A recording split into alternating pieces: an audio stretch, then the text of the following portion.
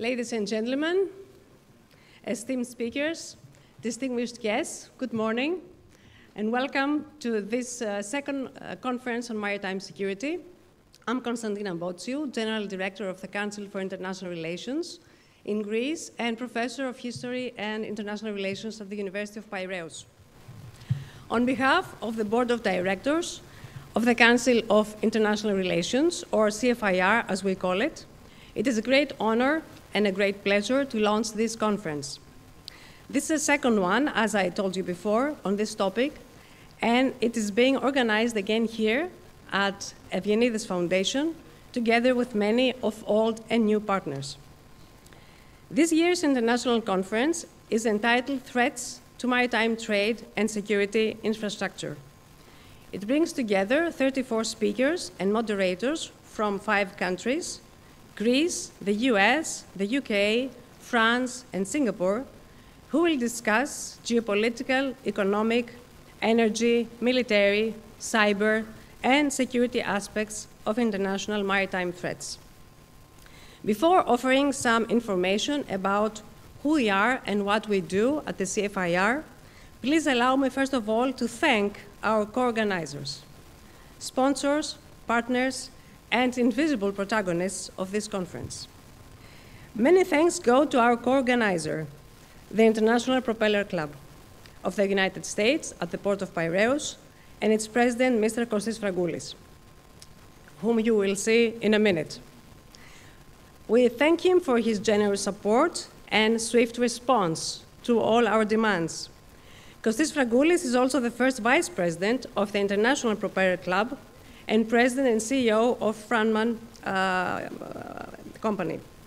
Apart from these titles, though, he understands deeply the need for interaction among different actors and different players of the shipping industry and is a valuable CFIR partner. The other co-organizer I would like to thank is Mr. Lukas Katsonis, General Director of the Foreign Affairs Institute, FINST, and his institute, of course.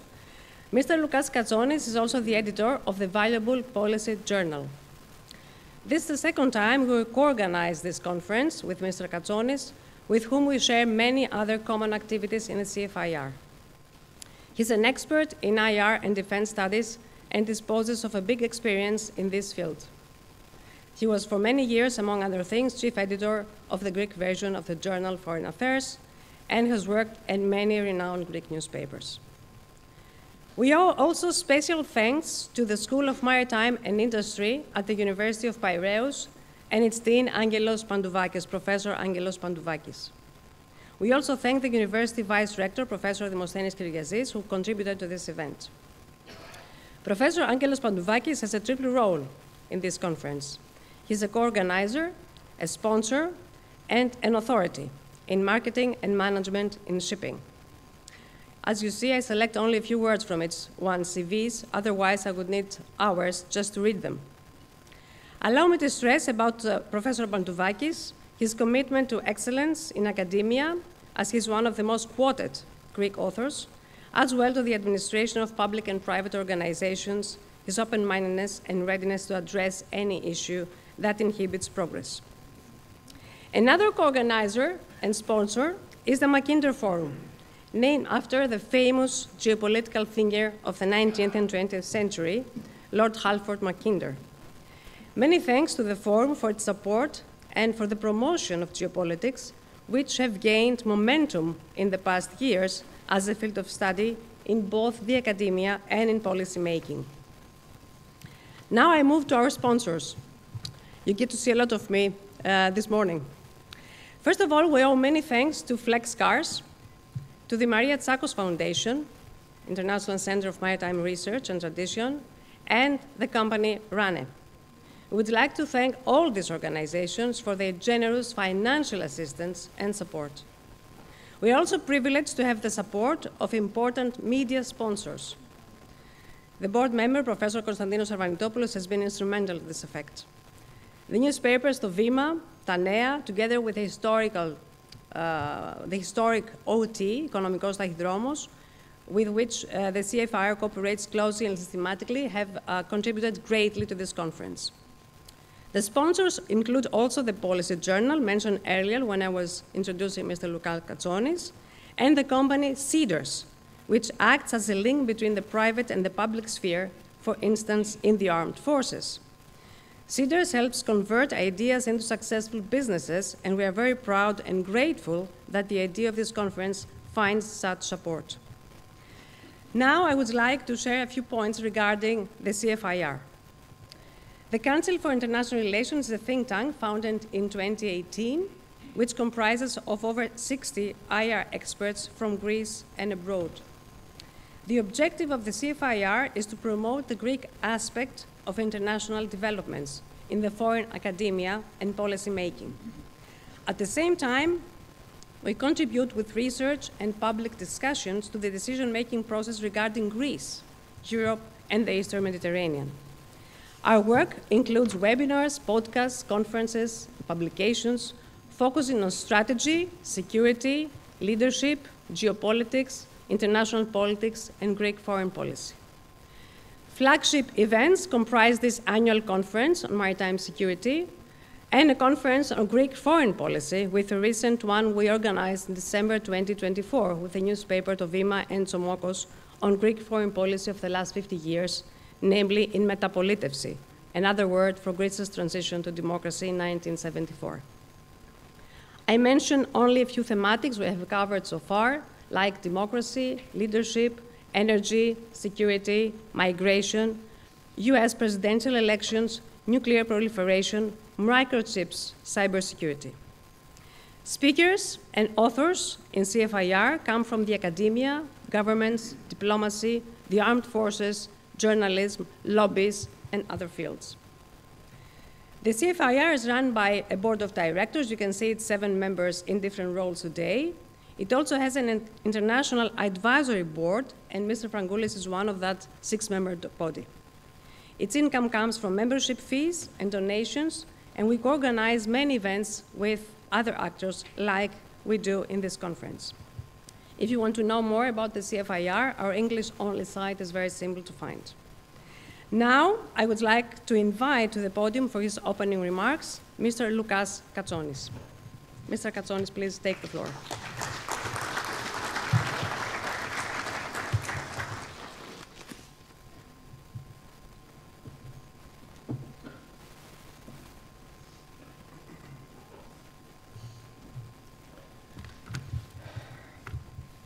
Good morning, dear ladies and gentlemen, members of the armed forces, members of the parliament, dear minister, thank you for being here.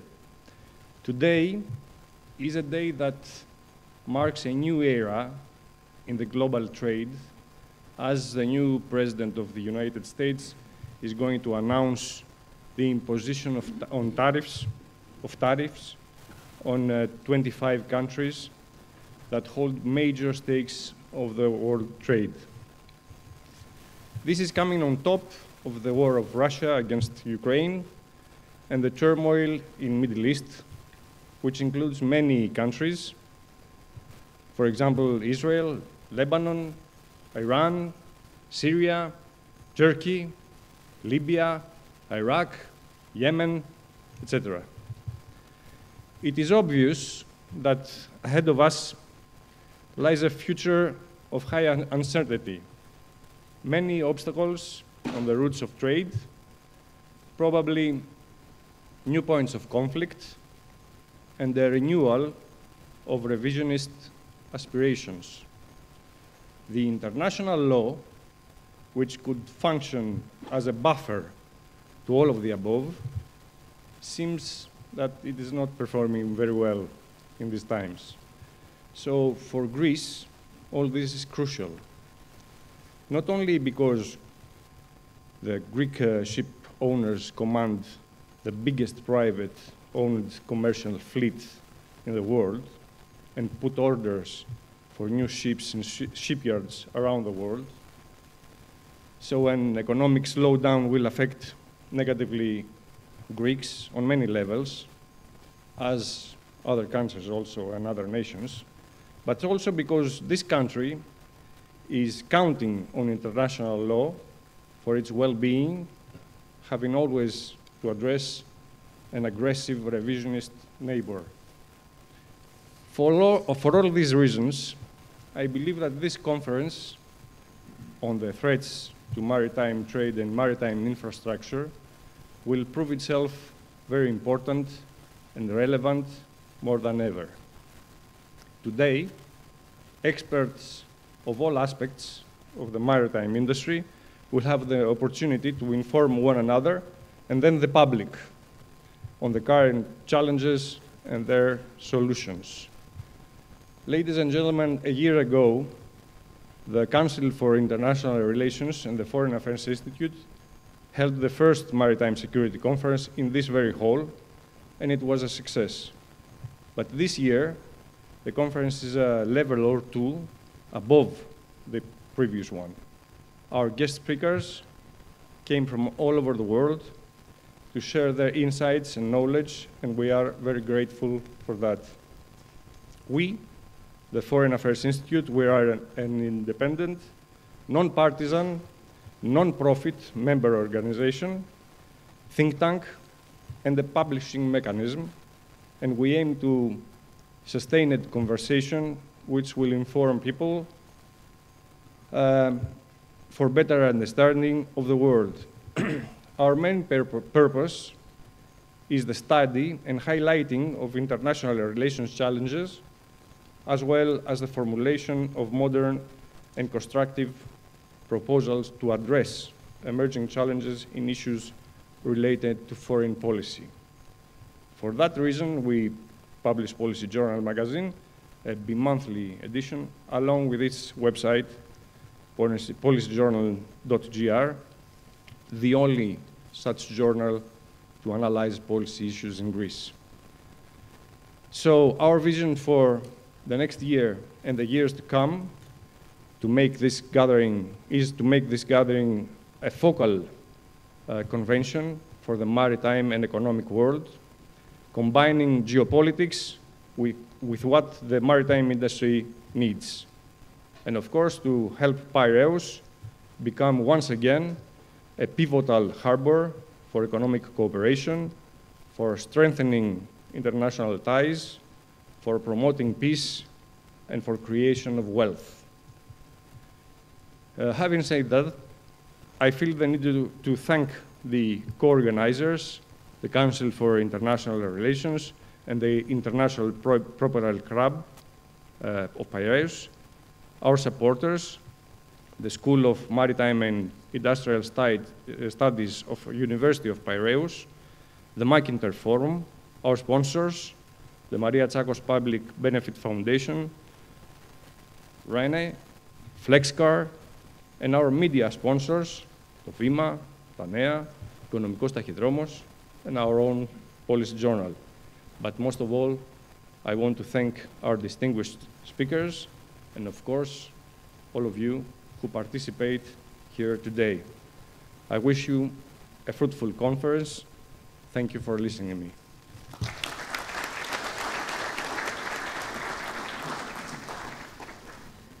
I would now like to invite Mr. Kostis Frangoulis to take the floor.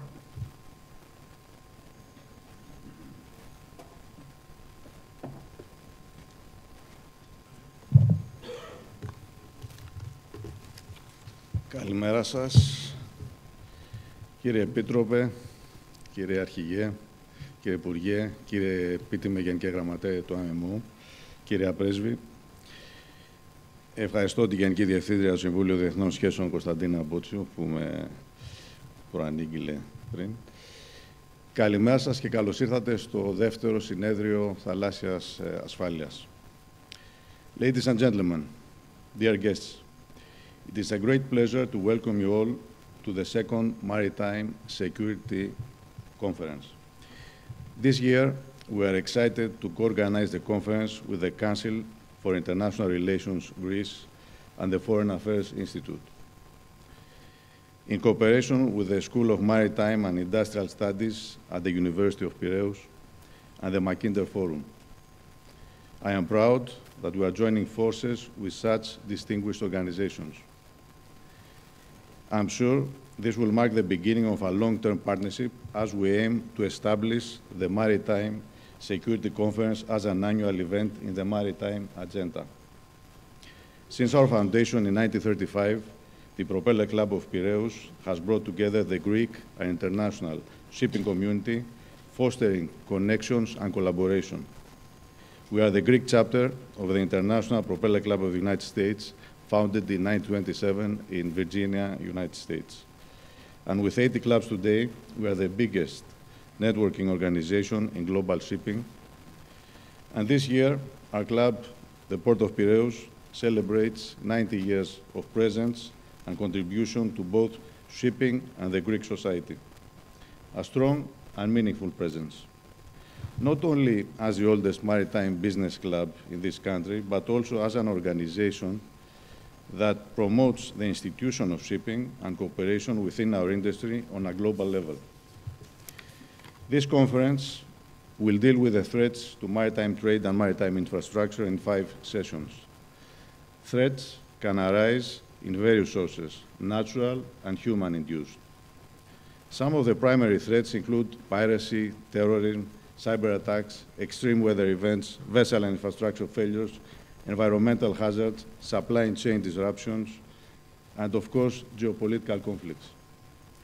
All these threats will be widely discussed and analyzed, and we can say that from time to time, these threats alter depending on many different parameters. Some years ago, piracy was a huge threat. It's still a threat, but on a different magnitude. 5 years ago, COVID created immense delays and disruptions in the supply chain and crew changes. In 2021, the Suez Canal was blocked for 6 days due to a container ship that had run aground in the canal, creating chaos and far too long delays. Since October 2023, we have had 145 Houthi attacks in the Red Sea. Despite the supposed ceasefire and Houthis' pledge to limit attacks, the Red Sea remains highly volatile, and big percentage of ships still avoid passing through the canal. In the past 5 years, cyber attacks on shipping companies increased by 500%. And in the last couple of months, geopolitical and geoeconomic conflicts are the hot topic. Sudden tariffs and trade wars can alter market dynamics instantly. Tariffs have turned global trade into a moving target, forcing businesses to navigate shifting costs and alliances. Maritime transport moves 90% of global trade, which means that our industry will feel the impact of these changes more than any other. The Greek shipping industry, a global leader controlling 60% of Europe's and 20% of the world's tonnage, plays a crucial role in all this, and in Session 3 we will see the risks that we are facing. Ship owners and businesses are left wondering what comes next. A recent example is the potential fees on China-built ships calling at US ports. With 25% of the global fleet built in China, the impact of such measures would be massive. And we are expecting the announcements later today. We are living in a time of uncertainty and constant change. Major investments might be put on hold due to this, increasing the risk of economic slowdown. The world order is changing. There's no doubt about that. There are indeed many challenges ahead, and this conference aims to address them. The very challenges that the global shipping is facing. We are here to explore the solutions and exchange ideas. Before closing, I would like to thank our co-organizers, our sponsors, and everyone who worked hard to put this conference together. A special thank you to our speakers who will share their insights with us, and of course, to all of you for your participation. I'm sure that today's discussions will be productive, and I look forward to hearing the different perspectives. Thank you.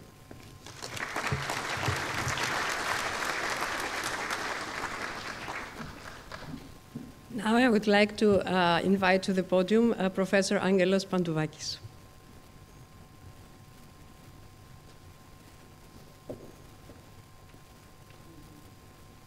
Καλημέρα σας. Αν και κάναμε ώρα να έρθουμε, μαζευτήκαμε αρκετοί, κύριε Ναύαρχε, κύριε Υπουργοί, κύριε Μητρόπουλε, κύριε Πλατιά, κυρίες και κύριοι. Θα αξιοποιήσω το δικαίωμά μου να μιλήσω γκρίκλις.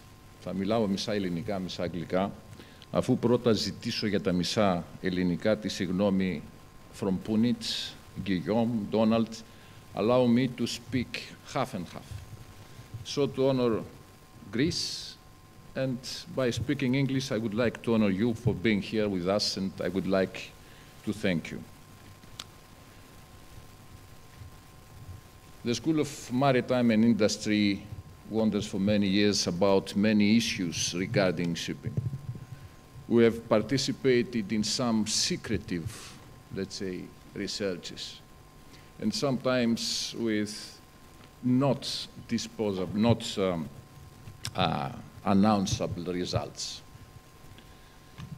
We have wondered about the well-being of the seafarers, and we have identified the role of the flag. And about ITF, for those who understand what I'm saying. And then, some months ago, we have involved in a big survey with Ναυτικό Επιμελητήριο, Chamber of Shipping, about the size of the Chinese fleet. And I could say that by checking each one of the 10,500 ships under Chinese interest, we have decreased the ocean-going ability of the Chinese fleet to 3,852, identifying certain ships even without an IMO number or without proper AIS systems. And we've done it from 5 different sources, ship by ship. And this actually triggers the point about all the thing about shadow fleets. Στη συνέχεια ασχοληθήκαμε με γεωπολιτικά θέματα, and sometimes geopolitics, από την ελληνική λέξη γεωπολιτική, αφού ξεκαθαρίσαμε το πρόβλημα των στόλων, ή αν θέλετε το βάλαμε. Ο Τραμπ, εμένα προσωπικά, επειδή ο γιος μου ζει στην Αμερική και τον πιστεύει καλά ή κακά, δεν ξέρω αν είναι καλό ή κακό, είναι ερώτημα. Καμιά φορά θα ήθελα να τον δείρω που πιστεύει τον Τραμπ, αλλά καμιά φορά λέω μήπως έχουν δίκιο.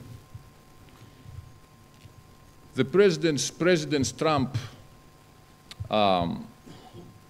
announcements, wills about how to change the world and how to impose tariffs and how to do things, it's another area of at least my concern. Αυτό λοιπόν ήταν το δεύτερο, η γεωπολιτική. Και το τρίτο ήταν οι κουβέντες που είχα την τύχη και τη χαρά, αυτό το πω στα αγγλικά, to make the discussions with Professor Platias, who changed my views, or at least introduced another way of seeing things.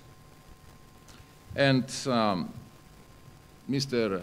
Professor Platias gave me this, a saying, I'm sure that he will talk about that, by Sir Walter Raleigh. Am I correct, Athanasius? He said, quoted by Athanasius Platias, whoever commands the sea commands the trade, back to 1616. Whoever commands trade of the world commands the riches of the world, and consequently the world itself. And if this is the basic principle upon which we are going to build, the point is, how about the seas? Should seas be free? And maybe should markets be free as well? But anyway, should seas be free, and how free should be? And if they are free, every movement, and I'm sure that those of you more keen on explaining that will explain later on, every movement towards restricting or banning the freedom of the seas impose a threat. And this is the threat side. Και μετά ο αγαπητός φίλος Θανάσης μου είπε τους 4 πυλώνες των απειλών, τους οποίους τον κάνω quote, γιατί εγώ δεν είμαι ειδικός, αλλά σαν απλός ακροατής, αν θέλετε, έχω εντάξει στο σκεπτικό μου τους 4 βασικούς πυλώνες απειλών. Και μου είπε, η πρώτη απειλή είναι τα sanctions. The first threat is sanctions. Αυτός μου το είπε. Τα λέω καλά, Θανάση. Τα άμαθα. Ναι. Όχι, τα άμαθα. Sanctions. Sanctions imposed by United States to any other nation. 65 countries, something like that, under sanction from United States. And we have identified more than 7,000 Chinese vessels, shadow fleet, and another around 2,000 Russian fleet. And huge problems to any, let's say, possible collision or to any proper movement of goods. Why do we need sanctions? A question that be to answer. Do sanctions impose a threat, and to whom? To the sanctioned or to the sanctionee, finally? Ο δεύτερος χώρος στον οποίο επίσης μου είπε εκτός από τα sanctions ήταν η αλλαγή των επιθέσεων. He told me that Houthis and pirates are two different things, because Houthis are expressed or are expressing more or less state terrorism, state attacks. I don't know the political correct words. Anyway, something that has to do with major weapons. Whereas piracy was a little bit lighter. And I'm sure that our friends from the P&I clubs would know, and I can say, that piracy is a very profitable business, but not for the pirates. And I have the data, how much money they have been paid for every vessel crossing the piracy zone, minus ransom fees paid. And the number is impressive in favor of the clubs. So this is another fact that we have to discuss. Μίλησα για facts και θέλω να πω ότι θέλω να κλείσω με τρία παραστατικά στοιχεία. Το πρώτο είναι τα γεγονότα. Στην Ελλάδα έχουμε μάθει να εκφραζόμαστε, γι' αυτό το λέω στα ελληνικά, συνήθως απουσία στοιχείων. Τα στοιχεία μας φοβίζουν. Δεν ξέρουμε πάρα πολλά πράγματα για πάρα πολλά θέματα. Για παράδειγμα, χρειάστηκε να περάσουν χρόνια για να μάθουμε τον αριθμό των δημοσίων υπαλλήλων. Περάσαν άλλα τόσα χρόνια για να μάθουμε τον αριθμό των συνταξιούχων. Και ακόμα και σήμερα θεωρώ ότι έχουμε έλλειψη στοιχείων και ικανότητας, και δεν θέλω να αναφερθώ σε πρόσφατα γεγονότα, και πίστη σε αυτόν που μεταφέρει τα στοιχεία. Εδώ λοιπόν στα στοιχεία, νομίζω on the fact side, I have to say that United States are facing a problem compared to China. And I'm sure that more experts will explain why, at least financially. Και μετά τα στοιχεία θα ήθελα να αναφερθώ στους κινδύνους. Και στους κινδύνους οι οποίοι μπορούν να έρθουν και οι οποίοι αυτοί οι κίνδυνοι πώς αποτιμώνται. Πώς μπορώ να αποτιμήσω τον κίνδυνο και τελικά τι είναι πιο σημαντικό, να είμαι αβέβαιος για κάτι ή να το μετρώ με κίνδυνο. Άρα μετά τα στοιχεία θα ήθελα να μιλήσουμε για τους κινδύνους και είμαι σίγουρος ότι θα μιλήσουμε για τους κινδύνους. Και τέλος, threats. But I could say not threats and opportunities. A threat is always hand to hand to an opportunity. If supply chain lines moved from China to Canada, I'm sure that Greek ship owners will convert their vessels from big vessels to small vessels, and this might be a distinct opportunity. If supply chain lines move from a country to another country, then it's a distinct advantage to this country. Έτσι λοιπόν θα ήθελα να επισημάνω ότι αν μιλήσουμε με στοιχεία και κινδύνους, θα ήθελα πάντοτε να λάβετε και να λάβουμε υπόψη μας ότι οπουδήποτε ενέχεται απειλή, ενέχεται και περιθώριο τεράστιου κέρδους. Και μην το αποκόπτουμε. Και δεν θα αναφερθώ στον Warren Buffett που το 2008 στη μεγάλη πτώση είπε «Θεέ μου, περίμενα αυτή τη στιγμή την πτώση των αγορών 20 χρόνια». Ούτε θα αναφερθώ στον Αριστοτέλειο Νάση, ο οποίος είχε τα αντίστοιχα ρητά για τους μεγάλους κινδύνους. Άρα, με χαρά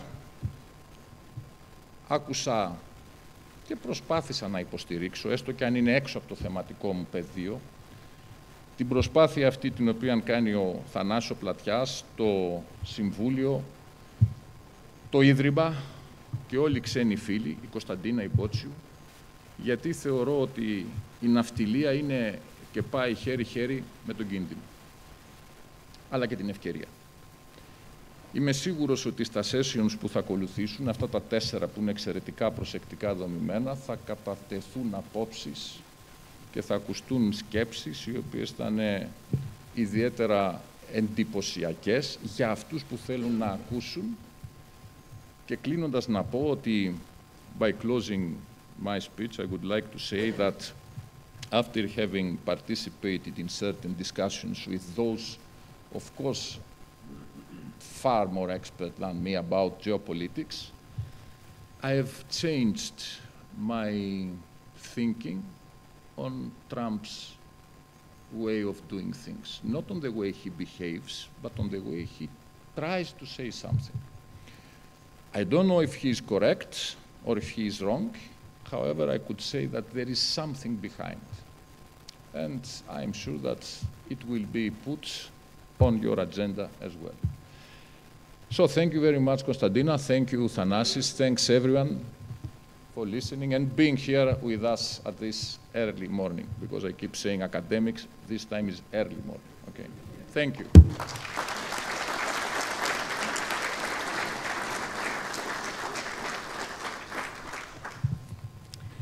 Thank you very much, all the participants and all the speakers. Before moving on to the welcome addresses and talking about Mr. Avramopoulos and Mr. Akataros, Ms. Theophili for a while, and Mr. Evygenidis, of course, I would also like, thank you for passing the ball, to thank and congratulate the president of CFIR, Professor Emeritus of the University of Piraeus, Athanasios Platias, for gathering all you important speakers with us today and made this conference possible with his ideas, his knowledge, and his unwavering spirit. Please, let's thank Mr. Athanasios Platias. I would also like to thank Dr. Athanasios Gramenos, the hidden hand of this conference, who communicated with you very often in order to make this conference possible and for organizing everything in a very quiet way. Now, we move to the welcome addresses, and you get to see more of me, of course. But first, I would like to make some introductory remarks about our first speaker in the welcome addresses session, Mr. Dimitrios Avramopoulos. I could speak for hours about his talent and his vision. And I know he's very humble to hear that. But due to the time limit, I will just refer to the most basics. Mr. Avramopoulos has had a fantastic career, taking major political positions.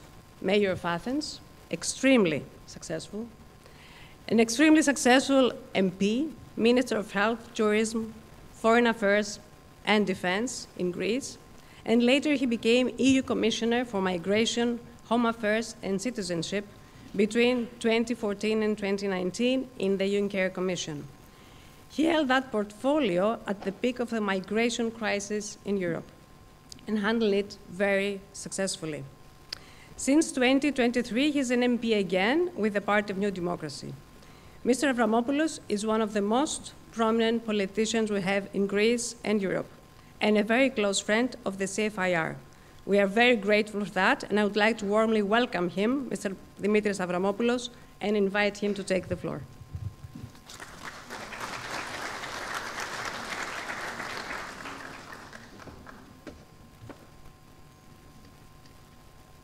Thank you, Konstantina, for your welcome words.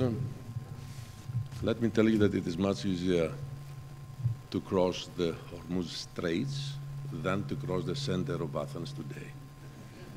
It took me more than 2 hours to come from Kifisia here, so I'd like to express my regret for that, because I was delayed for 15 minutes, and this is not something I'm using to do.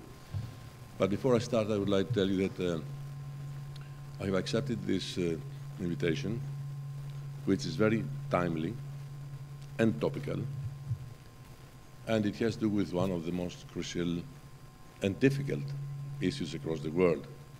During my tenure as European Commissioner, I was not responsible only for migration, but also for counterterrorism. And among all these security issues, one of our priorities was maritime and aviation security. So I'm quite familiar with this big problem. On the other hand, I would like to tell you that I was the chief negotiator on behalf of the European Union in our discussions with the United States on security issues. A huge experience, I can tell you, on what I had led during these days. Unfortunately, all these issues have not been resolved, and it will take time and a high level of responsibility of everybody in Europe, in the United States, and in the world, because actually we are addressing an issue that it is global. Ladies and gentlemen, distinguished colleagues, friends, and stewards of the maritime domain, it is with measured, believe me, reflection and strategic conviction that I welcome you, especially our foreign friends, to Athens, birthplace of seafaring democracy, maritime jurisprudence, and in many ways, the original dialogue between land and sea. We gather here not in the celebration of the past, but in acknowledgement of a new present, one in which the maritime domain has once again assumed its historical place as a decisive factor in global power and order. To speak of maritime security today is not to discuss merely the safety of sea lanes or the resilience of ports. It is to engage in a larger inquiry into the durability of rules, the limits of power, and the architectural stability in a rapidly transforming world. For the sea, as Thucydides, a beloved historical personality that Thanasis adores, together with Themistocles, is a domain that unites and divides, protects, and exposes. And as history has shown time and again, it is often the first mirror of geopolitical change. In classical strategy, land was the arena of permanence, the sea of possibility. Great powers turned to the sea not only to project influence, but to shape the conditions under which others could act. From Athens' Delian League to Britain's Pax Maritima, the central lesson has endured. Maritime primary is not the exercise of control.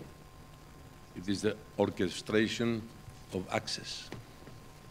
For much of the post-Cold War era, it was presumed that the maritime domain had been definitely pacified. That was the perception, that the sea was now a shared utility rather than a contested space. This illusion has receded. In its place has emerged a renewed contest over influence, legitimacy, and access. We are witnessing the re-geopoliticization of the sea, no longer a neutral medium of commerce. It has once more become a strategic fulcrum where lines of supply and lines of confrontations intersect.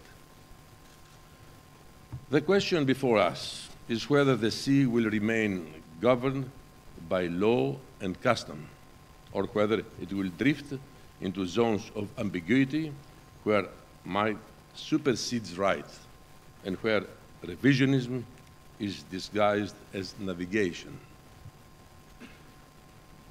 Greece does not approach these questions from abstraction. Our relationship, it was said before, with the sea is not recent. It is not economic alone. It is civilizational. For millennia, as you know, the Greek world has drawn its strength not from the borders, but from the movement. We are a nation of sailors, of merchants, of philosophers who understood that identity is not weakened by openness. It is forged by it. Today, our merchant fleet is the largest in the world by tonnage, carrying energy, grain, and commerce to every continent. But this is not merely an economic fact. It is a geopolitical asset. And this is something that Greece has to realize. Greek shipping ensures continuity through crisis, reliability in uncertainty, and connectivity across strategic divides. And geography has granted us a unique burden. Situated at the crossroads of the Eastern Mediterranean, the Black Sea, and key maritime routes to the Middle East and Northern Africa, Greece is not only a frontier of Europe, as some used to say. It is a hinge of 3 continents, a sentinel at the maritime crossroads of conflict and commerce. But the strategic equilibrium we once took for granted is under duress.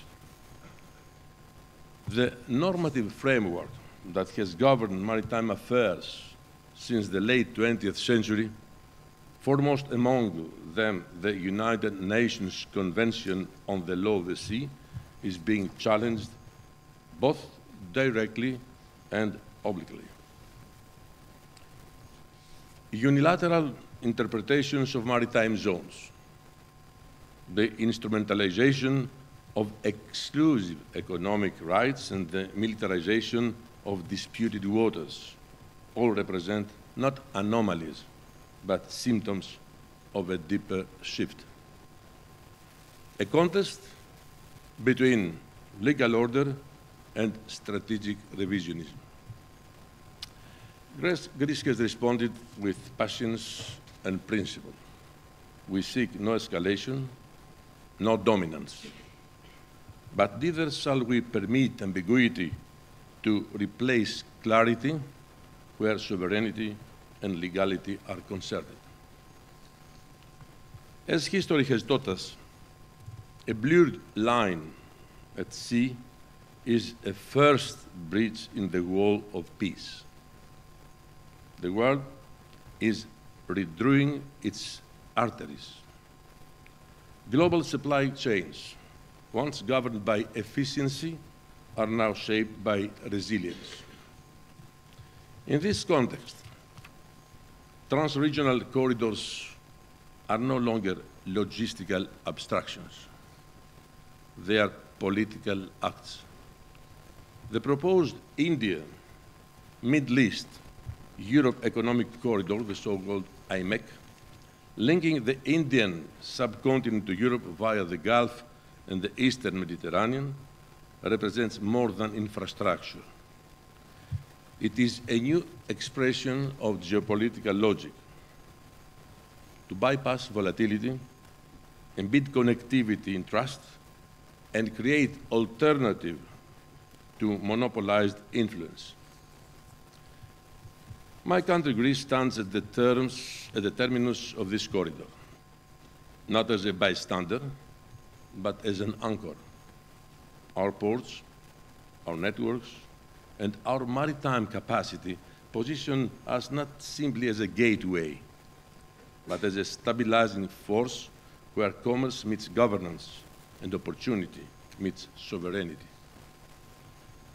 But let us be clear.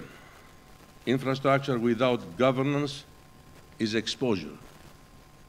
Strategic corridors are not only about what flows through them, but what shapes their terms.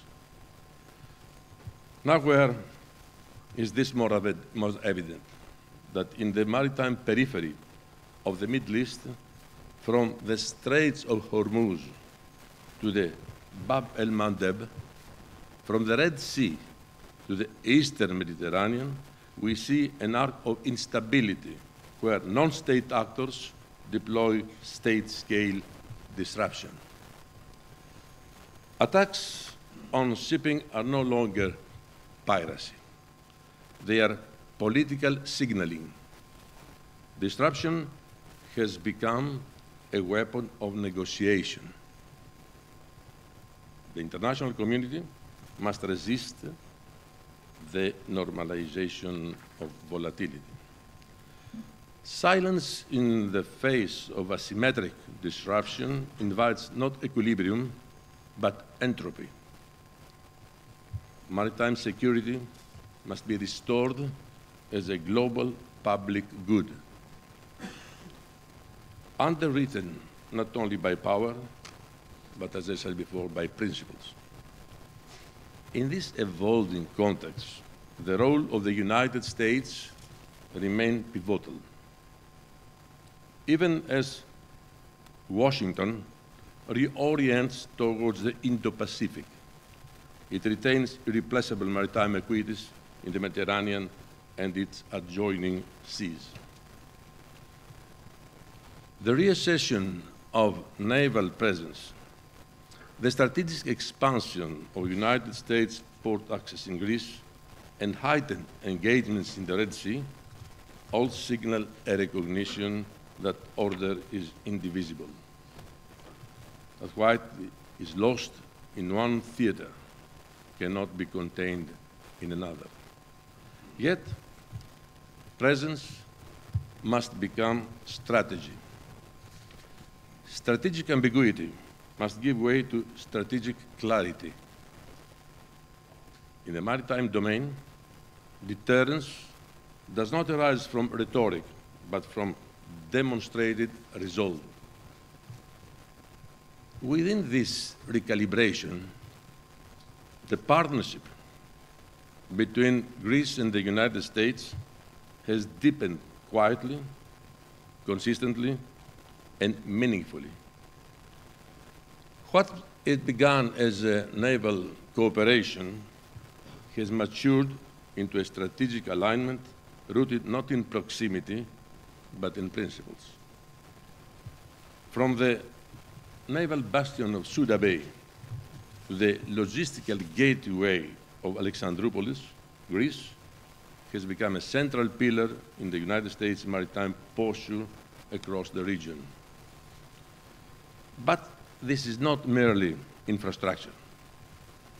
It is trust translated into capability. Both nations view maritime freedom not as a tactic, but as a tenet. And together, we have demonstrated that reliability, when embedded in geography, can become a stabilizing force for wider regional order. And this collaboration must continue and become even deeper. Not episodically, but structurally. Europe, for its part, must escape the illusion that geography is a shield. The maritime threats facing the continent are not theoretical. They are imminent, multifaceted, and transnational. From cyber attacks on port infrastructure, it was mentioned before, to the vulnerability of undersea cables, and from the militarization of Arctic routes to the hybrid destabilization of Aegean waters. Europe must develop not only capacities, but a doctrine. And we're very far away from that and from what I know what's happening right now in Brussels. In this, NATO remains indispensable. But NATO also must evolve. It has nothing to do with what it was 20 years ago. It has to adapt to the reality of today. Not only to defend territory, but to secure domains. The alliance must become fluent in the language of maritime disruption and nimble in its capacity to preempt it. Closer to home, the Aegean Sea remains a theater of complexity. Greece has consistently demonstrated its commitment to dialogue, de-escalation, and legal resolution. But commitment must not be misread as concession. Sovereignty, once diluted, cannot be restored. This is what history has taught us. Our position is firm. The Aegean must remain a space of stability, not through enforced silence, but through responsible diplomacy. In conclusion, I return to a more enduring reflection. The sea reflects not only our trade, but our values, historically. Its openness is a testament to our restraint, and its safety a measure of our cooperation. We stand today at the maritime crossroads, not of navigation, but of governance. We must choose whether to preserve the sea as a space of balance or to allow it to become the frontier of fragmentation. If we choose the former, it will not be through speeches, but through strategy. Let us propose then, and it should be one of the outcomes of this meeting here at Constantina, not as observers of history, but as those who would shape its current. Let us ensure that the sea remains not a battleground of empires, but a commonwealth of peace. Thank you.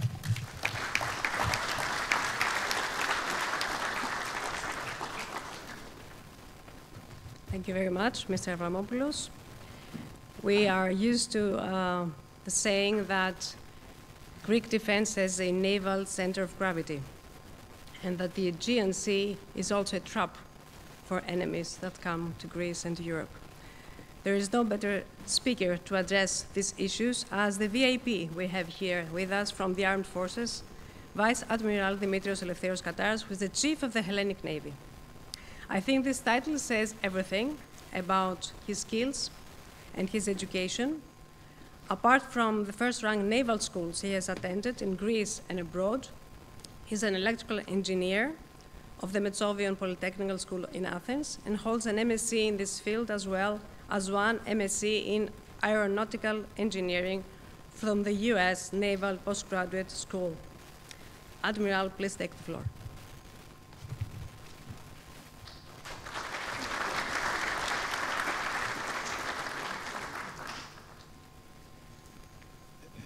I'd like to thank you very much for your kind words. Good morning, esteemed guests. In order to minimize the ordeal of listening to my welcome address, I'd like to refer to the salutations already expressed. Esteemed guests, ladies and gentlemen, I would like to offer you the perspective of the Hellenic Navy to the subject of this conference. It is with great pleasure, profound honor, and unique privilege that I am here with you today on the occasion of the second Maritime Security Conference. Having attended the first iteration of the conference last year, I'm happy that this event has gained momentum and visibility. And in this respect, I would like to thank the Council for International Relations Greece and the Foreign Affairs Institute for offering me the opportunity to share my thoughts on the conference theme, a subject more current and relevant than ever before. As we very well know, the interconnection between economies worldwide constitutes a significant factor in spurring economic growth. This interconnection is ever-growing and is highly dependent on the security and stability of our oceans, as over 80% of the world's trade is transported by sea. Moreover, our economies rely heavily on the real-time exchange of data and information through a vast network of underwater cables that minimize the tyranny of distance, bringing close together all continents. Also, I must highlight the importance of offshore platforms and underwater pipelines that transfer a significant proportion of the energy resources required to fuel our economies. As such, there is a constant necessity to sustain these strategic lines of communications, uphold the freedom of navigation, support the unimpeded maritime trade, and secure our critical infrastructure such as ports, maritime choke points, underwater cables, offshore platforms, and underwater pipelines. In a nutshell, the prosperity and well-being of our people relies greatly on the security of the seas, also known as maritime security, a term adopted among navies worldwide. The Eastern Mediterranean, our own neighborhood, is currently challenged by a wide spectrum of challenges and tasks, and risks, namely piracy and organized crime, acts of terrorism, geopolitical tensions, cyber threats, irregular immigration, human trafficking, as well as the inherent vulnerabilities in coastal sea and undersea critical infrastructure. In order to effectively address these challenges and mitigate the associated risks, a coordinated cross-organizational international effort is required among military and civilian maritime stakeholders. Maritime security is by no means a trivial task. The Hellenic Navy, apart from its conventional role to safeguard our territorial integrity and protect our national interests, has a critical role in promoting maritime security in our wider neighborhood and beyond, in concert with allies and friends. And in this regard, the Hellenic Navy actively participates in all relevant maritime security initiatives such as UNIFIL, Operation in Lebanon, NATO Operation Sea Guardian in the East Med, and EU Operation Irini in Libya. In addition, we maintain the command of EU Operation Aspides in the Red Sea, one of the world's most vital maritime regions, contributing to the freedom of navigation, safeguarding the maritime trade, and protecting the lives of fellow seafarers. The Hellenic Navy constitutes the main component of our country's naval power. However, it is only the military dimension of the term. Merchant shipping, our shipbuilding capabilities, and the traditional boards of the Greek people with the sea are amongst the rest of the components. The projection of a credible naval power will allow us to support state diplomacy and enhance our country's footprint in the areas of national geopolitical interest. At the same time, it will highlight the role of Greece as a pillar of stability, a security provider, and not a consumer in the East Mediterranean and beyond. In this context, the Hellenic Navy follows the principle of transformation and aims to be innovative in implementing institutional changes, balancing investments, and optimizing resources between readiness, capability, and capacity, aligned with the objectives identified in our recently issued Navigation Plan 2025. And in this regard, we seek to adopt innovative options and cutting-edge technologies, as well as invest in targeted armaments and procurement programs that will increase our operational capabilities in the full spectrum of naval warfare, consistent with Agenda 2030 of the Ministry of National Defense. In our endeavor, I should acknowledge the invaluable contribution of our utmost force multiplier, the women and men of the Hellenic Navy. Our ships and commands would be just soulless hulls without our Greek sailors on board. I cannot overstate enough the pride I feel for having the opportunity to lead them. In recognition of the multidimensional work and contribution of the Hellenic Navy, the recognition of the multidimensional work and contribution of the Hellenic Navy is practically expressed through valuable donations in Hellenic fleet assets, the naval academies, naval hospitals, and modern warfare naval infrastructure. We consider it our obligation to utilize promptly and efficiently this selfless offer. In this regard, I am pleased to announce that this June, after many years, 2008 was the last time, the Hellenic Navy will conduct the Hellenic Naval Week, a nationwide event to promote and celebrate the Greek maritime community. It will be held from June 29th to July 6th. Ladies and gentlemen, in this time of rapid changes and unpredictable challenges, which underline the requirement for agility, adaptation, and transformation, the Hellenic Navy is here, and it is relevant, capable, credible, proactive, and qualified.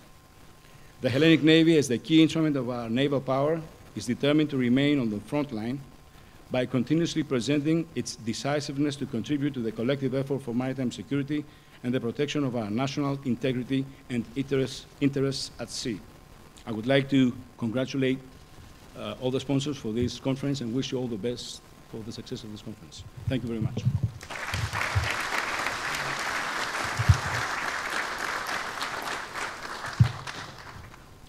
Thank you very much, Admiral, for this very succinct presentation. Mr. Pandouvakis, it's very early for academics, but it's already afternoon for the armed forces. I know that because I have been teaching for many years in the Hellenic National Defense College. Now we need somebody to rebalance the time, and we are very privileged to present to you somebody from the diplomatic sector. This is something we have in common with Mr. Dimitris Avramopoulos, who started from the academic sector, from the diplomatic sector. Her Excellency Ambassador Maria Theophili. She's the head of the UN Security Council Task Force during Greece's participation as a non-permanent member there. And she's a diplomat, former ambassador of the Hellenic Republic to France and Monaco. And later on, she became the permanent representative of Greece to the UN between 2017 and 2021. Your Excellency, Ambassador Theophili, please take the podium.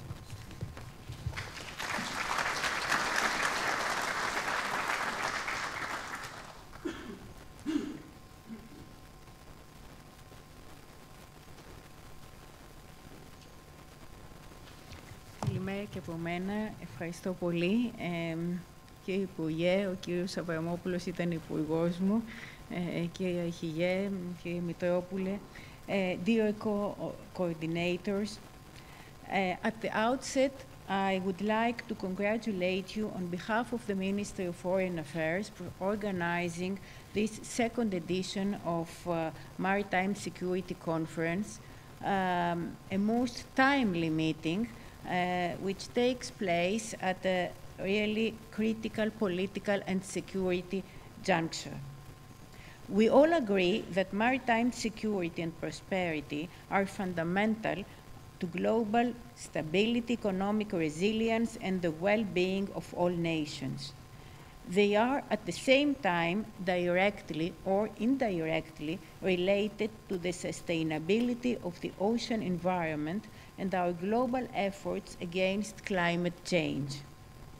Yet, threats to maritime security have severely increased due not only to traditional factors such as piracy, trafficking, or armed conflicts, but also to the emergence of new risks, attacks to critical maritime infrastructure, and hybrid threats. Greece, a quintessentially maritime nation, cannot and should not remain idle in the face of these most concerning developments. This is why maritime security has been identified right from the start as priority number one and our flagship policy during our current tenure as an elected member of the Security Council for the terms 25-26. In the 3 months that we sit in the Security Council, we have already raised the issue of maritime security and the multifaceted and cross-cutting impact it has on wider peace and security issues, including the domain of humanitarian relief. Allow me to mention a most tangible deliverable. Greece has promoted and managed to include specific wording concerning maritime security in the resolution condemning Houthis attacks against merchant and commercial vessels in the Red Sea, which has been adopted last January, marking a shift in maritime security-related resolutions. In this vein, Maritime security will continue being the focus of a series of activities and initiatives culminating in May, when Greece will assume the monthly presidence of the Security Council. And in this capacity, we will organize a signature event on the topic of strengthening maritime security through international cooperation for global stability, chaired by our Prime Minister. This debate aims in engaging the UN Security Council on how to effectively respond to these emerging and developing threats, building on the actions and initiatives already undertaken by member states and international organizations. Through this interaction, our objective is to deliver a substantial contribution in the formation of an adequate global maritime security architecture capable for addressing contemporary challenges. Further to the activities in the Security Council, Greece supports and is engaging with partners in actions aiming at promoting maritime security on various international and regional organizations. We participate in the work of the IMO, including the development of relevant rules and standards and the enhancement of capabilities to combat maritime security risks. We strongly support the actions and initiatives of states and international organizations in building capacity, in stimulating research, and in exchanging best practices. We are engaging with our EU partners towards enhancing maritime security, as it is exemplified by, as it has been already mentioned, by our participation in EU Operation Atalanta in the Northwest Indian Ocean, Aspides in the Red Sea, and Irini in the Mediterranean. We remain at the forefront of relevant discussions by organizing international conferences such as last year's 9th Our Ocean Conference, bringing together more than 130 countries from around the globe, international organizations, academics, private sector, civil society, and youth. Taking into account the multiple aspects of maritime security, I want again to underline the importance of United States Convention on the Law of the Sea, UNCLOS, which constitutes the legal framework within which all activities in the oceans and seas are carried out.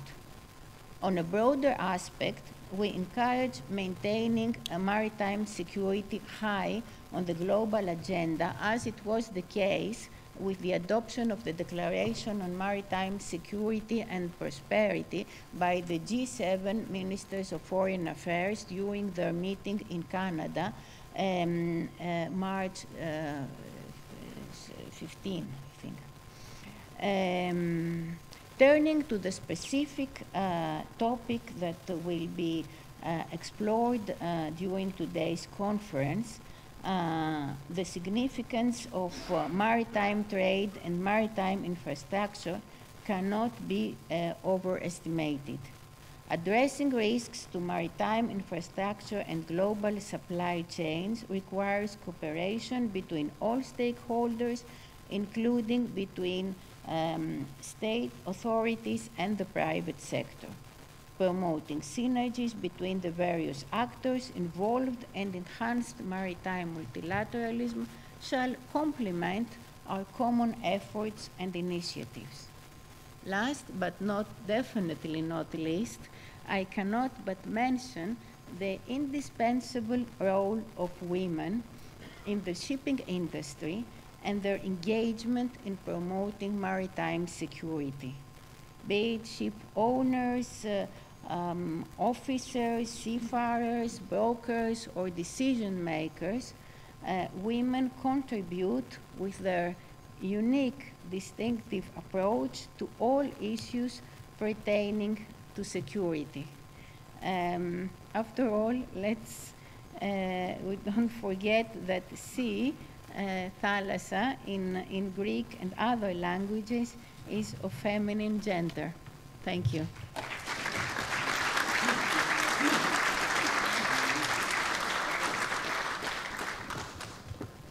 Thank you very much, Your Excellency. Thank you for stressing the importance of the UN for general peace, even if it's only general peace, and for stressing the importance of the UN Security Council, where the P5 still exists, and it's the heart of the international organization where we all meet, all the states meet at least there. I would also like to thank, in the end, Mr. Leonidas Dimitrios Evgenidis, who will not be with us today due to an unexpected event, but we'd like to thank him very much for offering us free of charge this wonderful venue for the second year in a row, and for assisting the work of the CFIR in all possible ways. In your program now, there is a break, but we won't follow the program. We will move to the next panel immediately due to time limits, and I would like to invite the next panel to the speakers to take their seats in the panel. Thank you very much.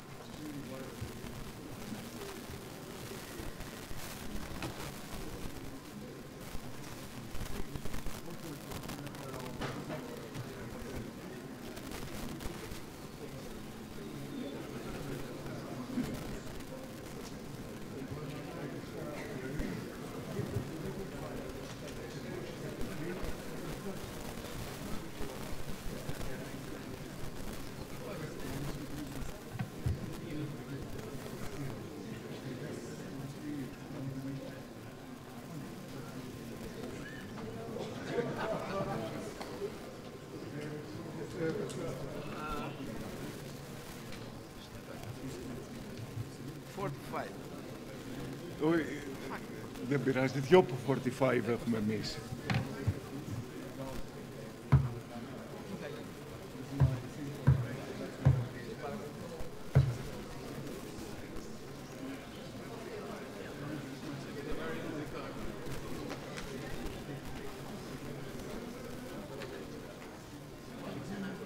Στο λάθος τέτοιο. Περίμενε μια στιγμή, έχουν...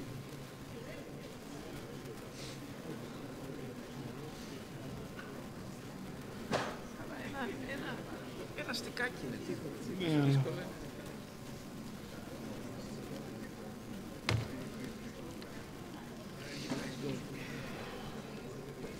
Αθανάση, έχουν βάλει το volatility, άλλο πάνελ.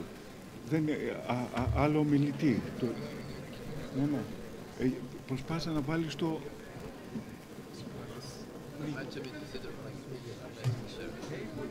Hello, how are you? Good to see you as well. Είναι αυτό το τέτοιο, ενώ πρέπει να είναι το δικό μου.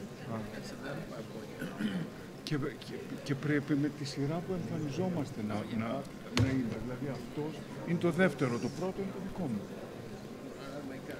Εγώ είμαι ο πρώτος ομιλητής, ο άλλος δεν είναι πρώτος. Ο άλλος είναι ο δεύτερος και μετά πρέπει να είναι ο Πούνιτ. Οπότε το πρώτο... Μήπως τα έχει βάλει πάνω κάτω, τα έχει σαν αντιστοιχεία.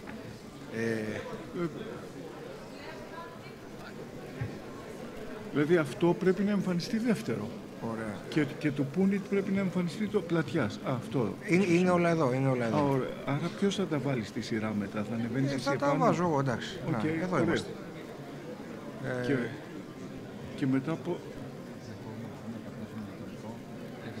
Δεν το ξέρω. Ωραία. Δεν το ξέρω. Ορίστε. Δεν νομίζω. Έξω. Επίσης πες τους να βάλουν 90 λεπτά, όχι 45. Ωραία. Γεια σας, τι κάνετε? Ωραία. Εδώ. Εδώ.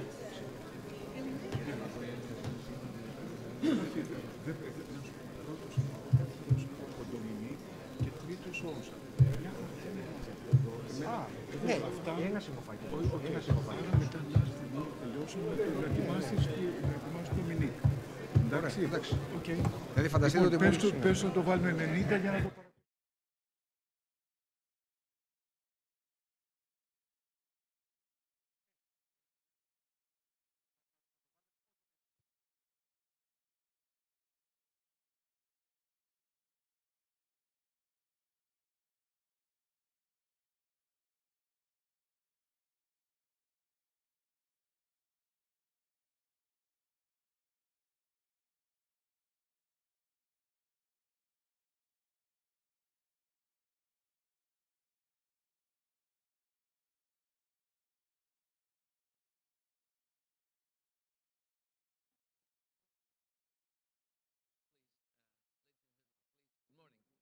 Seated, please. Half a page. Yeah. Please take your seats.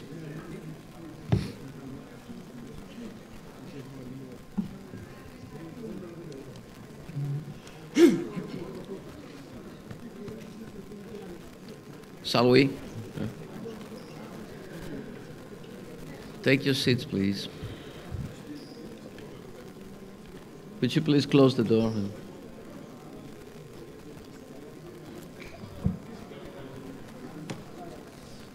Would you please take your seats?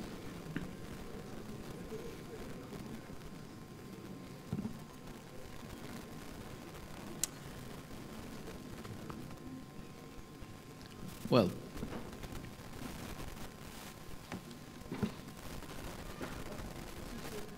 distinguished guests, ladies and gentlemen, good morning. I'm Theodore Pelagidis, Professor of Economics and Deputy Governor Bank of Greece. Let me first thank the organizers for this fantastic conference. Well, I thought we got plenty of time for this excellent panel, 1 hour and a half. You told me so. So I thought getting a few minutes to put the context on our topic, which is global supply chain and risks to maritime transport, would be fine. Just a half a page. All right up there? Yeah. Today is the American Liberation Day. So Trump Day today.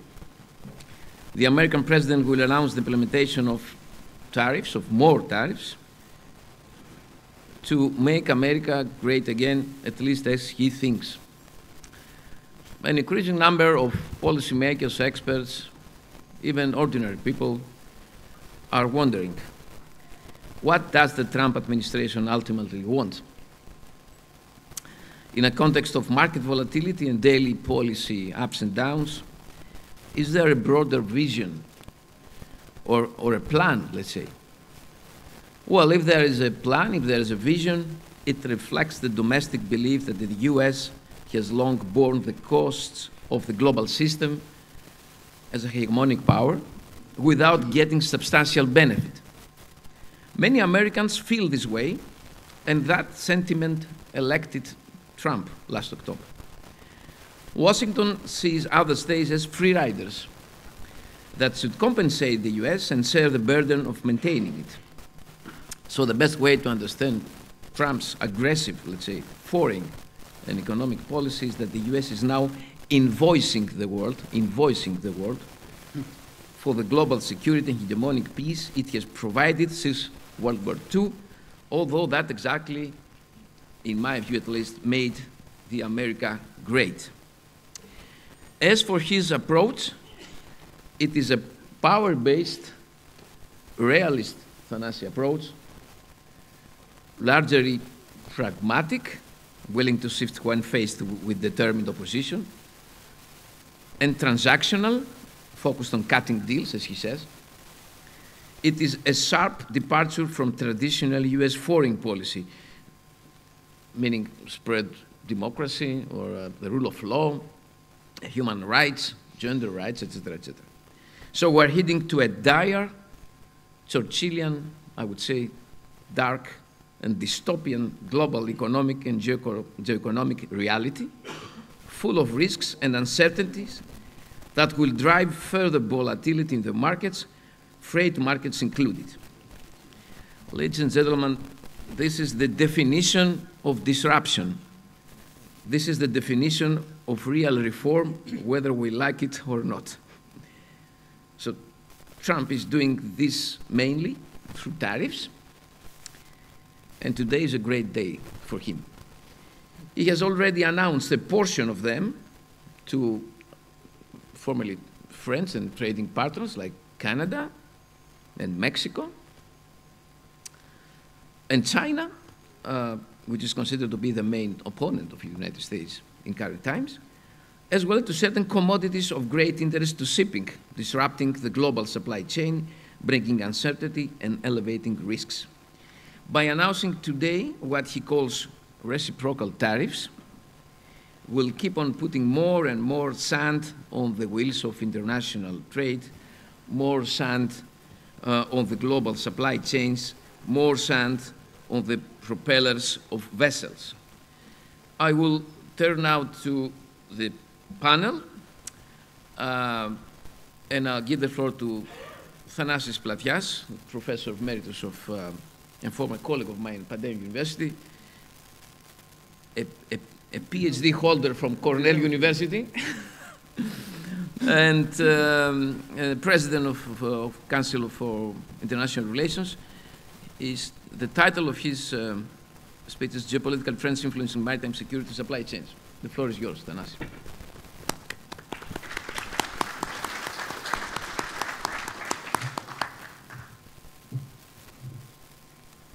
You said 20 minutes.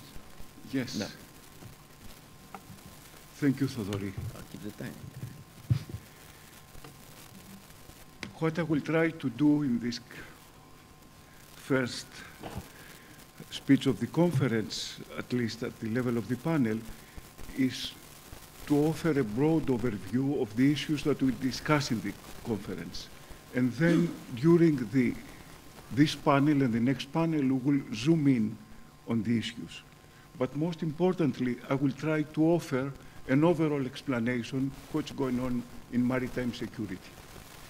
In order to get to that explanation, we have to understand the link between maritime trade and the wealth that this generates, which the wealth can be invested in naval strength, which can create thalassocracy, maritime supremacy, and that way we have a virtuous circle. This virtuous circle was invented here in Piraeus by Themistocles. And it's exactly this recipe that all sea power and all maritime empires, they follow. And you should understand the link between wealth and power. Therefore, trade and maritime trade is hard power, and it's the center of geopolitics. Therefore, in order to understand what's going on, we have to understand that we are in a new Cold War. So, to decode what's going on at sea, we have to understand that everything is geopolitical. We are having a geopolitical conflict between East and West. The West is the oceanic powers, the United States, Europe, Japan, Korea, Australia. And the other bloc is the continental one, the Eurasian. At its core, there are Eurasian empires, China, Russia, Iran, and I will argue Turkey. This is Eurasia.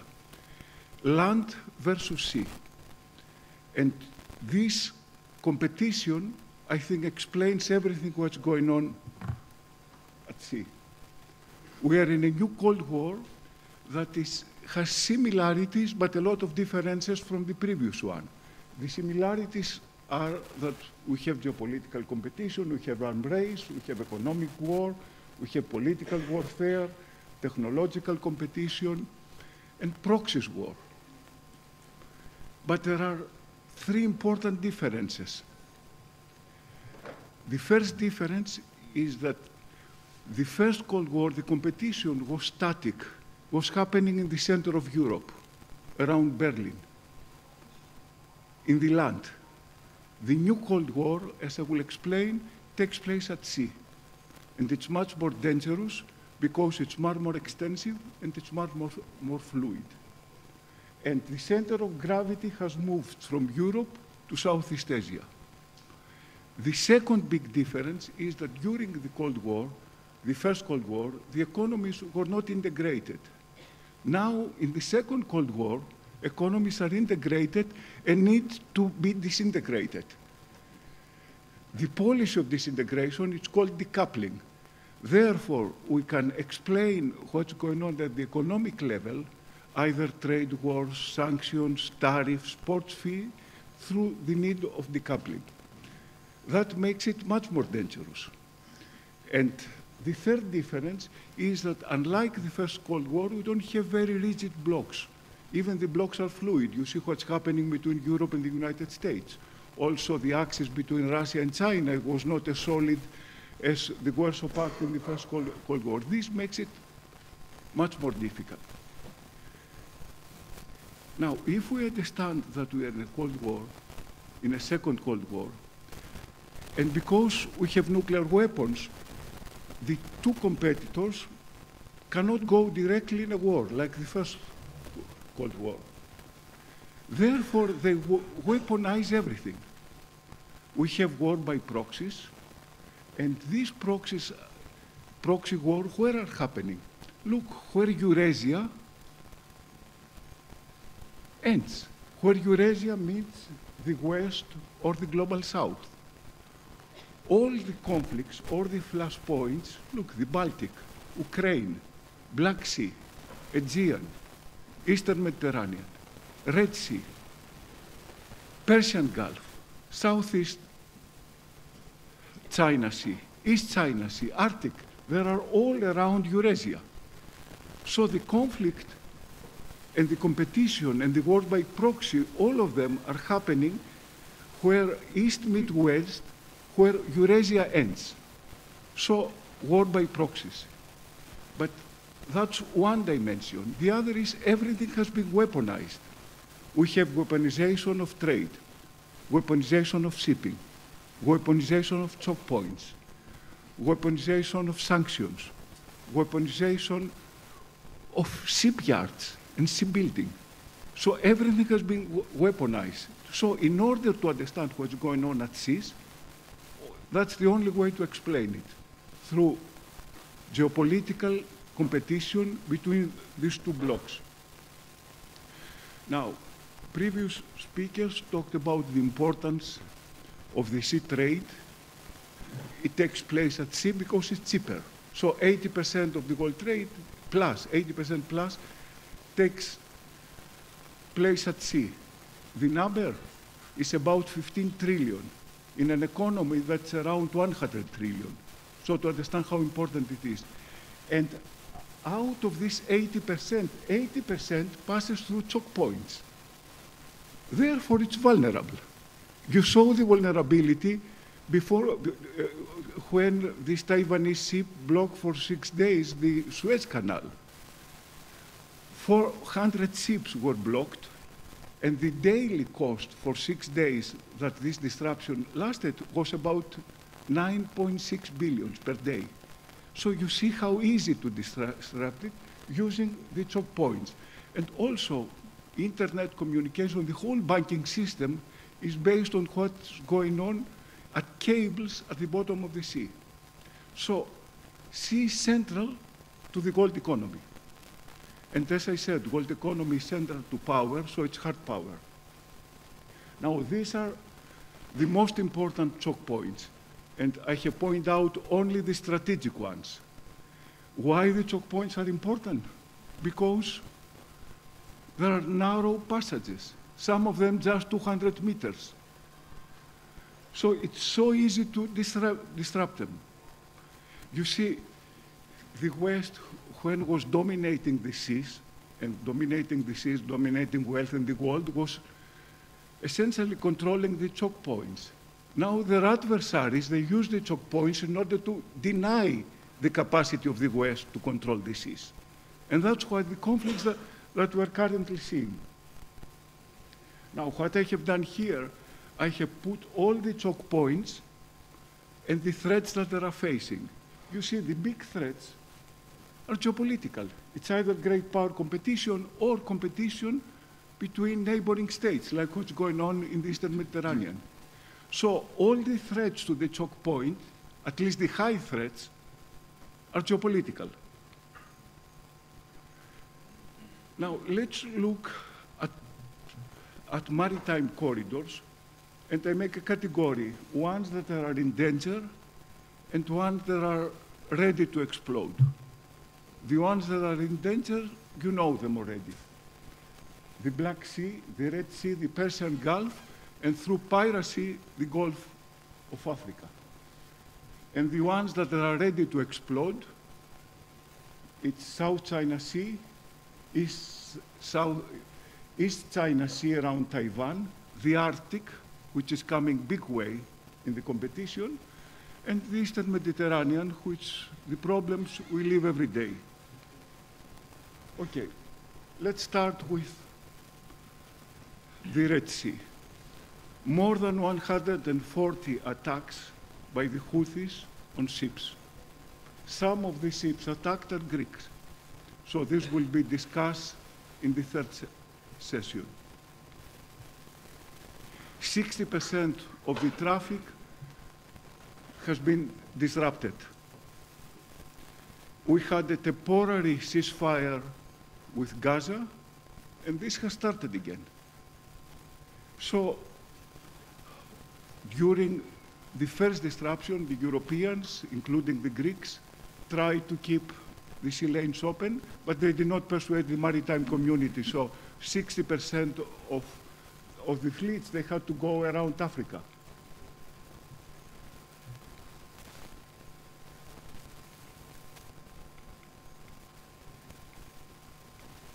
Wait a minute, we should get back.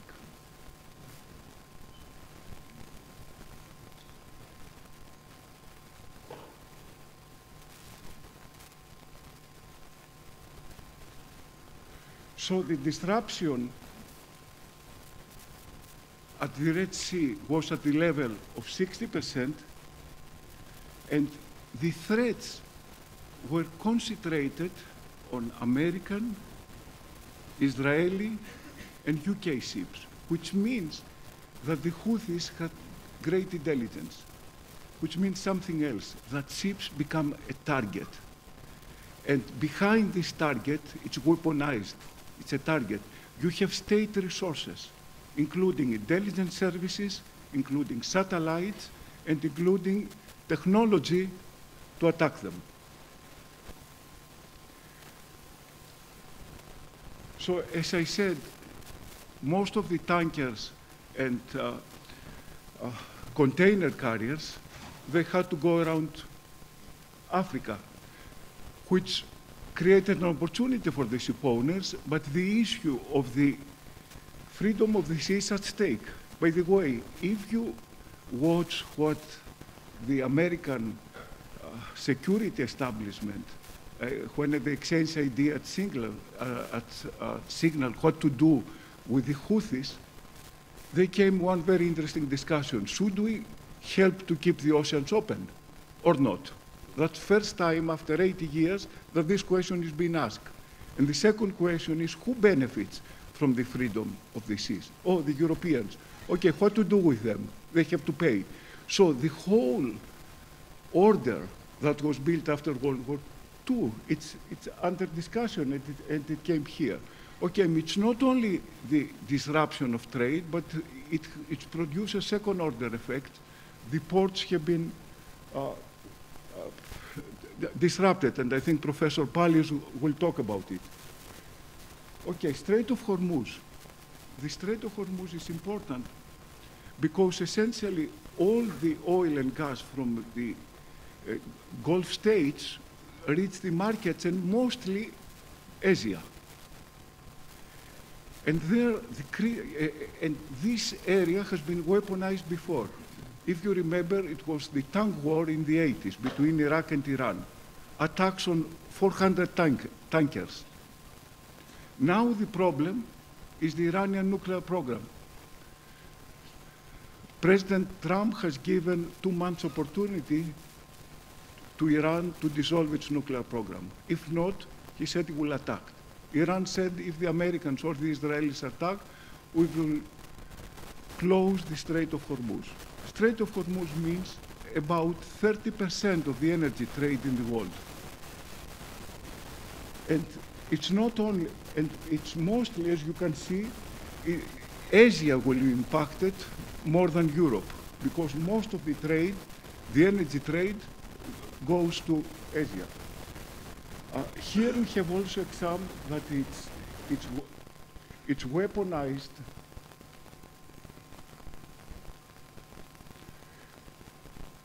It's weaponized in another way. The Iranians have started seizing tankers, either Greek or Israeli. So we had 2 Greek tankers being seized in order for coercive diplomacy to extract all kinds of concessions. So it's not only attacks on ship, it's also coercive diplomacy. Okay, Black Sea. You should understand Black Sea along with Eastern Mediterranean are central because they are linking the Atlantic with the Indian Pacific. So the competition in this area will continue despite the Ukraine war. There's no way that competition in this area will stop because, as I said, it's where Eurasia meets the West. The disruption in the beginning of the Ukraine war made it reduced goods that they were transported by sea. So what happened? They used other venues, either rail or highways. So already we had a huge disruption. We found a solution using mostly this lane that crosses at the territorial waters of NATO countries in order to restore trade. But one of the secondary effects of this war is the existence of a shadow fleet. Professor Baduvakis gave the data on this, which creates all kinds of problems, from security to environmental to compliance. Now, the biggest potential zone of conflict is Southeast Asia. I think Roger Baker in the geopolitical section, the 5th section, will discuss about it, but we should understand why East Asia is important, because all the economic growth takes place there. Also, 5 out of the 8 billion people live in Asia. And also, most of the maritime trade takes place in Southeast Asia, which around 40% of the maritime trade, it passes through this corridor that you can see in this map. So that's the basic corridor.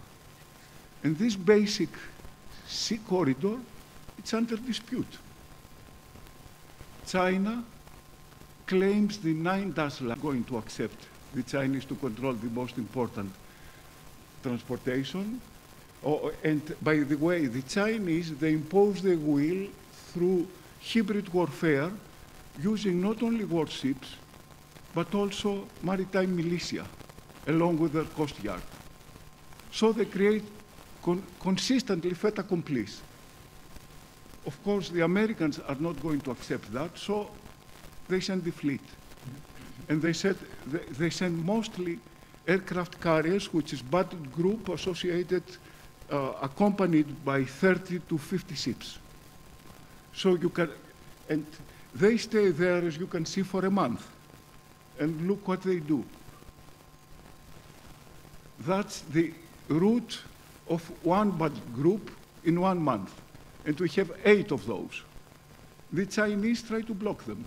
So there is always conflict of escalation.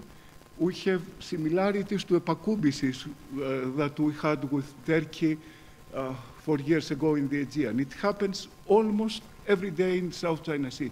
So it's an accident waiting to happen and explode. And then there is all these conflicts associated with how you divide the economic zone, because there is commercial interest over there and energy interest. So I move now to one other accident waiting to happen. It's around Taiwan. Why Taiwan? You should understand that Taiwan is the center of these choke points that are blocking China's access to the Pacific. So if China managed to control Taiwan, it has easy access to the Pacific. So the whole game is there. And the other, and there is weaponization of exercises. What we see with Greeks and the Turks, that's what is happening between the Americans and the Chinese around Taiwan. Now, Panama Canal that Trump has raised, you should understand it's important because the United States is considered that it's part of its domestic trade. In other words, to move from New York to go to Los Angeles, you have to pass from Panama Canal, and about 75% of the shipping there is American. And when it was last year environmental trouble, the Panama authorities, what they try to do is they put on auction the right of passage, and some of the American ships had to pay $4 million for one passage. That's why the Americans got crazy. Okay, Greenland. Greenland, as you can see, it's 3 times the size of Texas, which is the biggest state of the United States. And it controls the sea routes from the Arctic. So Greenland naturally will come into the picture. And there is another race, icebreaker race. The Russians have 46 of those, Americans have 2, and a race of who will control the Arctic has started through icebreakers.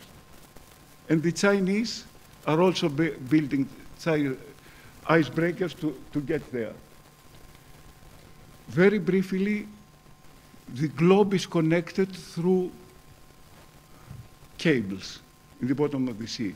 2 of the panelists in the second panel and in the last panel will talk about the security implications of that, but I want to bring your attention. Look what's happened within a month, from 26th of December to 26th of January this year. In 1 month, 3 important incidents, 2 involving Russia in the Baltic and 1 involving China. So the geopolitical competition that I described now has gone in the bottom of the sea. So now, very briefly, let me go to the weaponization of sanctions, tariffs, and trade shifts. The basic idea, as I explained before, is decoupling. Decoupling means that the West tries to move the industrial production capacity from China either in the United States or its neighbors, Mexico, or its friends, India, Thailand, Vietnam. So there is a structural rebalancing take place that, of course, influence maritime security. And the strategy here is either to add one new supplier on China, we call it China plus one, or which is the cheaper, actually, strategy, or to move either near-shoring or friendly-shoring, which are more expensive strategies. So in order to buy resilience, it's much more expensive. So we are moving for a world of just-in-time to just-in-case, which is very costly. But you see, you cannot take China out of the picture. China, look how much it produces, and also at a higher level of complexity that none of its competitors, either Mexico or Poland or Thailand, can produce. Therefore, China will always be there, despite the efforts of decoupling. But decoupling, as you can see, has already started. I mean, the distances that trade takes place are 6% declined. So decoupling, we've seen it in data. It has already taken place. And that's the effect on international trade. Essentially, trade is diminishing between China and the US, and Russia and Europe and the US.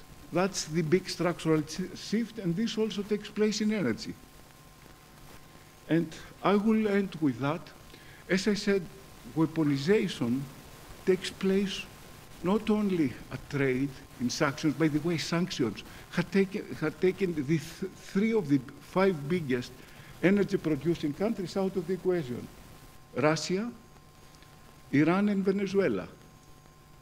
And in 2 cases, we have secondary sanctions, which means that if a Greek ship owner has his ship, or an insurer or a broker has his ship involved in this transaction, he's also liable. And I will end with the weaponization of shipbuilding. The United States discovered that cannot maintain its thalassocracy, its primacy, without a strong shipbuilding sector. And the Americans, since the Reagan administration, have neglected shipbuilding. And now we have the ship wars that involves the shipyards. One of the panelists in the second section will go analytically and will present an excellent analysis about the ship war and how shipyards have become geopolitically relevant. You see, the Americans are completely irrelevant, building only 0.1 of the maritime fleet, and the Chinese 53%. And look, 50 years ago, there were only 5%. Now there are 53, and we look at the new orders, it's about 59%. And the Americans, in order to make this rebalancing, they are planning to impose port fees up to $1.5 million per visit.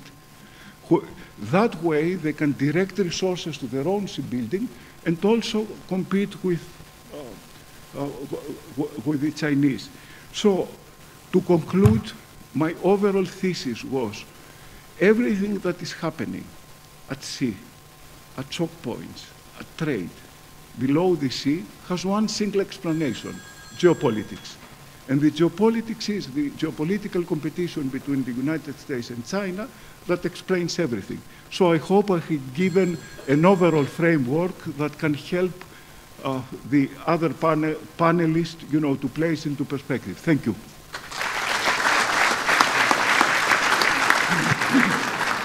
Well, thank you, Thanasis, for this constructive,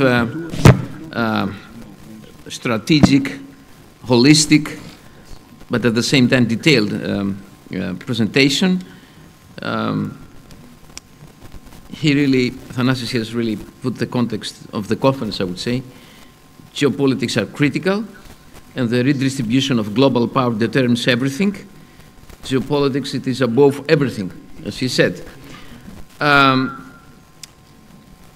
I also I like the concept of weaponization of everything. I like the phrase, to buy resilience is more expensive today. And another 3 things: blocks are fluid, decoupling, what I call fragmentation, and what is taking place today is around the sea. So I turn now to Efthymios Mitropoulos, the 7th Secretary of the International Maritime Organization, the so-called IMO. His tenure of office at IMO spanned over an 8-year period from 2004 to 2012. Mr. Mitropoulos has written a series of books on various shipping subjects, and since 2013 has been chairman of the Maria Tsakos Foundation. He is honorary, above all, honorary citizen of Galaxy City and Malmö. That's true. That's true. Amazing. All right, Mr. Mitropoulos, take the floor.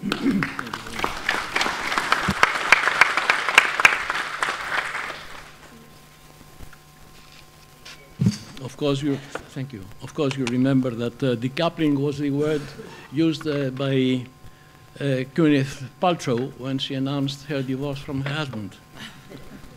Ladies and gentlemen, it gives me pleasure to be with you today, and I thank the organizers. Με ακούτε?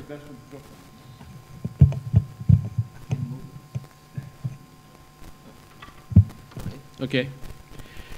It gives me pleasure to be with you today, and I thank the organizers of this conference, Professor Athanasios Platias in particular, for inviting me to speak to you on a subject on which the organization, in the service of which I had spent 34 years of my previous life, that is IMO, the United Nations specialized agency responsible for the regulation of shipping, on which IMO has solid credentials to show in the 40 years since the hijacking of the cruise ship Achille Lauro in 1985, of hard work to prevent and suppress unlawful acts against the safety of maritime navigation, and thus enable shipping, the greatest of all industries, to go about its business safely and efficiently in the service of international trade and the world economy.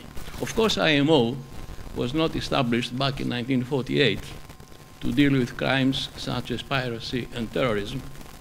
Far from that, its main purpose, its raison d'etre, has, in pursuit of the wishes of its founding fathers, mainly been the enhancement of safety of life at sea, a mission to which has, for obvious reasons, later added the protection and preservation of the marine first, and in our days, the atmospheric environment as well.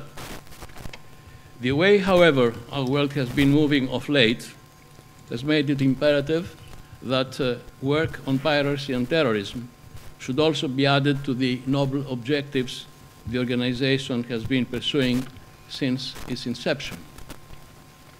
And here I am now to speak to you today, not about the safety of life at sea, but about security in maritime transportation. Be that this mate, or if you prefer, so be it.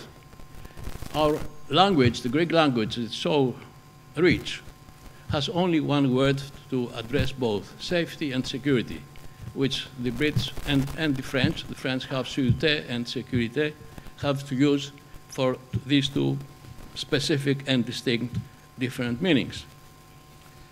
I'll begin with a reference to the work of IMO on piracy and armed robbery against ships. One of the oldest threats to shipping has been piracy, which seemed to have been largely eradicated by the latter part of the 19th century. However, 100 years later, it reappeared in such areas as the South China Sea, off the west coast of Africa. Nowadays, it thrives in the eastern coast, in the Gulf of Guinea, and in particular, the Horn of Africa, most recently where Somali pirates have been the cause of much trouble. Vessels were hijacked, and huge ransoms, occasionally exceeding $10 million per ship captured, were demanded for the release of the crews which had been taken hostage. UNCLOS, is the UN Convention on the Law of the Sea, defines piracy as any illegal acts of violence or detention, or any act of depredation committed for private ends by the crew or the passengers of a private ship or a private aircraft, and directed on the high seas against another ship or aircraft or against persons or property on board such ships or aircraft. There is more, of course, in the UNCLOS definition of piracy, but I would like you to retain just two words, that it is committed, piracy is committed for private ends, and that piracy is piracy when it is committed on the high seas.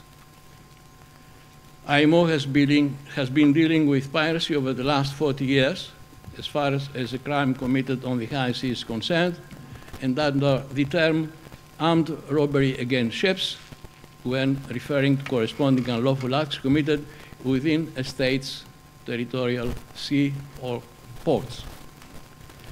At the beginning, that is at the last decade of the 20th century, the organization's attention was drawn to acts of piracy reportedly committed in the Straits of Malacca and Singapore.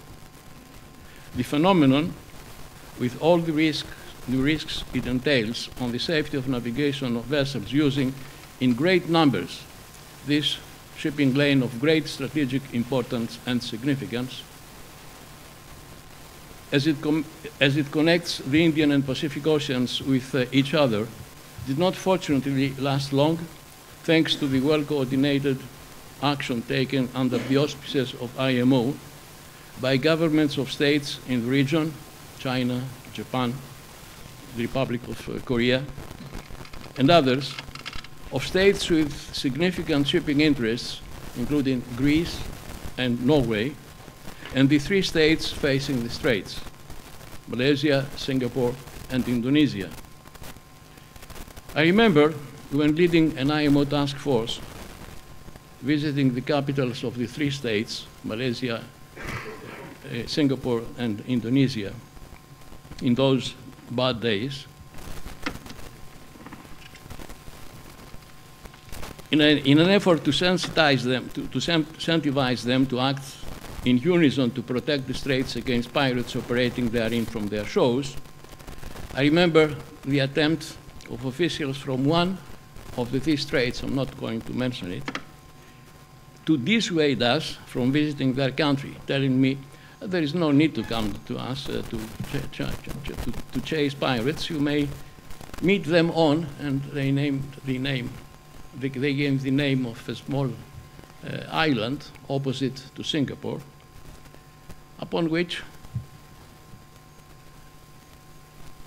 and after they had mentioned that that island lying on our route from one capital to the other, so why should you go from this capital to the other? You just stay there. An island which was notorious for nourishing privates and providing shelter to them, upon which I answered, what do you want me to go? To go to this island? It's, for example, going from Athens to Aegina, and visit and meet them after the usual first instance salutation. Good morning, Mr. Pirate. Good morning, Mrs. Pirate. How are you? How are the kids? Everything fine here? So we refused to listen to what they had offered to us. We went there, we had a good work, a good understanding with the three governments. We went back to London.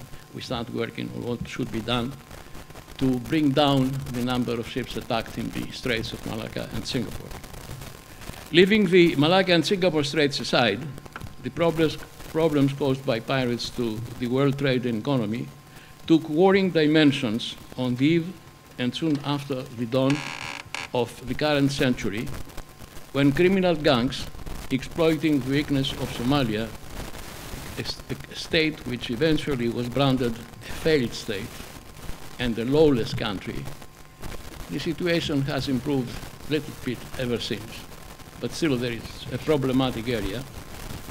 The weakness of Somalia to function as a law and order state began attacking merchant ships sailing close to the Horn of Africa, and soon after encouraged the pirates, by their first successes, extended their operations deep in the Indian Ocean at distances exceeding 600 miles beyond the extensive Somali coastline.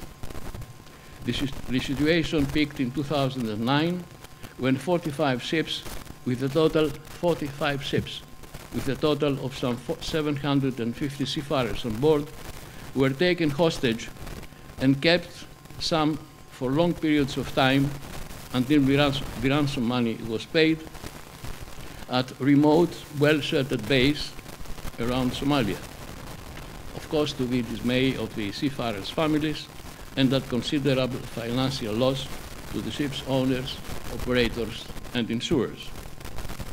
It was time for the United Nations, international governmental organizations, and military and political alliances, the NATO and European Union,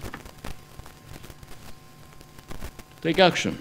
It was an honor for me when, having shared my concerns with the then Secretary General of the United Nations, the late Kofi Annan, I was invited to present the IMO case at the UN Security Council.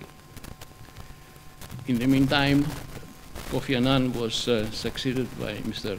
Ban Ki-moon, and it was he who introduced me to the Security Council. I put the IMO case, and since then there is an item on the agenda of each year's UN General Assembly which reads piracy and armed robbery against ships. The coordinated effort brought fruit, and the situation began deflating at the beginning of the second decade of the century, gradually leading to the sea area around Somalia to be declared piracy-free, and marine insurance to remove it from the list of high-risk areas. That welcome development unfortunately proved to be a short respite until the Houthi rebels' attacks on ships sailing through the Strait of Bab el-Mandeb, which of course, as you know, moves ships in and out of the Red Sea, and the engagement of naval vessels to protect merchant vessels against them, thus leaving the sea area around the Horn of Africa unprotected. The absence of naval vessels around, because of their move into the Red Sea, left the area unprotected in the waters of the Western Indian Ocean, which was a provocation, an invitation to pirates to move in. The Houthi attacks have cost the life of 4 innocent seafarers, prompting 5 shipping organizations. It was in today's news of the Naftika Chronica, 5 shipping organizations, the International Chamber of Shipping, Intertanko, the tanker owners, Intercargo, the dry cargo ships, BIMCO, the Baltic International Maritime Council, and OCIMF, the Oil Companies International Marine Forum, prompted them to issue best practice guidelines on actions ships should take to protect themselves. Statistically, between January and June 2024, there were 72 incidents of piracy or armed robbery against ships worldwide. This compares with 90 incidents in the same period of 2023.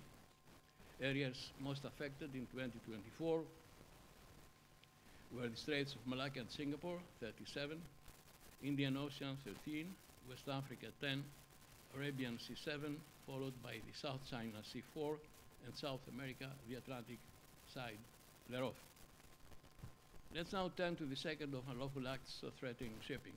That's terrorism at sea. Concern about unlawful acts that threaten the safety of ships and the security of their passengers and crews grew during the 1980s, with reports of crews being kidnapped, ships being hijacked and deliberately run aground or blown up by explosives. Passengers were threatened and sometimes killed. As a result of the cruise ship Achille Lauro incident in November 1985, the IMO Assembly adopted a resolution on measures to prevent unlawful acts which threaten the safety of ships and the security of their passengers and crews.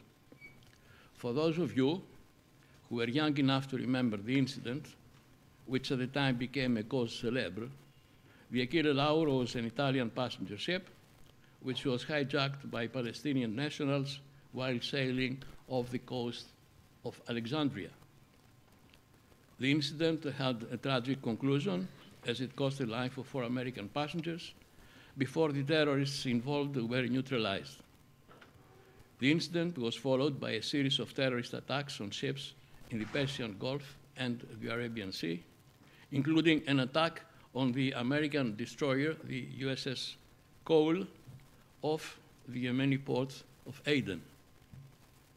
At the request of the governments of Austria, Egypt, and Italy, IMO organized in 1987 an international conference on the suppression of unlawful acts against the safety of marine navigation, which took place in Rome. Of course, Italy had an obvious concern and interest in the matter because the Aquilaro flew the Italian flag. So they invited the conference in Rome in March 1988, a conference which adopted a convention for the suppression of unlawful acts against the safety of maritime navigation, well known ever since as the SUA Convention, from safety against ships. The main purpose of the convention is to ensure that appropriate action is taken against persons committing unlawful acts against ships. Among other such acts covered by the convention, it also addresses the seizure of ships by force, acts of violence against persons on board ships, and the placing of devices on board the ship which are likely to destroy or damage it. Furthermore, the convention obliges contracting governments either to extradite or prosecute alleged offenders. A related protocol deals with the suppression of unlawful acts against the safety of fixed platforms located on the continental shelf. Following a conference convened by IMO in 2002, a new chapter to the Safety of Life at Sea Convention was adopted. Safety of Life at Sea Action was the reason for which IMO started doing business, and that was the first version of that convention, known by the abbreviation SOLAS, Safety of Life at Sea, was adopted in 1914, that is 2 years after and because of the tragic accident involving the Titanic in 1912.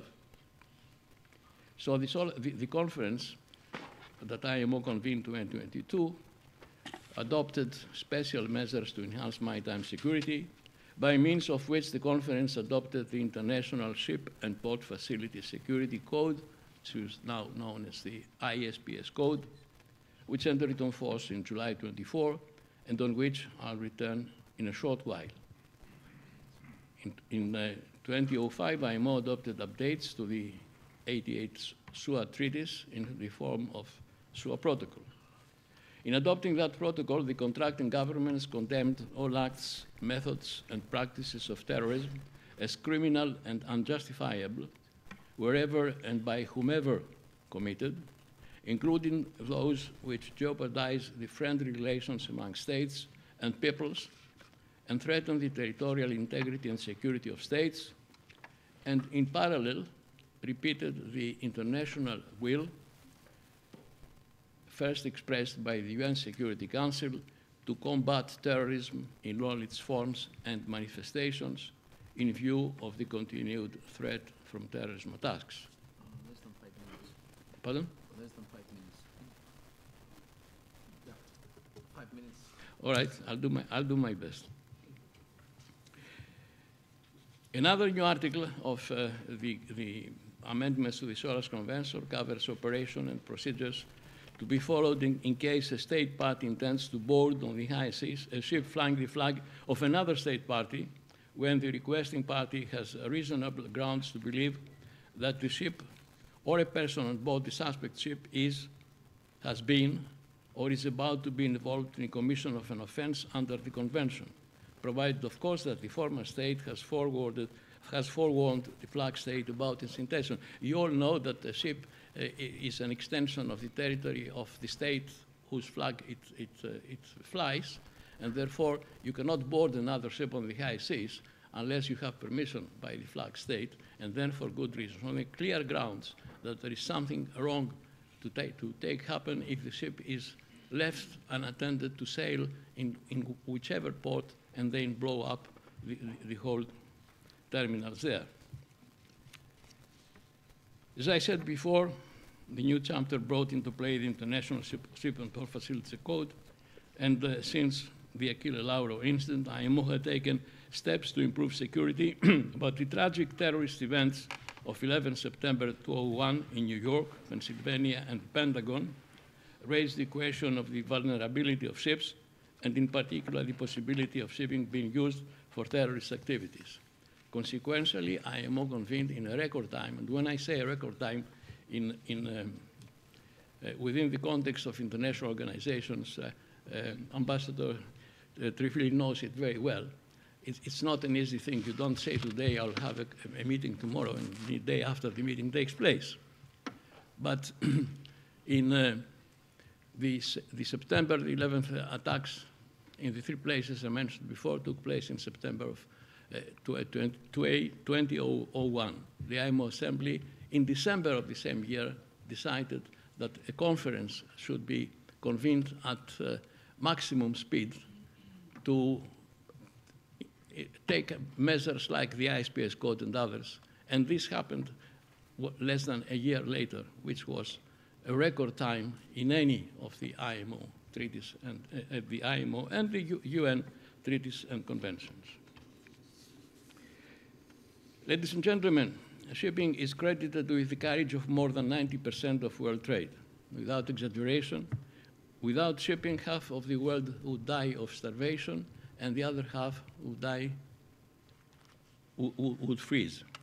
Even during these turbulent geopolitical times of armed conflicts involving Russia and Ukraine, the Middle East having become a boiler about to explode, Iran's occasional threats to close the Strait of Hormuz, through which passes 30% of the world energy trade, Houthi rebels attacking vessels sailing through the Red Sea, which in turn accommodates more than 12% of world seaborne trade, the long-standing civil wars in Somalia and Sudan, and the gathering clouds over the strait separating China and Taiwan.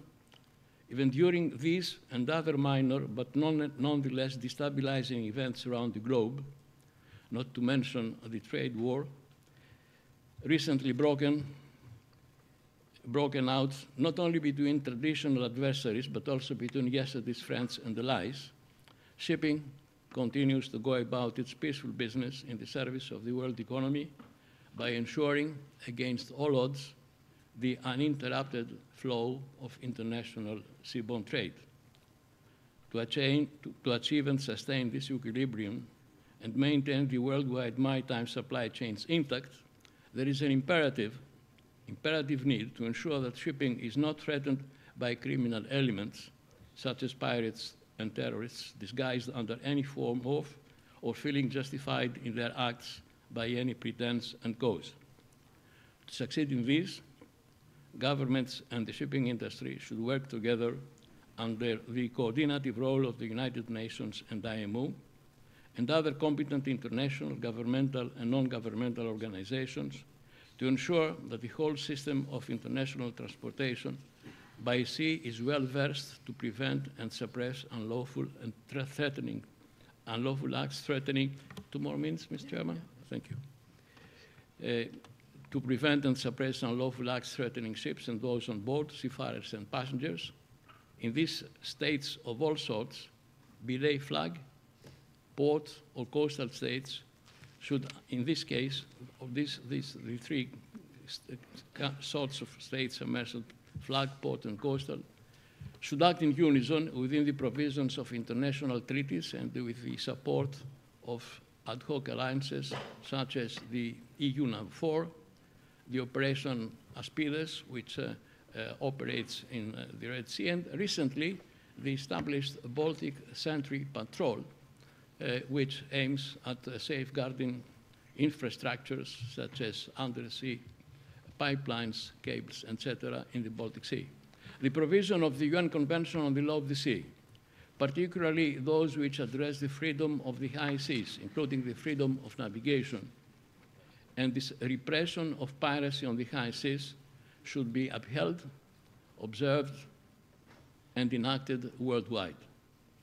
Supplementary to them, the provisions addressing maritime security, prevention of terrorist acts against ships and ports and offshore terminals infrastructures, and acts of piracy enshrined in various IMO instruments should be vigorously implemented, to ensure the world community will not suffer by any breach in the global supply chains as a result of unlawful acts against them committed by agents of the evil. Gatherings as this conference serve a good purpose in attaining these objectives and should be encouraged and supported.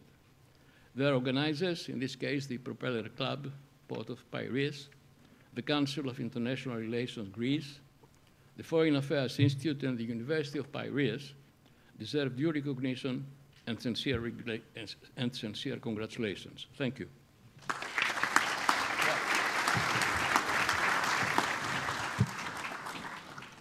Well, thank you, Mr. Mitropoulos, for this detailed and informative presentation about the work of IMO on maritime security. You really conveyed to us your invaluable experience from a great career at IMO. I will now turn to Mr. Dominic Donald. Donald is a geopolitical risk advisor with nearly 30 years' experience. He's advisor to the Joint War Committee at Lloyd's since 2004. The Joint War Committee represents marine war risks, underwrites on London market. The title of his presentation is How Geopolitical Changes Will Complicate the Threat Picture for Shipping. Please take the floor, sir.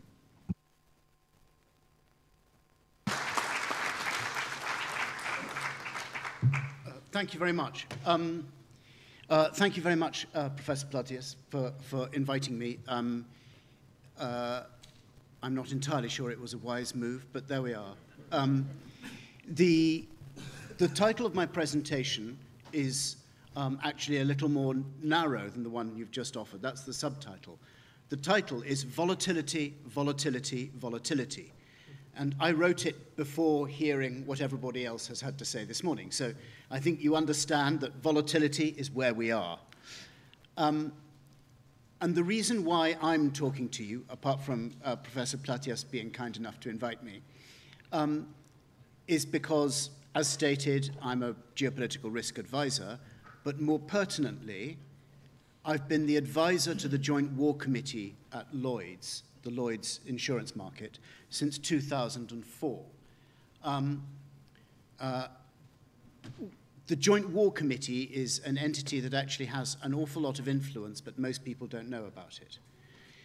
It represents marine war risk underwriters on the London market. So for those of you who are unfamiliar with marine insurance, and I would suggest that's the wise ones, there are lots of different forms of marine insurance, and one of them is war risk insurance. You pay premiums, and then you will get protected if you go essentially to a war zone and your vessel might be damaged by what's happening in a war zone. So marine war risk underwriters, they're represented together by the Joint War Committee, and I've been advising them since 2004. Now, the JWC, which is the shorthand I will use, the JWC maintains a list of jurisdictions and sea areas where there is such a heightened risk of loss or damage to war risk perils that the JWC suggests additional premiums should be paid. So generally speaking, war risk cover, it's just everywhere in the world, but then there are certain places that are so dodgy that you should pay an extra premium if you're going to go there. And the JWC maintains this list of dodgy jurisdictions, and they suggest, note, suggest, they don't order, they suggest that war risk underwriters follow that lead and charge additional premiums for those places. So the thing to bear in mind about this list is that it reflects probable future risks, not just risks right now. So one of the requirements I was given back in 2004 when I started doing the work for the JWC was look ahead. Up until that point, all of the list was essentially a function of things that had happened before. And that meant that when an incident happened in a new place, which caused a lot of damage and a lot of financial loss, the underwriters had lost money and hadn't managed to build up a hedge against that potential loss. So the committee wanted to be able to look ahead and build up some kind of hedge against a loss that might happen. And here I've just given a couple of examples of places where we recommended that they be listed, even though there was an awful lot of pushback. People said there is no threat. The Gulf of Aden we listed in May 2008, and we got grief from the United States Department of Defense, the United States Navy, the UK Ministry of Defense. We got grief from the IMO because they argued that Somali pirates weren't operating in the Gulf of Aden. And we identified why we felt they were going to be working in the Gulf of Aden, basically because that's where the targets were. And lo and behold, 3 months later, suddenly there are 40 vessels that are attacked in the Gulf of Aden during August of 2008. So we try to get ahead of the curve. The Black Sea and Sea of Azov were listed, again, before the Russian invasion. Certain amount of criticism of the committee. There is no war going on. We were able to say to the committee on 90% certainty the war is going to happen.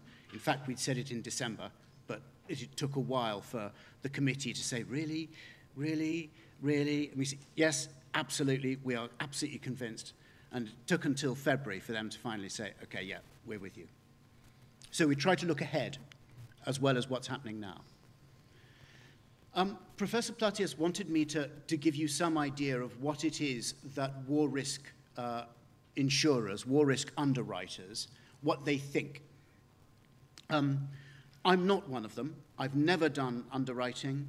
I have no insurance qualifications. So the knowledge that I have here comes from working alongside them for 20 years. So you can assume that there's a certain amount of information that's good, but then the rest of it is just unreliable Donald. So, the view from the war risk underwriters box. What worries war risk underwriters? Two big things. The loss of or damage to an asset due to war risk perils. Essentially, are they going to lose money? And that loss or that damage, particularly if no additional premiums have been paid. They don't want vessels that haven't paid any additional premiums getting damaged because then they haven't essentially taken in any revenue beforehand. Bear in mind that war risk perils aren't just war. A lot of criticism of what the War Risk Committee, the JWC, does revolves around the idea that there isn't a war in country X, so why is it on the list of war risk areas? And it's on the list because something is happening there that affects war risk perils. And those perils, they're not just shellfire, rockets, all of that. It's piracy, that's included, and also something called prolonged detention, which doesn't get much attention, but actually, for underwriters, is a big problem. Essentially, a vessel is detained somewhere, whether by legal means or illegal means, and if it's detained for more than 6 months without any servicing, the vessel may become a write-off, and if it's detained for a year, it's almost certainly a write-off. So if you think of the way that some legal systems work, a 6-month detention is actually perfectly logical. You know, police may detain a vessel, and while it's going through the courts, the months tick by, and the underwriters are looking at facing paying out. So they're worried about prolonged detention. So you have jurisdictions on the list, even when no war is underway. And two examples I've offered here are Guyana offshore.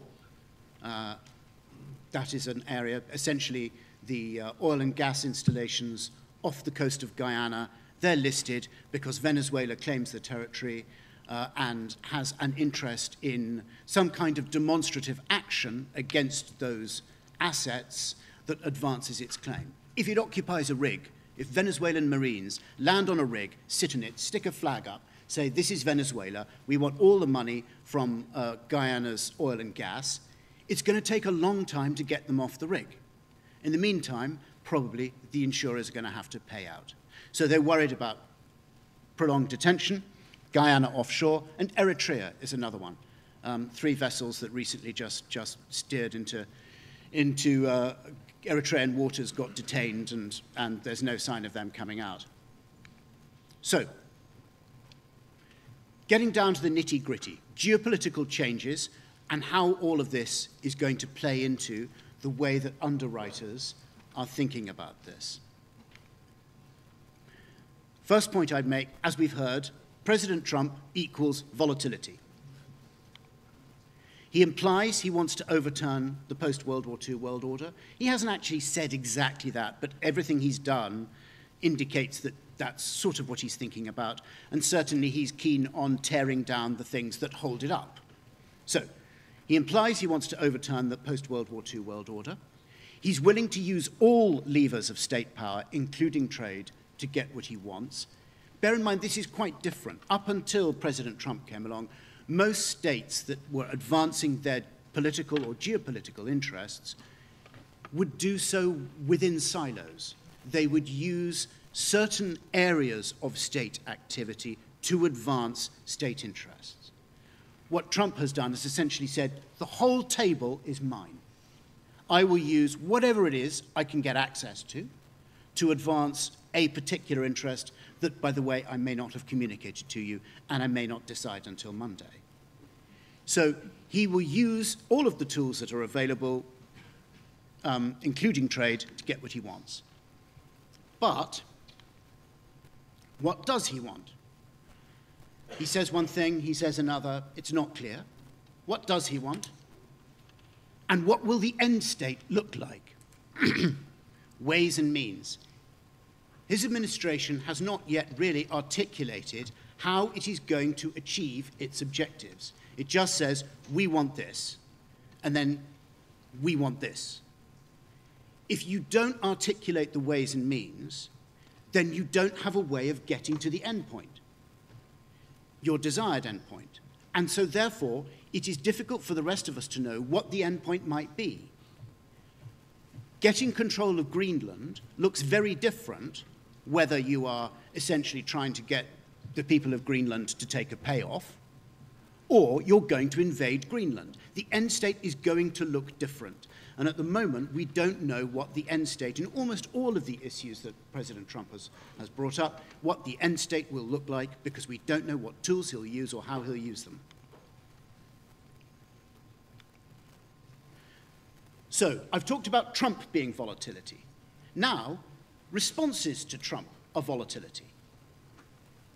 No one in the rest of the world really knows what is going to happen when Trump says what he says, does what he does. But they know they have to respond in their own best interests, which means that the old ways of doing business, old certainties for their policies, those are overturned. And that, in turn, creates a kind of volatility. They're suddenly having to act in ways that their friends and neighbors or opponents would not have expected. So that creates a volatility. And then the friends and neighbors, they find they're having to respond to the people who are having to respond to Trump. So that creates another volatility. Their certainties are overturned, because the states that are acting in their own best interests will revisit their relations with other states and organizations, and those states will have to act in their own best interests too. So we've got this sort of cascading collection of volatility that I've called volatility cubed. Trump is volatility, the states that Trump directly affects, volatility, the states that are responding to the states that are responding, that's another volatility. Volatility cubed. So there is now a more powerful need for states to act in their own best interests, which is defined individually, not collectively. The old notion, UN, adherence to the Charter, advancing interests of alliances, people are having to be much more specific about their own state interests rather than collective ones. and there are fewer constraints on their actions, partly because the United States, for instance, is giving up leverage. Something that's not really registered, I think, broadly is that if the United States withdraws support from Ukraine, then Ukraine is freer to act in Ukraine's interests. So the United States has constrained Ukraine's actions since the Russian invasion. If the United States no longer has any leverage over Ukraine, then Ukraine has both the incentive to take more extreme actions and no restrictions upon its ability to do so. So, what does this mean for shipping? How is it going to complicate the threat picture for shipping? As a baseline, the threat picture for commercial shipping had already worsened, as we've heard, over 22 to 24, things like the Houthis. Essentially, we had state or sub-state actors as opposed to criminal ones, with a strategic interest in targeting shipping and using weapons of war to do it. Previously, the principal threat would have been essentially criminal outfits, had limited resources, limited capabilities. Now we're looking at state or sub-state actors that do have much greater resources, and because they're serving a strategic interest, an interest of the state, they will keep dedicating resources, keep dedicating efforts to achieve that objective. That means the threat lasts longer, is more intense, and because they've got weapons of war, it's much more capable. So that's where we were. Now, volatility cubed is going to complicate this further.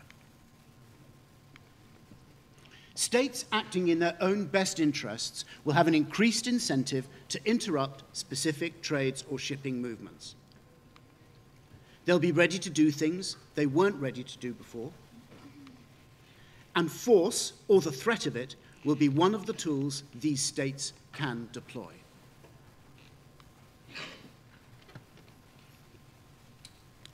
Professor Platias referred to vessel detentions, to maritime militias. These are all tools that states can use that imply the use of force, but don't necessarily result in any shooting, but can achieve an objective. And that's the kind of thing that we're going to see more of. Okay, so how can this play out? Firstly, Ukraine. Shadow fleet sabotage. As Ukraine has more freedom to act, as the United States limits its support, they have a direct interest in ensuring that the shadow fleet is less effective. Are they engaged in sabotage of it? There have been 4 incidents that would indicate that perhaps the Ukrainian authorities are engaged in sabotage of the shadow fleet. Russia. What might Russia do? Black Sea shipping, attacks on Black Sea shipping. They haven't actually really done that. They've attacked port facilities, but they haven't actually tried to interdict the trade itself. Black Sea shipping. What about North Sea sabotage? Rigs. China, pressure on Taiwan. We've heard about that. Cable cutting, in particular, is one of the things that China's doing right now. And then sort of temporary blockades, cascades of vessels interrupting traffic. Iran, targeting US-linked vessels, perhaps for detention, hold them for a year, try to get some kind of political concessions, perhaps closing Hormuz. I think that's kind of without wanting.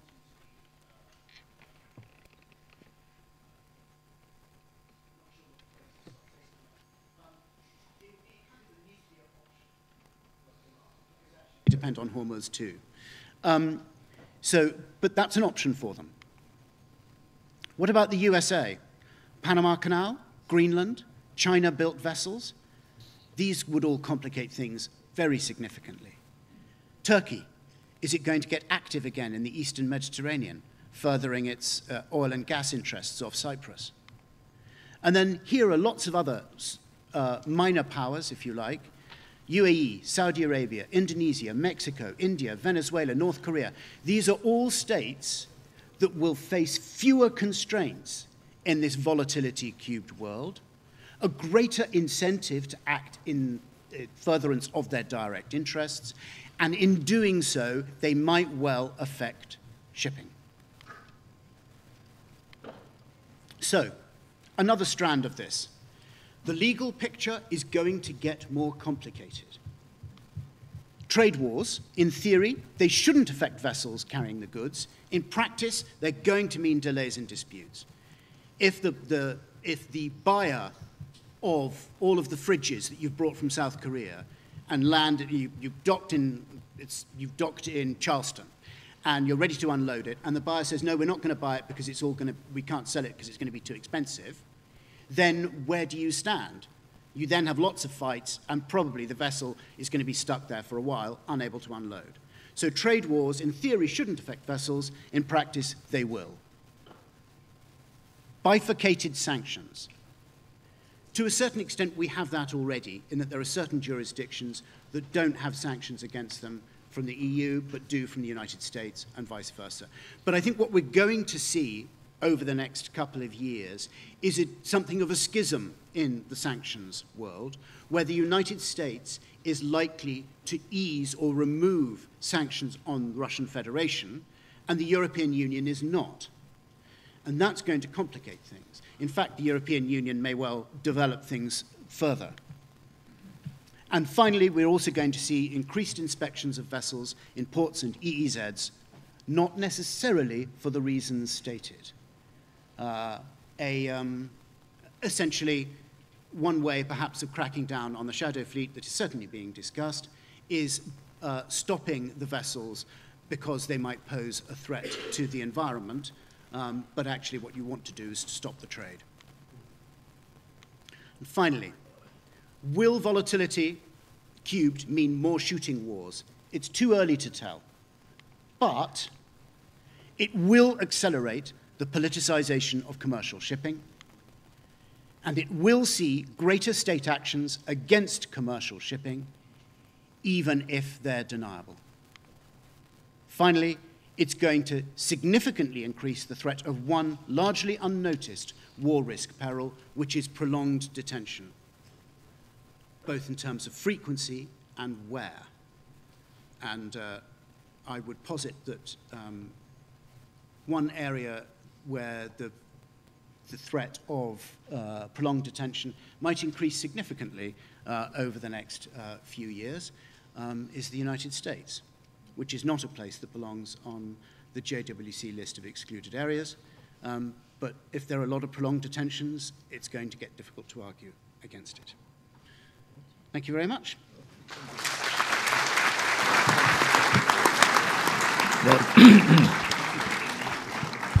Donald has given us a clear picture of an emerging but very critical topic, war risk insurance. From what I understood, the emergence of additional premiums for dodgy jurisdictions and areas will perturbate, let's say, the insurance industry. I like also what he calls Trump equals volatility, and the idea of a volatility cube was also very important for me. We should also keep in our minds the threat picture, the 5 threat pictures for shipping presented.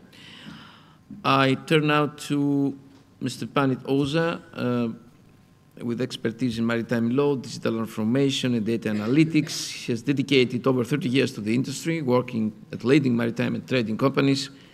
He gives back to the maritime industry through consulting, teaching, and mentoring. Please take the floor. Thank you so much. It's a real honor to be here. Thank you so much, Professor Platyas, and all the organizers for this. And it's also an honor to basically be part of the Institute of Chartership Brokers, which is represented here by the Greek branch as well. It's over a century-old organization, the only commercially recognized qualification in shipping. So I'm very proud and honored to be the president of the Institute currently. And I also have been teaching the geopolitics course. Most recently, I lectured yesterday at University of Paris, but most interestingly in other business schools around the world. So I'm a business person who actually starts to look at geopolitics from a business perspective, and that is why this presentation is not that negative. I mean, I'm not saying that the previous presentations were negative, but they were scary like hell. As a businessman, I find that to be a real challenging space, but I genuinely believe that trade has, like water, a level which it always finds. And that is why I'm actually trying to help students, companies, businesses to really find where that level will be. And of course, with Trump, that level changes every single minute. But having said that, before I embark on my presentation, just 2 minutes of your time to try and say that shipping has always been the bulwark, the fundamental industry which has driven the growth of the global economy. We must always protect it. There was a question there saying that should the seas be free? Should the markets be free? Yes. We deserve free seas because free seas are fundamental to what is basically living today in the world. And that is why if you look at every single positive emotion in the English language, it has a word ship after it. Friendship, leadership, relationship. This is the reason why ship has always been a very positive influence. It's something which is seen through times and deserves our protection and positive input all the time. So let me start by giving you some examples of where I see this trade flow changing going forward and how we can manage these risks and hopefully profit from them as well. So just an overview of my introduction. As mentioned, I'm a part of the I'm a part of the Institute of Chartered Shipbrokers. I'm also a lecturer in geopolitics and shipping in various business schools. And I also invest and advise startups on the shipping and maritime space. So I'm really connected with the next gen, and I love that experience. And for that, I also run a podcast every month on geopolitics and trade. So do try and subscribe to the podcast. It's with business leaders. Roger Baker has been on it. Stamatis, who'll speak after lunch, has also been on it. So it's a lot of people who really share their perspectives, and my students benefit from it. I benefit from it. I'll just quickly tell you that the major impact points or the buckets in which geopolitical risks impact trade are 6. So the first is barriers and free trade. And because of paucity of time, I will focus on the barriers, tariffs especially, in the rest of the presentation. The second is critical pathways. We've also been through this. Professor Platias has covered a lot of ground on that. Very important. And obviously, trade changes massively because of that. One of the silent ones is demographics. The fact that the populations of the world are skewed towards Asia and Africa, and the kind of impact that the population today has with access to technology, phones, marketplaces, is changing the way trade flows. Whether Trump can do something or cannot do something doesn't really affect a common man in Africa. If he's really buying his stuff from all over the world, trade will flow in some form or the other. Economic dominance of a country. In the past, it was the colonial powers, then America, and now China with BRI. Huge changes to trade flows. I can't go into that in details. The other thing is alliances. This is now coming into a new dimension with the post-Trump era, where people and countries are coming together who never thought that they will talk to each other, but now are becoming very close friends. And that is driving trade going forward. And finally, technology. Electric cars have created a new demand trade flow of materials like spodumene, which never existed till 2010. Lots and lots of other factors. I can't go into them in detail, but I just want to explain very quickly that when I look at a business, I get 2 dimensions of geopolitics. One that I read in newspapers or executive orders that Trump signs every day, or I look at the unseen dimensions of geopolitics. This is more interesting for me as a business. How are the sourcing choices being done? How are the trade routes being defined? How the security concerns, which have all been talked about in detail, how the hubs are being developed. There are actually maritime hubs coming along only because of geopolitical reasons. And finally, people are not forgetting what has happened in the past. Every single time something happens, it has deep historical implications for trade as well. So please keep this in mind when you look at trade. So let's talk about Trump's tariffs and turmoil. So obviously, I just want to quickly check with you that when you look at these various barriers to trade, there is a difference between financial barriers, which might still facilitate trade to continue, but at an expensive pace or a rate. Non-financial barriers are more dangerous for trade, but they also have an upside, and I'll talk about that in a minute. So what do I believe that Trump is basically doing in his second term? The Trump 2.0 is very different because, at least on paper, no re-election is possible. So when a politician doesn't have to seek re-election, he can do crazy things. And we know that Trump is already working on that. At the same time, there is also this idea that his team is now made up of people who probably will never become cabinet ministers ever in their lifetime after Trump goes away. They are all fierce loyalists, and obviously they work in a different way. Businesses have to pay attention to these aspects very closely. He has very little regard to historical ties. The most important from a shipping perspective, fossil fuels are in for a bumper season. His willingness to actually go all the way for fossil fuels, not just in America, but giving loans to people like Total for a Mozambique oil project, which was stalled by Biden, is an example that fossil fuels across the globe will boom. Shipping usually benefits from that.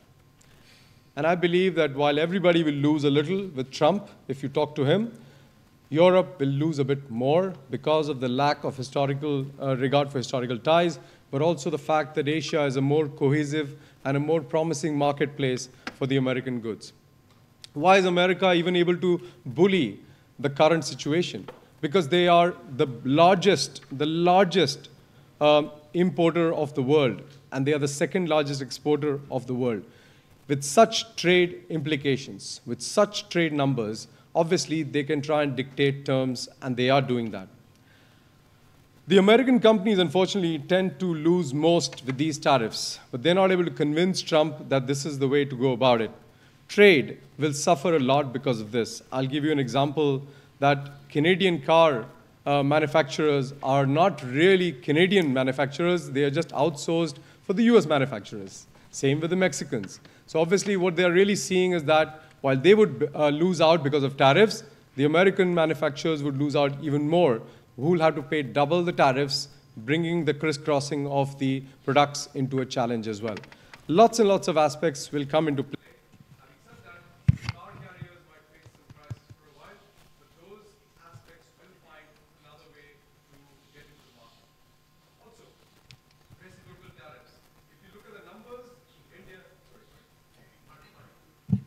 Yeah, India and Brazil. You hear that? India and Brazil obviously will have a huge implication compared to the rest of the countries. If you see that, nearly 30% coming to their share. Anything that they are having. But they have reasons to put tariffs on American goods because they have domestic industries to protect. There is no domestic industry for Trump to protect. He wants to bring a new domestic industry into America. But why is he even looking at reciprocal tariffs? Because he wants to change the game of global trade. Most of the countries, most of the economies have decided to put tariffs for economic reasons. Trump has decided to put it for a different reason, which means he wants to bring political aspects and political power into the tariff space. But what does that mean for a business? A business will basically then start evaluating with their customers and figuring out what's the way the trade will flow. Will it still go to America at an expensive rate, or will it actually find alternate markets? That, according to me, is going to be the key. The other reason why things are going to move very fast in the next 2 years is because Trump has got, in my opinion, only 2 years to manage this particular transition. Because once the midterms are done, he will probably lose the House and Senate majority. If that happens, then obviously his agenda can derail himself a little bit. But having said that, he's a man in a hurry, and he's showing that quite clearly. Now, Asia can offer Trump marketplace. When you drill, baby, drill, or dig, baby, dig, as Trump wants, obviously you want places to find where you drill and what you dig. That place is going to be Asia. The middle class, 65% of global middle class is going to be in Asia by 2030. This is the consumer of the world. This is where the money is going to be spent on American goods, if the American goods find a way. That is very good news for shipping. A long-haul trade like that will completely redefine the way shipping is looking at it. Unfortunately, shipping does benefit from disruptions and inefficiencies. It has always done so. Also, Trump wants to balance the books. What does balance the book means? That America imports less from a country or exports more to a country or does both of them.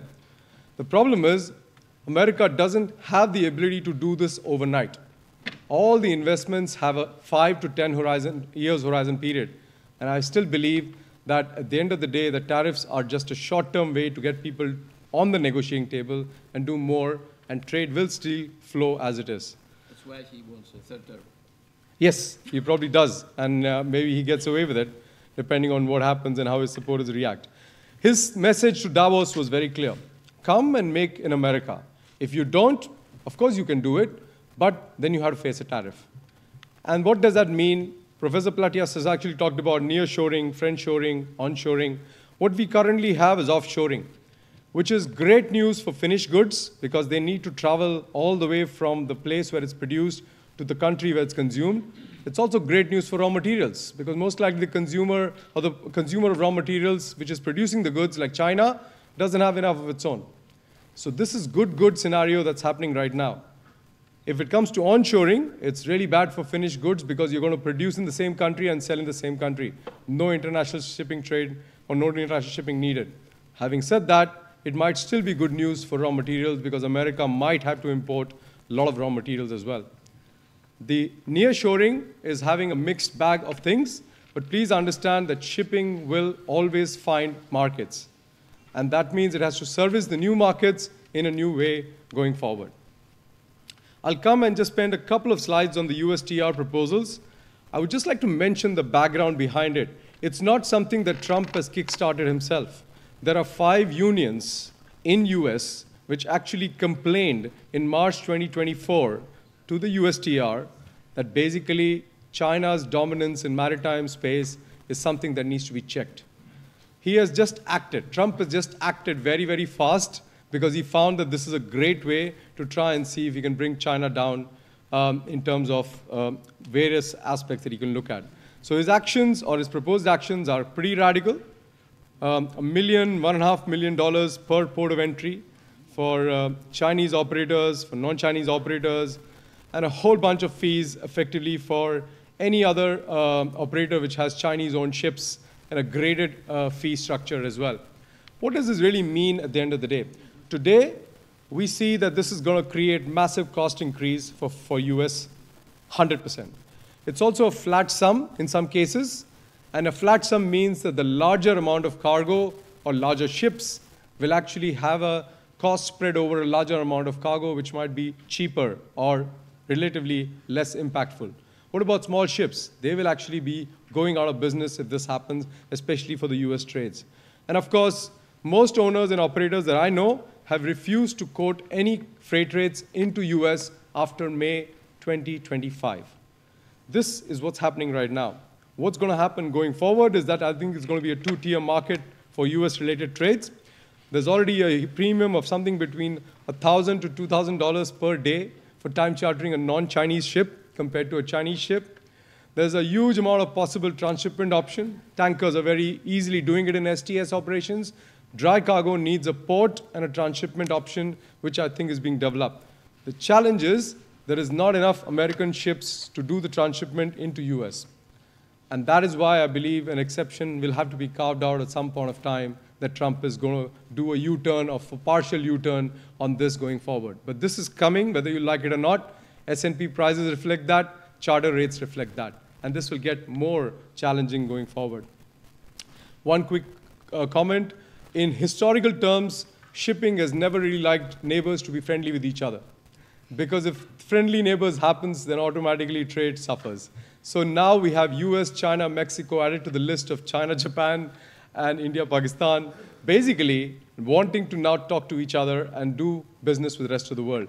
That is new trade. That is good business for shipping going forward. This is just a quick graph about what Ukraine used to export in 2021.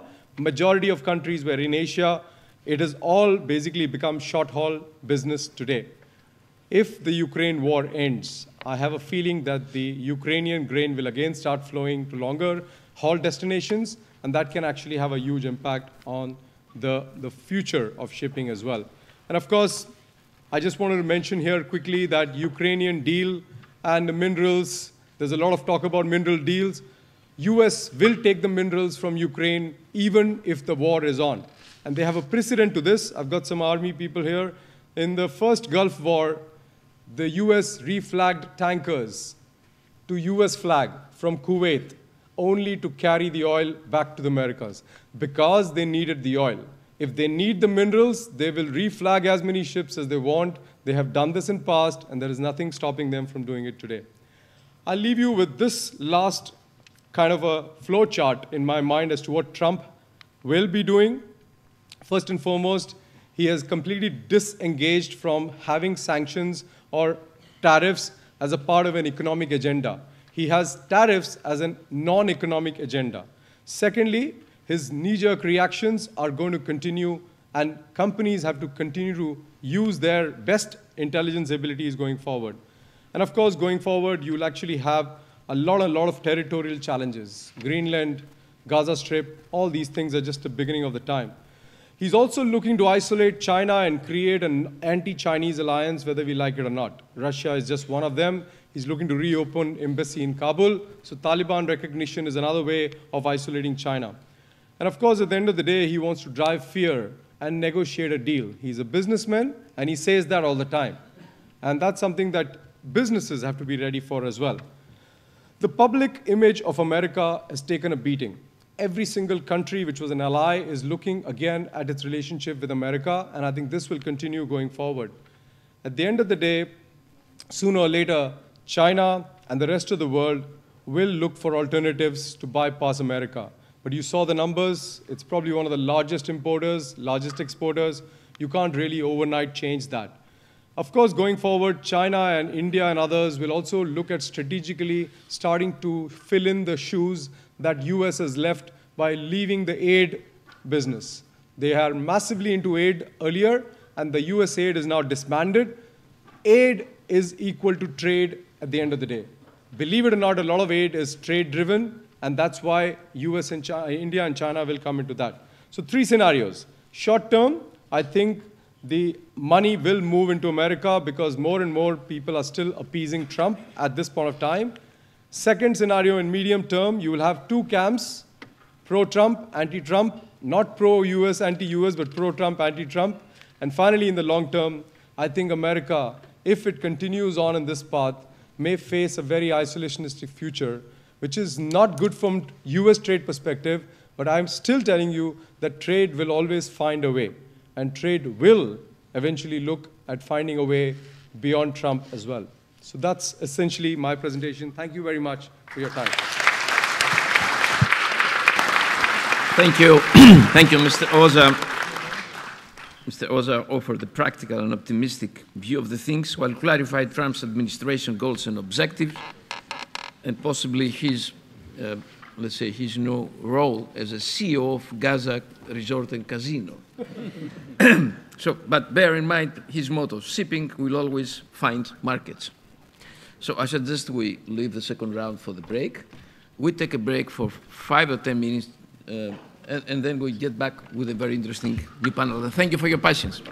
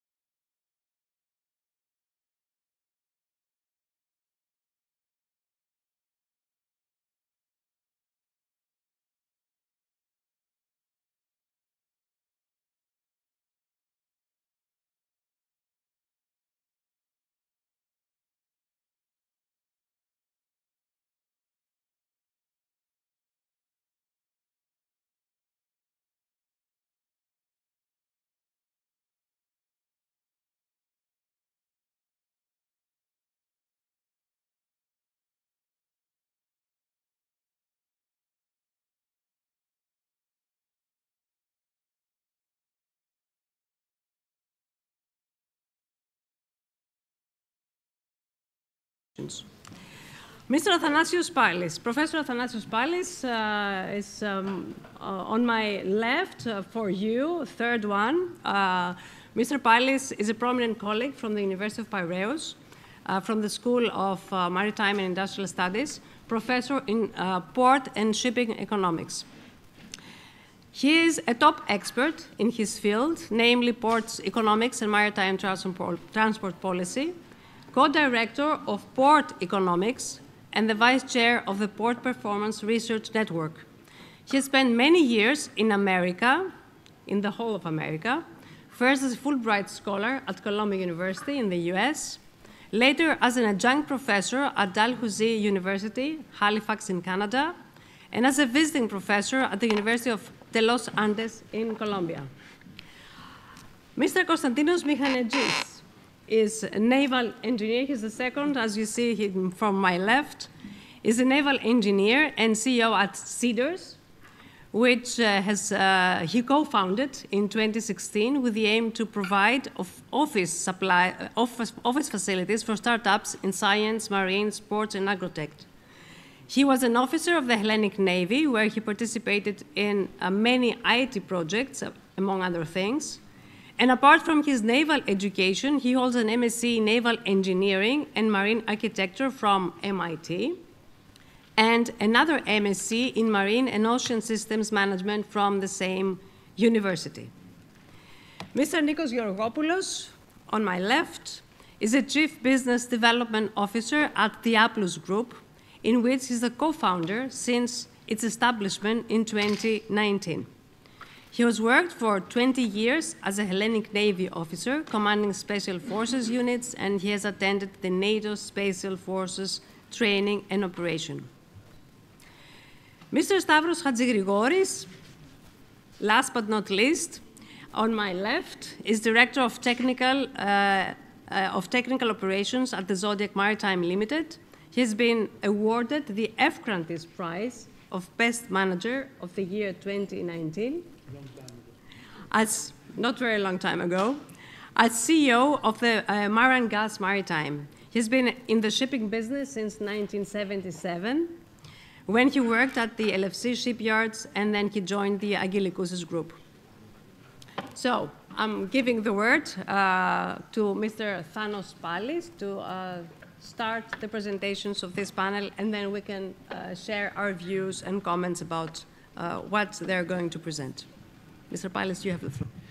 All right. Thank you. Thank you for the introduction. There is a presentation. All right. Thank you for the introduction. I'm very honored to be here. It's the second successive conference that I participate. And I'm very happy because, as we will see, there is some continuation in what we discussed yesterday, the last year, and what we're going to discuss today. I'm studying ports. That means that I'm dealing with immovable assets that need a long time in order to be constructed and need more time in order to be able to achieve the essential returns on investment. But they are hugely influenced by trade and by shipping and the way that shipping networks are configured. I have picked 5 themes. I knew that I would have a very informative panel. I'm very pleased that there is not an overlap in many respects. There are a few ones. I have picked 5 themes to present regarding the risks. These are not all the risks that result for the port industry. I think that we will need far more time than the 20 minutes assigned in order to prepare and discuss with you some of these issues. When preparing my presentation, I was puzzled a bit. I was puzzled a bit because there were supposed to happen 2 different developments today. The one was also introduced by the Deputy Governor of the Bank of Greece, my colleague, Professor Pelagidis. Today we have the announcements of the tariffs and the new trade policy by the new administration in the US. But today was theoretically supposed to be the day that we would have a conclusion of a major deal in the global port industry, and that would be the overtaking of a company that operates terminals based in Hong Kong and owned by a 94-year-old tycoon. It would be overtaken by a US led consortium and would have the conclusion of the deal, but we don't have it. So obviously I will start with what is happening today, and this is my first argument here, and my first idea about the risks that evolve about ports and transportation systems based on the evolution of trends in the global trade. I would say that what we have today, and that's a rather different view from what has been heard, is what we realize today is something that has been long-term coming. There is a question whether we have the peak of globalization. Globalization has done some magnificent things for many, many people around the world, more than 1 billion people who are out of the absolute poverty. But at the same time, when we have this, but before going further, I have to say that ports flourish in globalization conditions. Free trade, more ton miles, and more cargoes and better supply chains are the bread and butter of ports who develop. The idea of peak globalization is not new. It has not arrived yesterday. It's something that prominent colleagues discussed that in Harvard 14 years ago. It's almost old news. The idea that all nations do not agree anymore on the idea that we have a political consensus that globalization provides economic benefits for all. Different themes, which are some of them generational, some of them are based on how communities develop, or some of them are based on the way that we make trade. Now there is a discussion on whether we have reached peak globalization, we have reached a stage that globalization will not go further.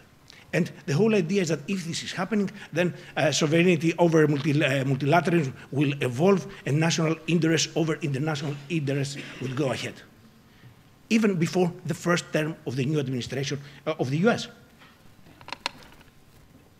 To go a bit and borrow again a second dimension, it was even before the pandemic. Yes, there has been a pandemic, let's not forget that even before the pandemic, we had already the idea of globalization.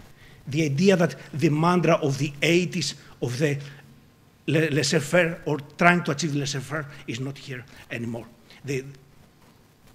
Just to recall that back in 1956, the US even published a stamp based on the idea that we need free trade.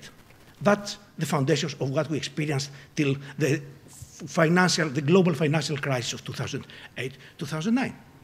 Where we are now, new countries create some tensions. It's part of geopolitics. It's not only the daily news about a new administration in one of the superpowers of the world, but it's also the idea that we have new countries that deserve, or at least try to achieve, a share of the global trade. And that changes everything. How trade blocks are stamped, how trade blocks are reformed, and what's happening. Remember, we had Brexit not many years ago. What does it mean? The foundations of today's crisis, I would argue, and that's very personal opinion, but I hope that you will share it after a couple of slides. We learned that containers and global trade moves in line with the development of the GDP. That relationship is broken, and that relationship is broken, and when this relationship is broken, that means less trade overall. And what's more, we have a shifting balance between the four different major countries that trade around the globe. And some of them is losing ground. You guessed well, this is the US. They are losing ground. And this is the foundations, and these are the fundamentals. And we're losing ground. I would go back even before the first term of Mr. Trump. Based on that, they're losing ground also with one of their major trade partners. And this trade partner is China. Here you see last year's 1985, 2022, what's happening. The gap was growing. The way that the different nations traded between them, we had a gap that was growing. This is the lower line at this graph. What does it mean? Every action brings a reaction.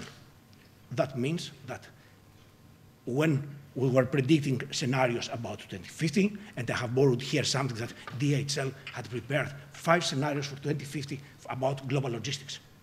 From the more pessimistic to the more optimistic, that's subjective, but one of the scenarios was the idea that paralyzing protectionism might evolve.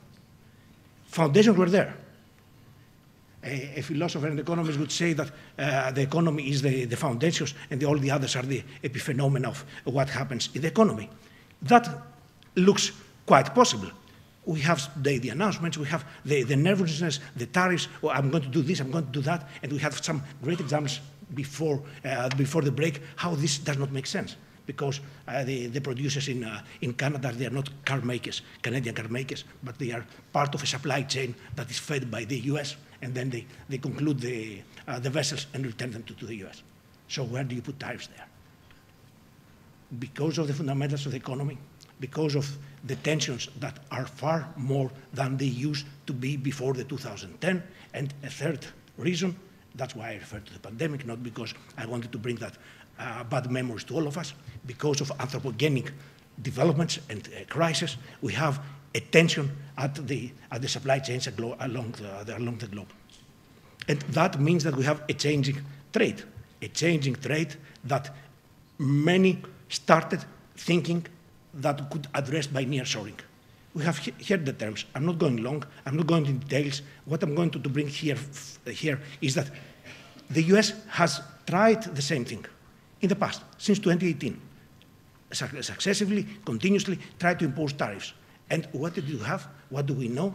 International organizations, we can still believe that they are objective, although that not both sides of the Atlantic do so, realize that tariffs have not provoked a large-scale nearshoring closer to the US. So the world that we are going to live is not going to be only offshoring, is not going to be nearshoring. And it's not going to be homeland making. Homeland economics are here.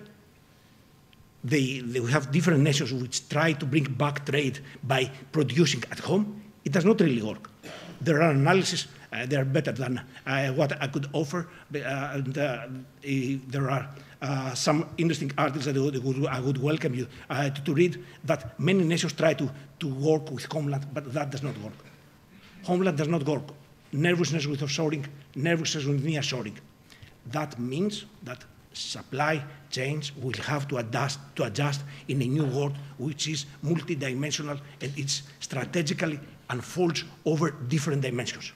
It's not something that will unfold one way. It's not that we are going to do nearshoring, farshoring, homeland, whatever we call them. We are going to have, and we have already signs, that we are going to have different tensions. What does it mean? I go back to the movable assets, which are ports and supply chains. That means that we need to organize space, capital, human resources, and technology in a way that serves the different strategies. So we need a multi-adjustment rather than a single one. And that's my first point. I'm not going to be so extensive on the other four. I promise I'm not going to exhaust you. But I will go to the second one, which is the other lengthy one, and I will briefly refer to the three last ones. I tell you that something was going to happen today and it's not going to happen. 2nd of April 2nd had been named as a day that we would pass the torch from Hutchison Ports to BlackRock. Terminal operations and foreign direct investments.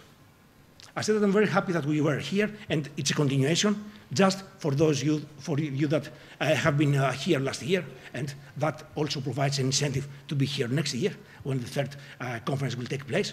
We discussed that in the light of the Chinese investments in our home country, of course, but also in other countries, 129 ports operate under Chinese terminals, or in very few, I would say, the exclusive case of the Greek Piraeus, where they own the port in de facto, not de jure, but I will not go further than that. We have state-owned enterprises, and we discussed the idea of leveraging the capacities of the state-owned enterprises to leverage on behalf of the states that come forward, and want to have an influence on the host country of the infrastructure, of the movable asset that I described before.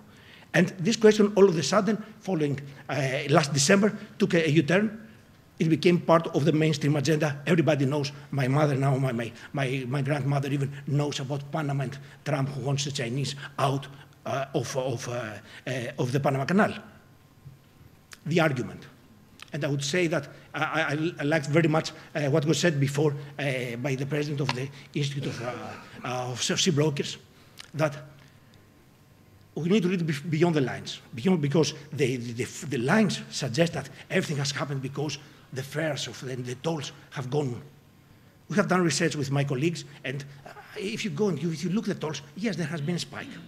They have been developed, but you don't create an economic, a geopolitical war just because the fares have increased.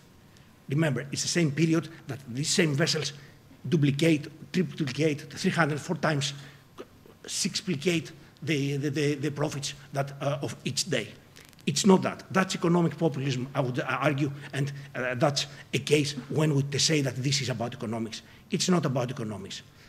Beyond that, and let me stick a point because that's some research that we conducted. If we go there, the Chinese do not control the Panama Canal. 2 out of the 7 different terminals. There are 5 others, some of them owned by Americans, enterprises which are Americans. So it's not about the control of the Panama Canal, it's about a share of the Panama Canal, and not even the biggest. It's about, and I think that Professor Platias earlier showed the details very, very nice, so I don't have to stay here. It's about trade routes. It's about who controls trade, and then it's about dominance. What does it lead? I would go, oops, it's not, it goes here, it is. I would go to something that happened in 2006. We have seen that before. Okay, the youngers might not, but all of us who have gray hairs have seen that back in 2006, a year, and it's not by coincidence that I put on the left side this basketball photograph, we had a similar case. Arabs wanted to buy both P&O, the DP World, bought P&O, the British conglomerate, and they had to buy 6, then they bought 6 terminals in the US. The Congress intervened, a Democratic-led Congress with different perspectives on free trade, etc., and they sold, sorry, the animation is not in the right order, they sold it to Ports America. Ports America now controls 33 terminals. It was all about leaving foreign ownership from the ports. It has happened before. By the way, Ports America says America, it's a Canadian ownership, majority Canadian ownership. Pensions, Canadian pensions. And not only that, since 2002, they have as leader somebody who was working for many years for DP World, for the Arabs themselves. So there is a loose situation here and what they try to achieve. They have done that. Where we stand now, we have BlackRock and Till. Till is a subsidiary of MSC. We might not know Till if we are not in the port business, but if we are in the shipping business, we know MSC. MSC is buying, in essence, the 2 terminals. The canal as the common people would talk about. But at the same time, we try, and I'm not going further, we try to impose higher charges to vessels that are built in China. Guess what? They have more than 100 vessels out of the 900 MSC, upon the family, that have been built in China. How this is going to balance? These are risks and need to be calculated. Just briefly, the argument, and I will not go because that's a discussion of last year, that when you have control of a foreign terminal, you might leverage your position via shipping, via trade, if they move up assets, via logistics, and create new corridors, create new trade, new types of trade, etc. And that is crucial, and that creates nervousness. That was very much a Greek case, because it's in discussion in Greece, and I will bring at the end of the presentation one point. Yeah, I'll try to do my best. I'll go quicker with the rest. But the point is that now it's common ground. Everybody discusses how we deal with foreign state-owned enterprises that operate in our in our place.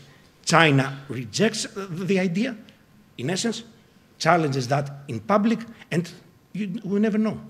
The world might be different. The Nicaragua Canal project has been in designing, has not flourished because Panama was going too good, but we might see changes. I'll go very quickly. We discussed about interoceanic passages. Professor Platias said all. the last years, due to the Red Sea crisis, here you will see the Red Sea crisis and how the three selected maritime passages at the Cape of Good Hope, Panama Canal, and Suez Canal have evolved in recent times. We have seen changes due to geopolitics. It's not economics, it's not the size of the tolls, it's geopolitics. I will not go further, I will skip a bit, but commonly we talk about specific passages that have problems. Have we imagined that this creates the background that even the quiet, in terms of geopolitics, geopolitical tensions, etc., situations evolve as choke points, as places where we have troubles? It's a question. The world is changing, and the way that we see now the interoceanic passages is not the smooth crossing point, it's more than that. And that's my third point. I would go further. I want to add something because it's missing the penultimate point, but yeah. What's the idea here? How liner shipping operate, how our goods come home through containers? Via alliances. We have a market which is based on alliances, the collaboration of shipping lines, and we have the dominance of four today, let's say, of 4 different alliances, plus a small independent market. The two sides of the Atlantic have endorsed a different approach of how we treat competition. And if the divide, which is present, Europe has had the blocker exemption regulation, which was revised, and then on the other hand of the Atlantic, we have antitrust immunity by the US front. What might happen, and that's a major risk, we have based investments, infrastructure. Here we move 5 million containers every year in Piraeus and 1.5 more in Greece. These are not local cargoes. These are based on the idea of alliance. Why did we invest? Why did we invite third parties? Why did we give even the dominance of ports to foreign parties? As you know, Piraeus is Chinese, and the ownership of Thessaloniki had almost gone Russian very soon. And the final point, data sharing. As a proxy. As a proxy of what? As a proxy of ports in conflict. When you bring ports in conflict, what's the goal of the new era? The goal of the new era is data. You want to develop supply chains, you want to use data, you want to use technologies, and ports are based on data, are based on the communication. All of you are stakeholders under several capacities in the port, in the maritime supply chains. Being there, you need to share data. And technology gives you the idea how to do that, gives you the capacity to do that, and you have the knowledge like that. But the problem is that certain investors in foreign countries have obligation to share their data with their governments. And that's a major risk that's taking place that creates a huge divide between ports who can develop port community systems, as we call them in the argot of ports, but others cannot do that. And that's something that I don't say that. There is a fantastic report by the European Parliament, third party, and with researchers also from Greece that it's worth being read. And the final point, last week we presented some data from the ports. What is the major risk that port themselves assess as being the one that does not allow them to sleep overnight? If you check here, it's not exactly geopolitics. They don't control geopolitics. If you go to the port people, what do they control? Cybersecurity. And I'm afraid cybersecurity is the thing that gives to ports sleepless nights. And I think that this, who is controlling the gold of the new era, is going to be the most deterministic and long-term effect of today's geopolitical place. I would like to thank you. Sorry for going a couple of minutes further. Thank you very much, and I'm very pleased to be here.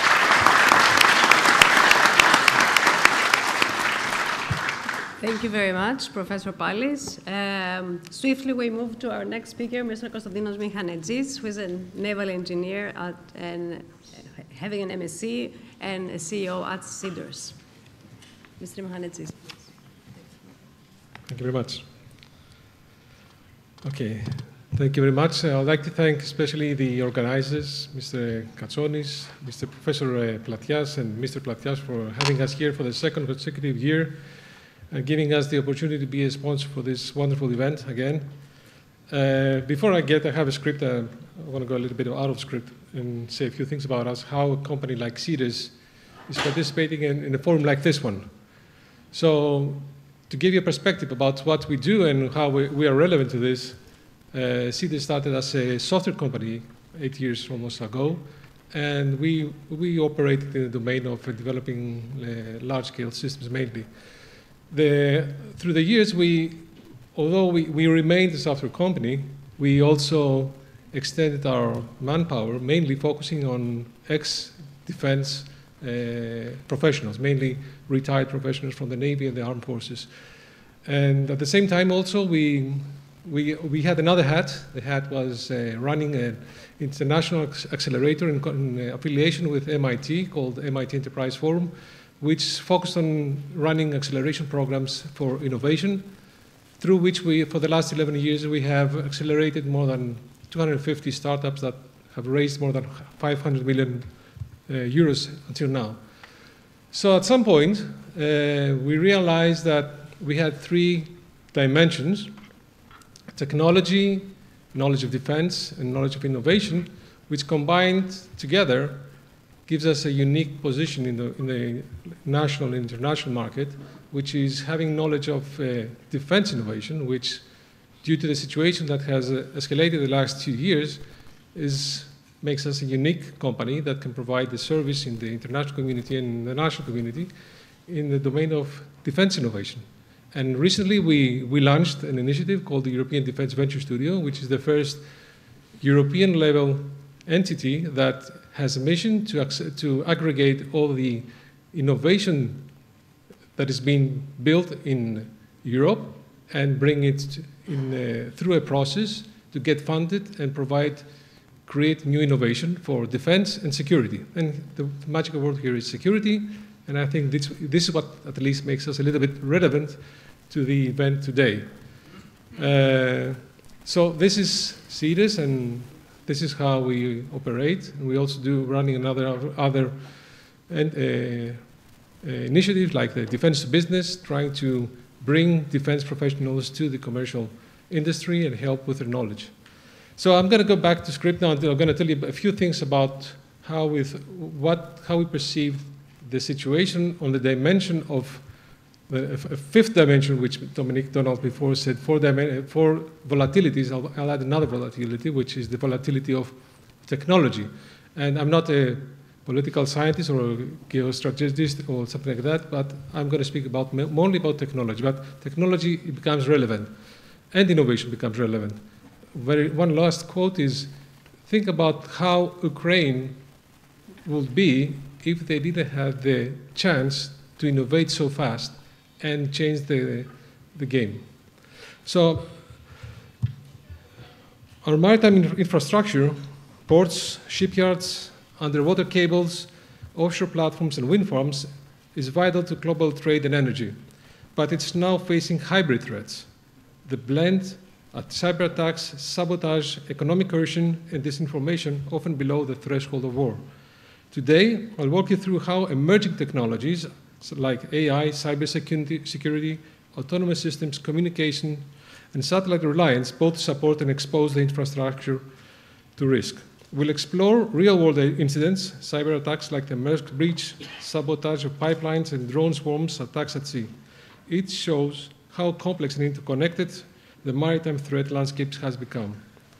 The goal is to understand these converging risks and highlight what both industry and policy leaders must do to stay ahead. So maritime infrastructure today is vast. Ports, shipyards, data cables, oil terminals, LNG carriers, offshore wind farms. All of these are essential and all potential targets.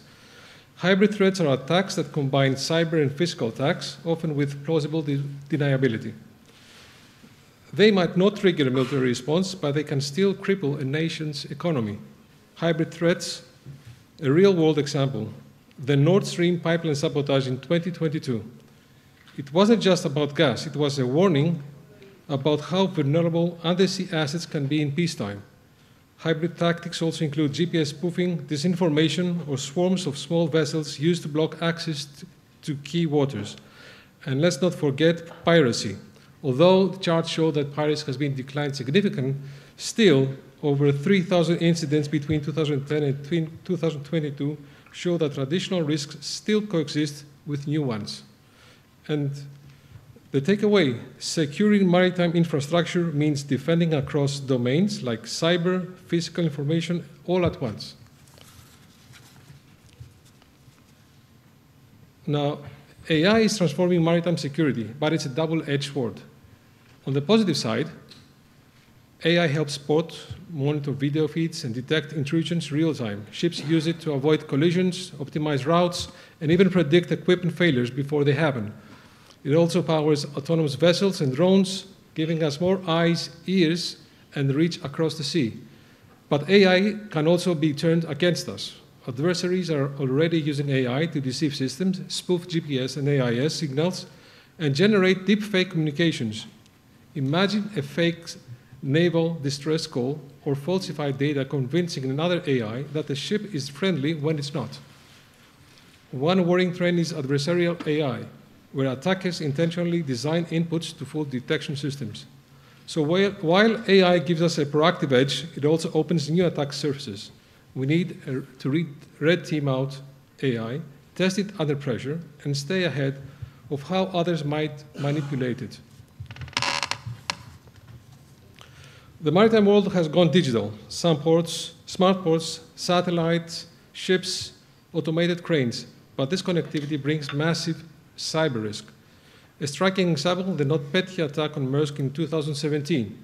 It shut down 76 ports globally, forced manual operations, and caused $300 million in losses. It wasn't just a tech issue, it was a national security threat. Since then, ransomware has hit ports in South Africa, oil terminals in Germany and Belgium, and ships have faced GPS spoofing and malware navigation systems. In 2013, a drug cartel hacked the Antwerp's port IT system to find and steal containers of contraband, providing even criminals see the cyber domain as a gateway. The challenge, many ships and ports systems run outdated software. Cyber and operational networks are often entangled. And the solution? Cyber hygiene, regular updates, incident drills, and backup systems like ELORAN for GPS. We must assume cyber attacks will happen and build resilience to bounce back quickly. Oops. Okay. So autonomous systems are reshaping maritime security for good and for risk. On the positive sides, we have the Yara Birkeland, the world's first fully electric crewless container ship, which you can see on the left. Ports use drones to inspect cranes. Coast guards deploy unmanned vessels to patrol vast waters. But these same technologies can be weaponized. In 2017, Houthi rebels used a remote-controlled bomb boat to strike a Saudi frigate. In 2022, Ukrainian forces launched drone swarms, a mix of surface and aerial units, against Russia's Black Sea Fleet. Underwater UUVs can inspect pipelines or they can sabotage them. Spanish police even seized drug smuggling drones designed to cross the Strait of Gibraltar undetected. The rows of drone swarms like China's 56, you can see them in the middle slide, like China's 56 unmanned boats moving in formation is especially alarming. They can overwhelm defenses and blur attribution. The challenge is detecting, tracking, and stopping these fast autonomous threats, often too small or stealthy for traditional sensors. We must rethink both defensive tech and legal risks to meet this unmanned revolution.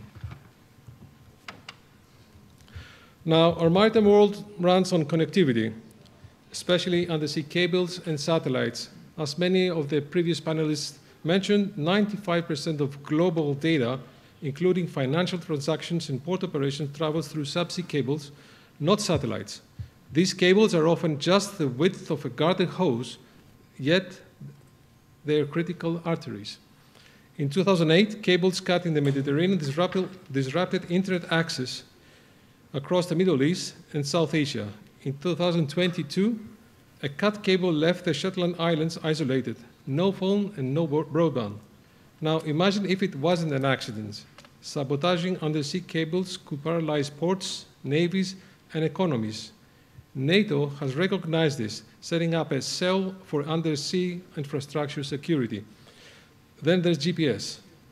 Ships depend on it, but spoofing it is real and practically pretty easy. In 2017, over 20 ships in the Black Sea suddenly showed up inland over the screens falsely. Satellite communications, including weather data, can be jammed or degraded. We're not in a space war, but satellite interference is a very much growing concern. We must ensure redundant systems, more cable routes, GPS backups, and probably bring back ELORAN for tighter protection at landing sites and orbital links.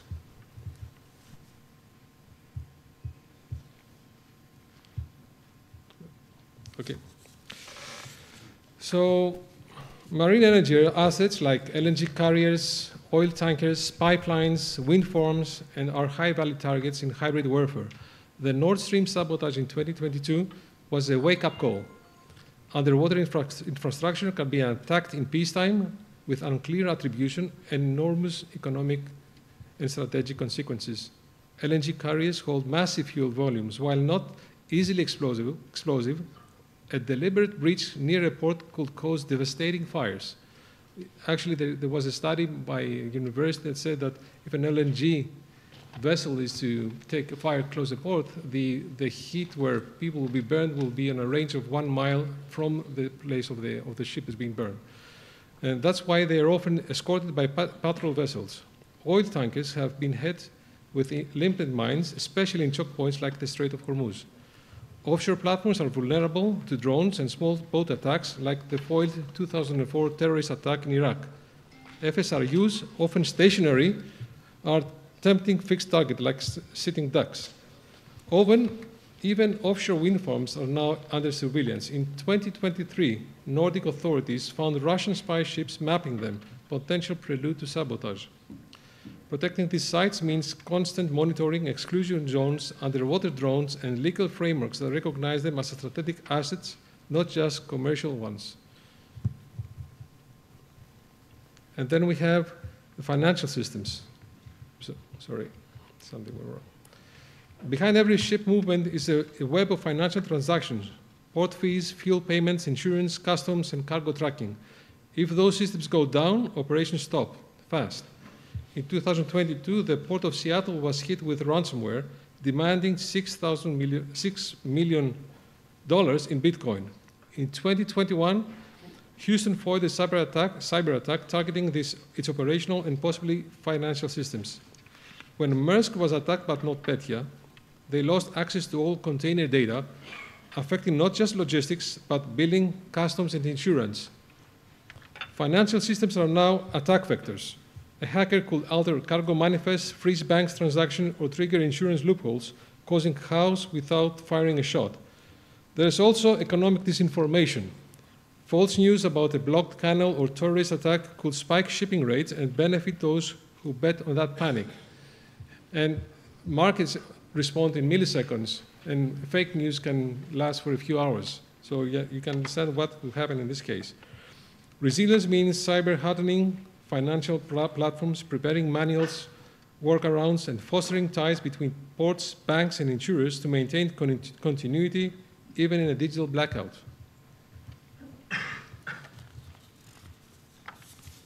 Okay.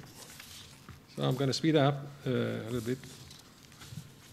In maritime security, narrative control is strategic. Disinformation can disrupt operations without a single attack. Imagine a viral false claim of a chemical spill at a major port. Ships reroute, insurers surges, markets react. After the Nord Stream explosions, state-backed media pushed conflicting stories to delay attribution and confuse global response.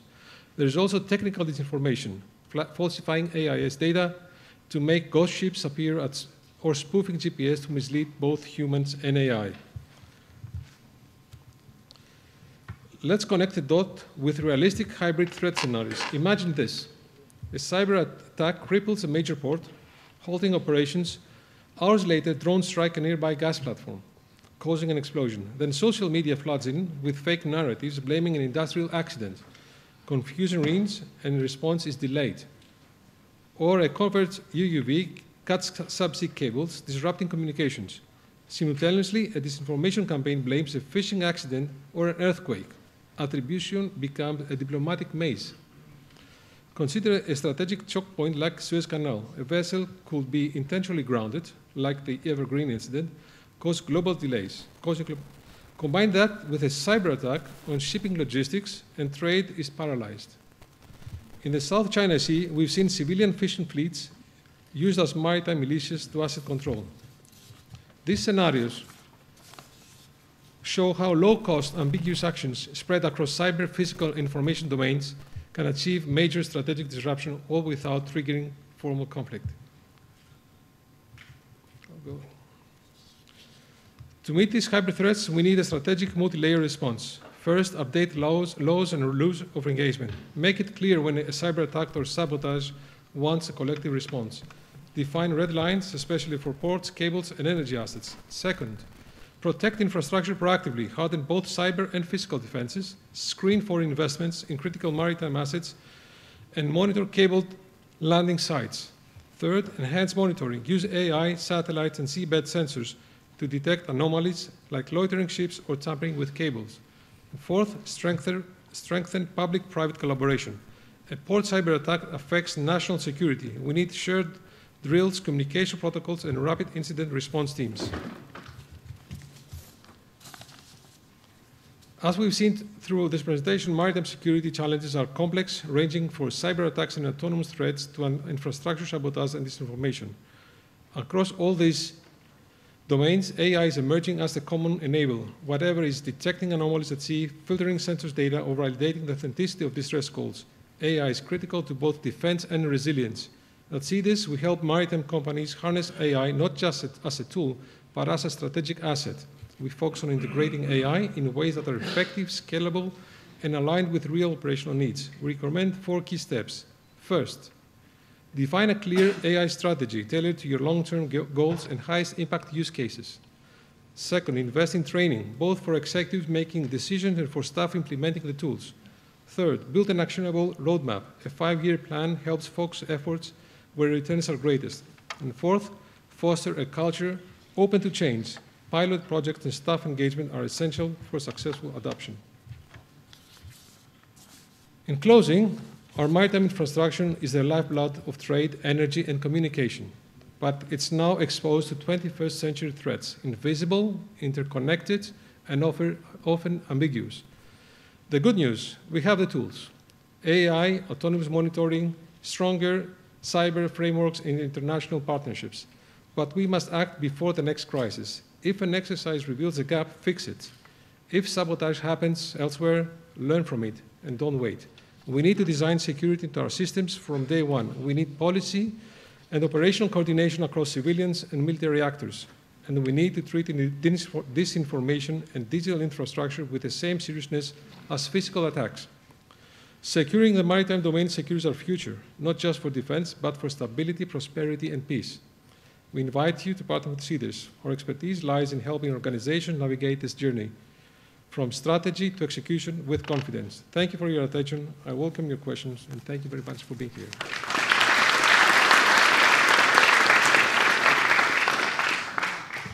From AI, cyber, and data threats, we move on to the next presentation by Mr. Nikos Georgopoulos, who's the Chief Business Development Officer at the Diapolos Group, and he will talk about critical infrastructure threats. Kalimera. You know, I feel very comfortable with this audience. I see among you clients, competitors, friends, professors, co-club members, even relatives. So, thank you very much for inviting us here as the business expert for maritime security. And I want personally to thank Mr. Fragoulis and Professor Platias for giving us the opportunity. So, during my day job in the Navy days, I was trying to break all the security barriers. Now, in my night job, I work for the other side, so I try to build up barriers. So allow me the arrogance to consider myself as an expert. Let's move on to the presentation. First of all, forget about Trump for a few minutes. We won't talk about Trump, okay? I'll try to approach in a more let's say, generic approach under the perspective of risk management. So I'll try a little bit. The previous speaker already explained some of the aspects. Thank you very much. I will go through faster. And so we'll try to define a little bit what is critical infrastructure. What do we consider as a critical infrastructure? Maritime critical infrastructure. We try to describe what are the threats, what are the challenges, what could be the mitigating measures, and what would be the overview.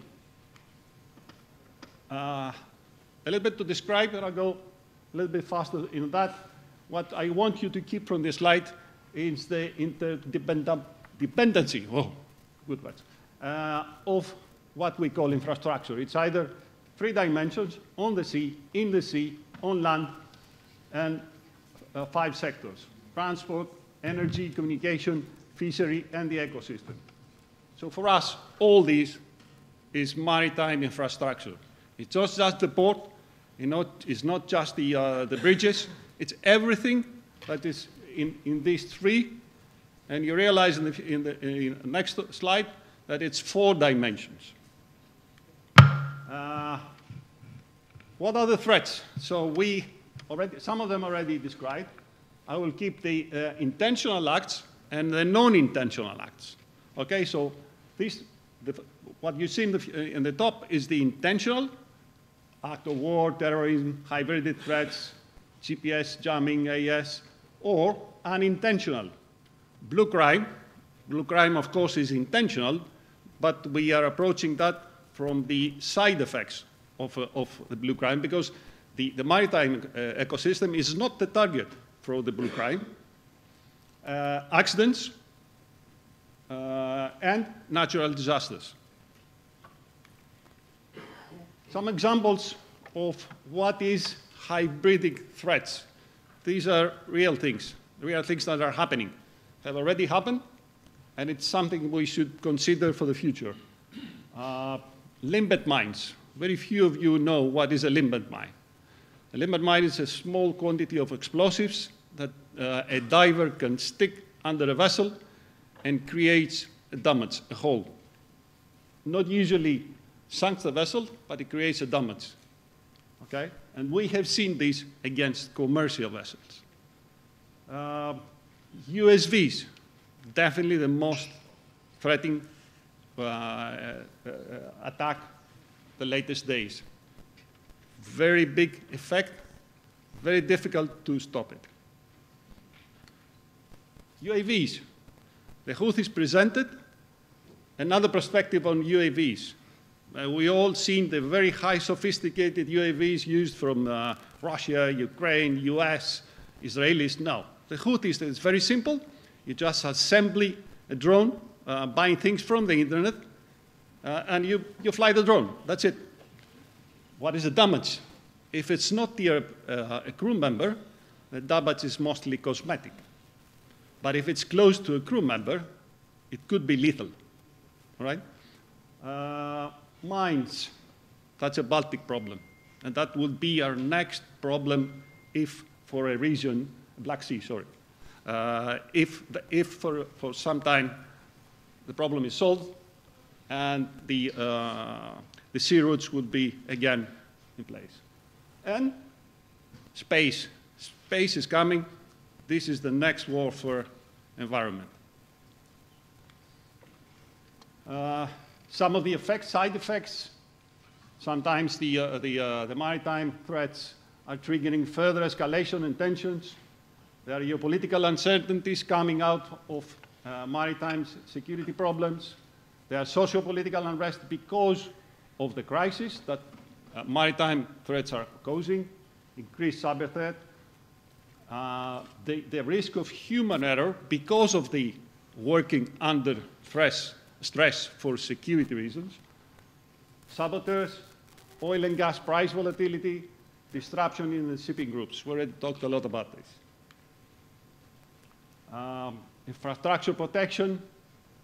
What are some highlights? It's a priority. We have to identify that what is a critical infrastructure, and that is more a political issue rather than a technical or engineering issue. There is a wide spread of threats that should be addressed, and also it has to be coordinated across defense, diplomacy, marine safety, maritime, cybersecurity, and the industry. What are the challenges?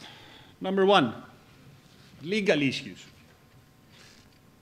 Maritime infrastructure is not land-based, or is not shore-based, or is not within territorial waters. It could be open seas. So there is a problem. There is a legal issue on who is responsible to implement the measures or take the response. You remember when the attack occurred in the Baltic, there was a dispute for a few days which of the surrounding countries was responsible to respond or responsible to protect.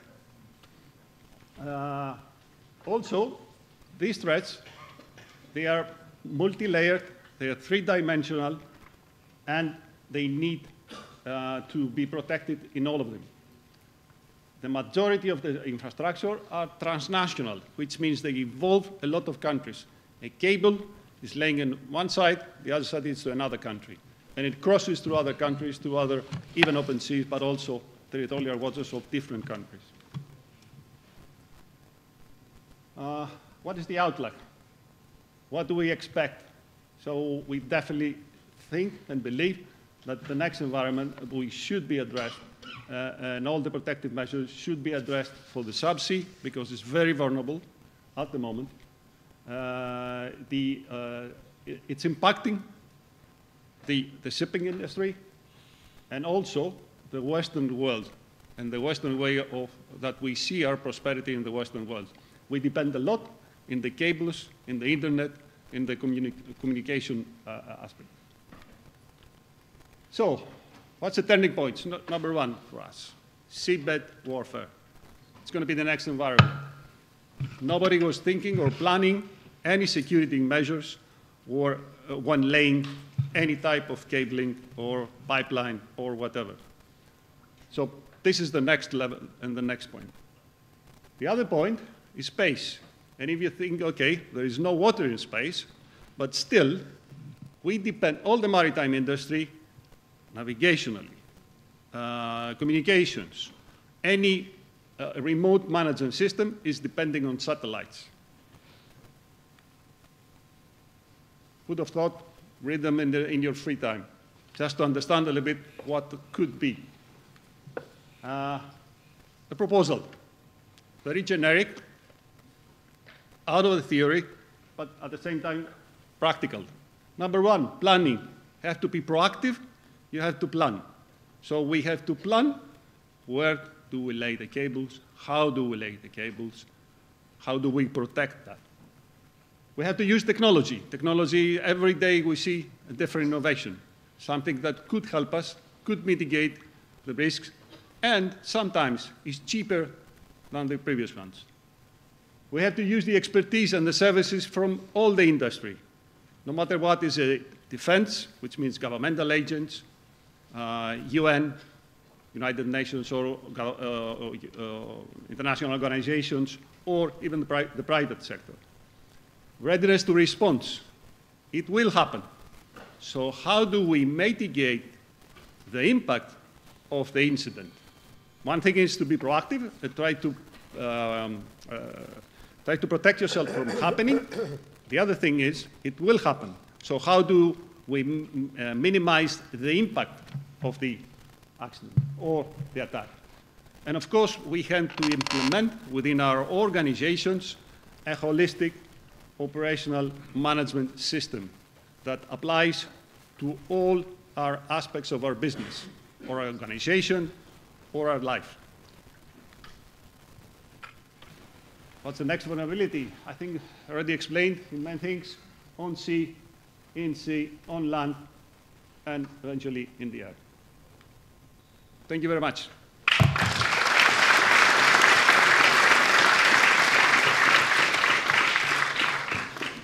Thank you very much, also for keeping the time limit. Now we continue with Mr. Stavros Hantzigrigoris, who is Director of Technical at Zodiac Maritime Limited, and he's going to give a talk about maritime and shipbuilding strategies, especially in the United States. Mr. Hantzigrigoris, please take. Thank you. Good afternoon. Καλό απόγευμα σε όλους. Thank you for the invitation. What I will discuss is not exactly related to security or cybersecurity.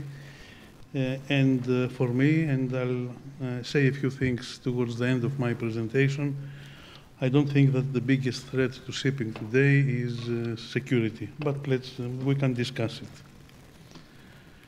I'll talk about Mr. Trump's idea to apply penalties. I call them penalties, not tariffs, not tax, on Chinese ships that, I'll skip the contents, on Chinese-owned, Chinese-built, and ships built in China operated by international ship owners or ship managers when they call the US. And I will also discuss if Mr. Trump's idea, and we have to talk about Mr. Trump, we cannot forget him as you suggested. In a few minutes. Okay. What he's saying that the issue with Chinese ships is the revival of the US shipbuilding industry. So, the penalties that Mr. Trump has proposed is up to, and not 1 million or 1.5 million, up to 1.5 for ships built in China, and for operators that have at least one Chinese-built ship in their fleets. How can this be applied has not been explained, and by the way, there have been at least 3 delays in defining what these penalties will be. A container ship, to give you an example, will go to the US, maybe in 4, 5, 6, 7 different ports in the US. They have not made it clear if this 1 million or 1.5 million will be applied per port or per ship or per month or whatever. This discussion about the unfair advantage of China is not something that has been discussed for the first time. There was a committee under Mr. Biden who accepted that the Chinese have an unfair disadvantage over the US shipyards, but they did not take any measures. Mr. Trump, in this storm of tariffs and taxes and penalties, has brought the issue back.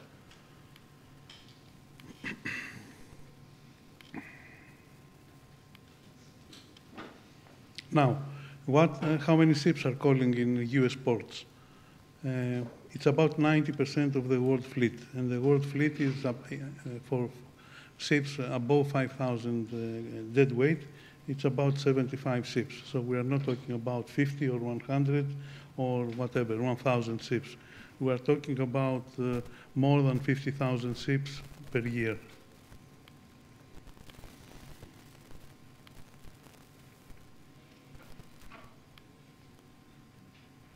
The big issue, the big problem, of course, as I already said, is related to container ships, because the container ships, they call in many times. I discussed all this. Here I have a list of the container ship owners, starting from the big ones.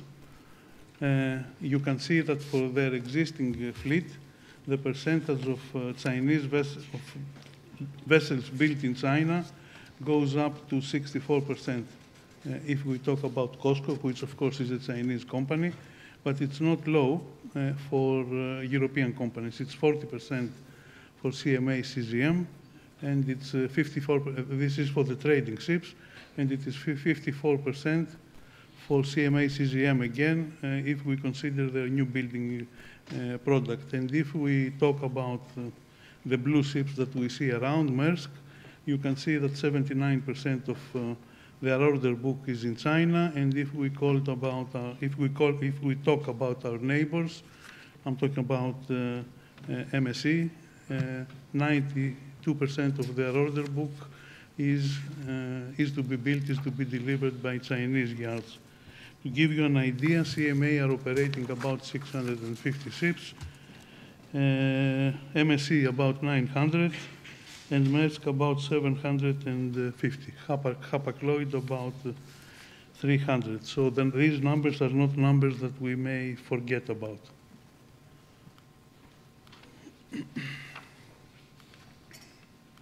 Now, let's talk about the US fleet.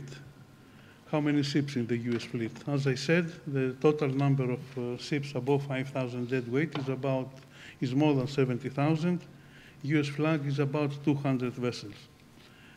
Out of these 200, even out of these 200 vessels, 27 have been built in China.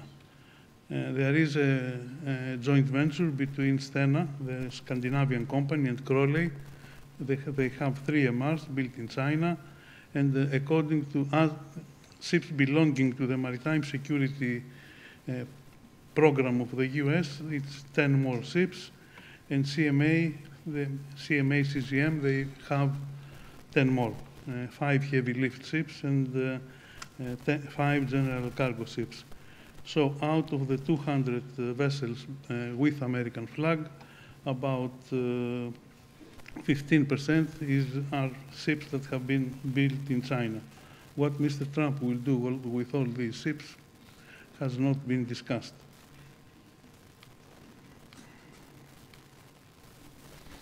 Now, 2 weeks ago, ExxonMobil confirmed that they have an order of LNG bunkering ships in China.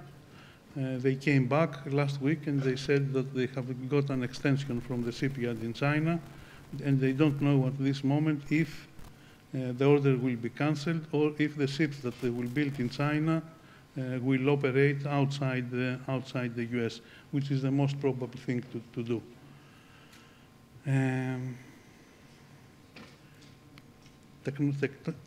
Talking about technology, I don't believe that even the US building is revived. They will have the capacity to build high technology ships. The US flag, what are the requirements of the US flag? Officers and crew, if we go by the book, should all be US citizens. When I say US citizens, I mean people that are unionized, and when you want to find a crew member, you have to ask the union, do you have a guy available? Most probably, if we talk about ratings, they will send you a rating maybe older than me, and the captain for sure older than me. If we ignore this general rule, the master and the chief engineer, they must be US citizens. This cannot be avoided. And if we talk about lower rankings, they must have US permits to work. It's not an easy situation. We had in my previous company, Maran, we had 2 ships that were manned by US crew, and it was a disaster. We went to Korea to advertise the ships when we took them over, and the first question from the Korean oil majors was are you going to keep the US crew? Do you know that they leave port with 3,000 BLCCs, with 3,000 cargo on board because they don't know how to discharge the ship? I don't know if the situation has been improved. A recent study that has been carried out in the US is saying that even for the 200 ships, there is a lack of qualified officers of the order of about 35%. The worldwide lack of qualified officers is something between 5 and 10%, no more. US shipyards. There are about 180 shipyards in the US. Most of them are small yards specializing in the repair of yachts, fishing vessels, small Jones Act ships. If we talk about bigger yards, there are only 2 yards in the US at this moment that can build what China and Korea and Japan are building. One is located in California, NASCO in San Diego. The last ship that they delivered was a tanker in 2017. Since 2017, nothing has been delivered by them. The other shipyard, which is in Philadelphia, has been bought about 6 months ago for a very low price because the yard was technically bankrupt by Hanwha, the Korean shipyard. The Philly, they have delivered recently some ships, but these are, we can call them general cargo ships, or you can see the, and training ships. You can see the photograph.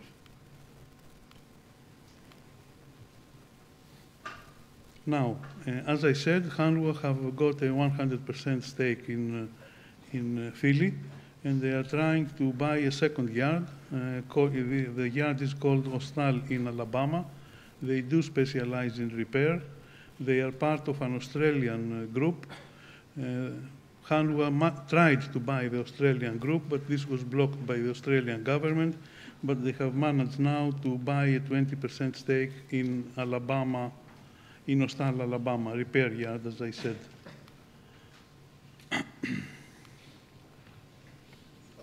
What are the issues with the US shipyards? Provided that we accept that what Mr. Trump is saying will in a way materialize. There is no skilled labor. If you have no yards, you don't have skilled labor. We have even the Far Eastern yards today, and especially China is a bit of a different example, but in Korea and Japan, at this moment, about Hanwha, for example, they have a workforce of about 12,000. Out of the 12,000, 3,500 are people hired from the Central Asian countries, Azerbaijan, Mongolia, and countries like this. There is a worldwide shortage of skilled labor for shipbuilding, and shipbuilding is not the same as car manufacturing. Car manufacturing, you can have robots, you can have a lot of things. The shipyard job is labor intensive. You need people to do it. Even today, if you look at the cost structure of building a ship, about 25% of the cost is labor cost. So robotization is not exactly in the agenda. Welding, which is an easy function in the yards, in the Far Eastern yards now is about 60 to 65% automated. But again, you must have people to see what the robots are doing. Designs, there are no commercial designs available from the US shipyards, but of course designs can be bought legally or illegally or by the Far Eastern consultants or the Far Eastern yards. There is no involvement with new technology requirements. Nobody in the US talks about ammonia, nobody talks about hydrogen, very few people talk about LNG. Cost for building. The last vessels that were delivered from NASCO, as I said, this is about 7-8 years ago, they cost 3 to 4 more times than the cost for building the same ship in a Far Eastern yard. And it took them twice the time, and maybe a little more, than the time that was needed from the Korean yard, from the Far Eastern yards to build a same vessel.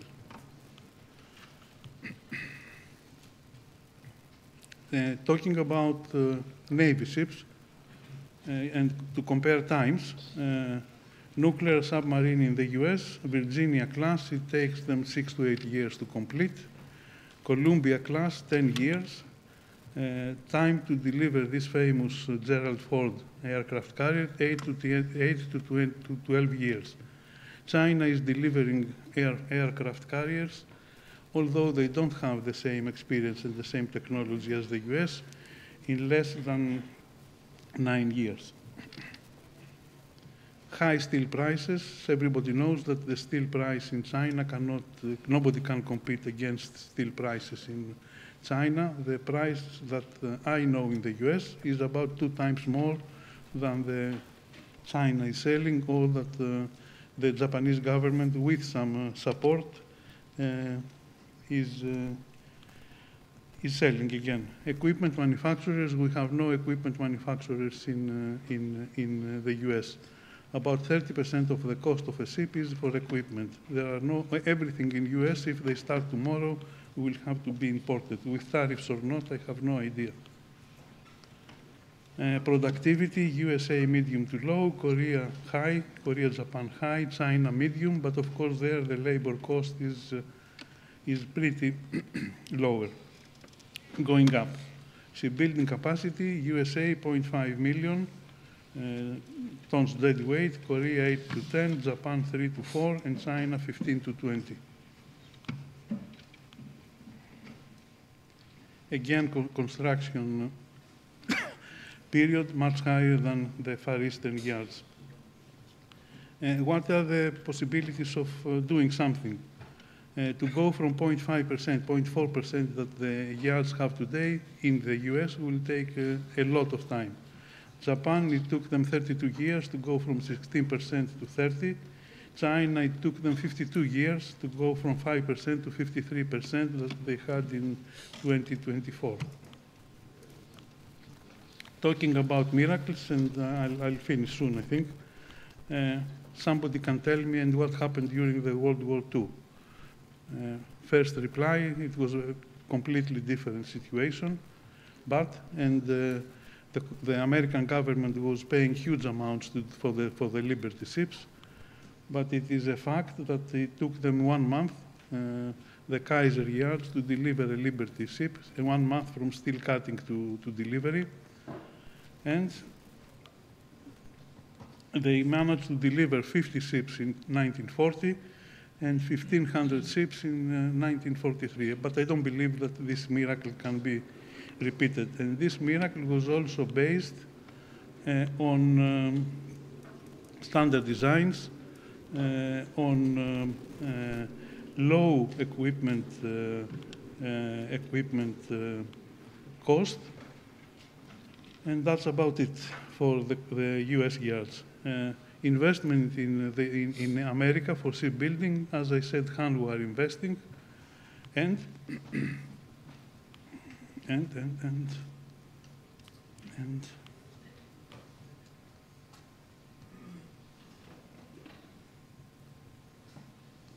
the Hanwha are now taking, because I think the Americans were caught, if I may say, with their pants down when we had the Ukraine war.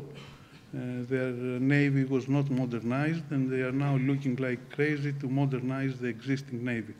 They are signing contracts with Korea and signing contracts with Japan. When I say contracts, I'm talking about maybe 20 million per vessel. These repair contracts were not allowed to award to foreign yards, but this is something that is happening today. And maybe it's one of the reasons that Hanwha have got the Philly yard, and they are signing contracts using Philly as intermediaries. In Japan, the 7th Fleet is being repaired in the huge American base in Yokosuka.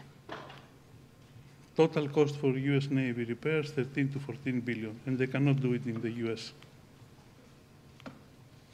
Other investment in the US regarding related to shipping, MSC bought a large number of ports in the US and Panama, and CMA, CGM have pledged that they will invest in shipping 20 billion USD. They went to see Mr. Trump, and this is the promise that they make. So this is the end of my presentation, just to say, I did not finish. Just to say a few words that I made some note. We said globalization, it was said that globalization is under threat. If globalization is under threat, we should start crying about shipping. Shipping went big when everything, all the materials were going to China, and all the finished projects were leaving China.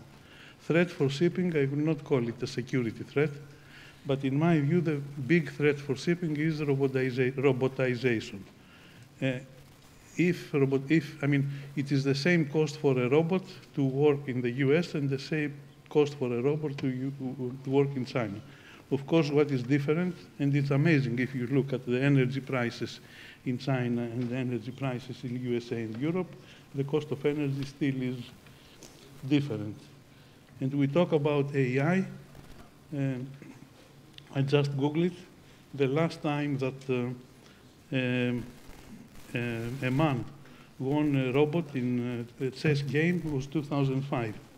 So AI was there in 2005. It's not something that it has been invented today. What is much better today is the computer power.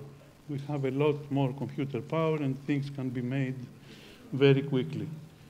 Talking about shipping again, I think what is important for shipping is, for the officers on board, is machine learning and remote troubleshooting. I don't think that the AI, as we define it today, will be that useful for the people that are serving on board the ship.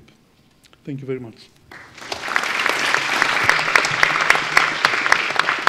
Thank you. I will steal 5 minutes from lunch because I see a very gloomy atmosphere here, as you talked a lot about threats only. And as the famous American proverb goes, never waste a good crisis. So I would like to talk about opportunities, to ask you about opportunities. Since you're addressing a geopolitically informed investors audience, where should we build ports in the future? Shipyards, AI infrastructure, and generally infrastructure. This is a general question for all of you, and I will start with you, Mr. Georgopoulos, if you have already the answer to that. You have 1 minute. 1 minute, okay. Now, thank you. For me, it's the implementation of an operational manual that address all the aspects of any threat. So if you have this manual in place and you have scheduled your work, there is the opportunity. That means you can face the threats.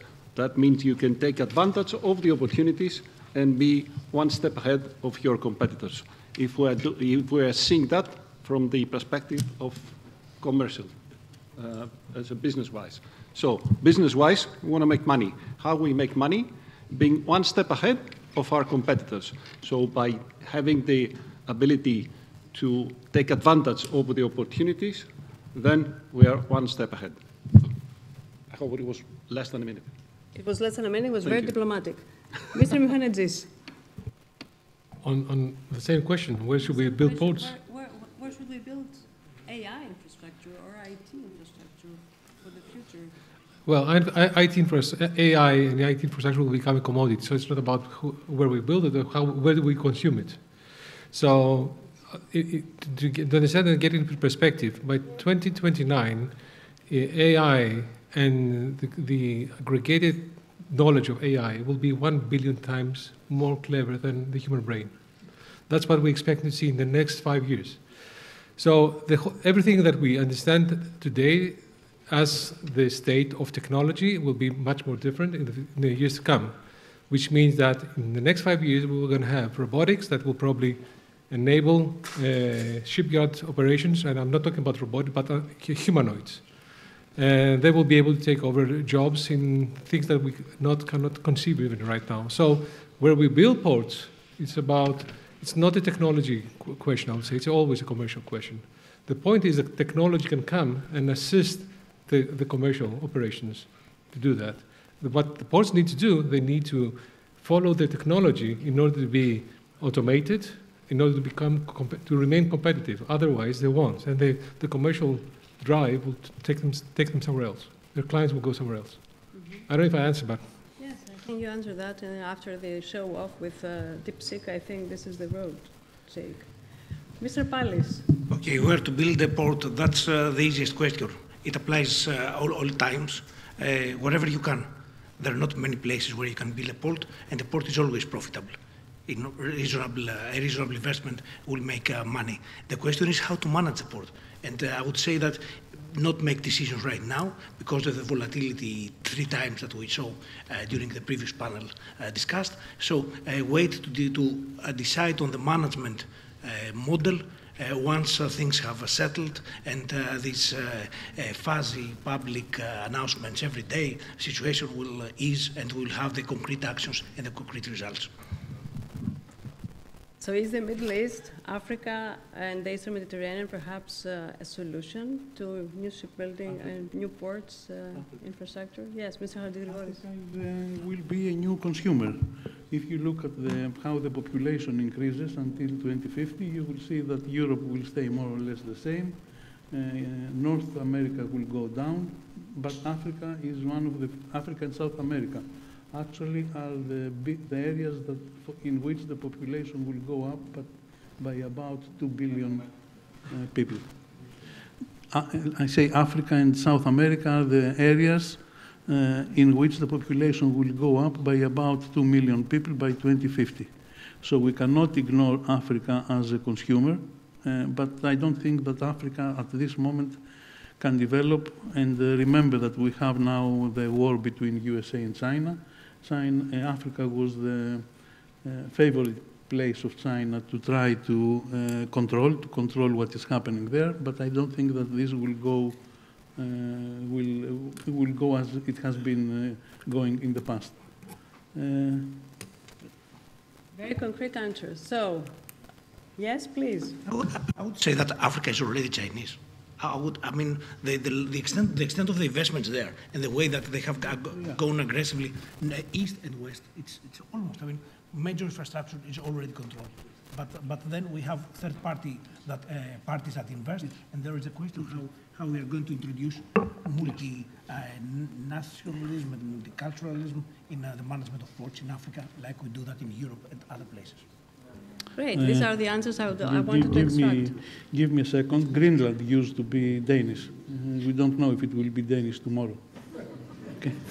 Today we will know. So thank you to all the speakers for their concrete and very open answers, and thanks to you, for the audience, for listening to us. And now you can have lunch.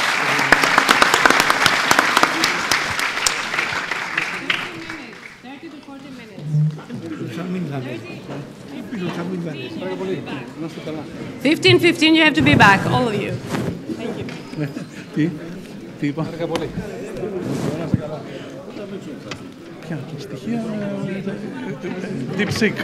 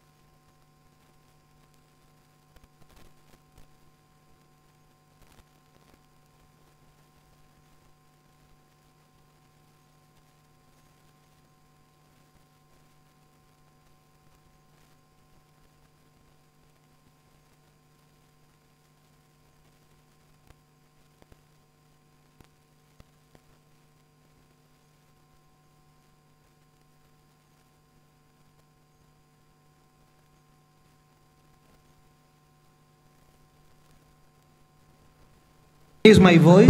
Raise your hand.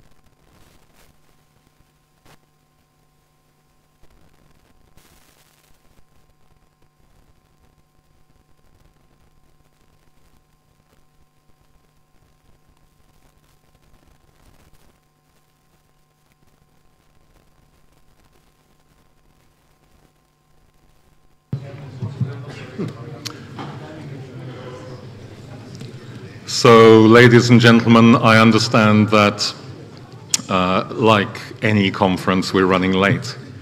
And this is absolutely not my fault, I just arrived. Okay. I think it's probably about 8:30 US time, at least on the East Coast, so welcome to Liberation Day. For anyone non-Greek in the audience, not to be confused with Greek Independence Day, which was last week. But Liberation Day, I guess, there's no more appropriate day to be having some of these discussions, at least. Thank you to the Council for International Relations, the Foreign Affairs Institute, the University of Piraeus, the Mackinder Forum, and of course the Propeller Club for inviting me to participate today. My name's Nigel Lowry. I'm the correspondent of Lloyd's List in Greece. Lloyd's List, for anyone who isn't familiar with it, goes back to 1734 as an information provider on shipping. I'm nowadays under the name Lloyd's List Intelligence because we added the word intelligence a few years ago. That's completely a branding thing. Please don't raise your expectations of my performance today. Still, I'll do my best to help along this conversation, particularly as we've got a little bit less time than we figured on. It's a vast and tricky subject, which is more than ever clouded today with a lot of uncertainty, and it's very difficult to navigate for the entire maritime industry. And luckily, I have some great panelists to do the heavy lifting and sharing their insight on various aspects of this topic.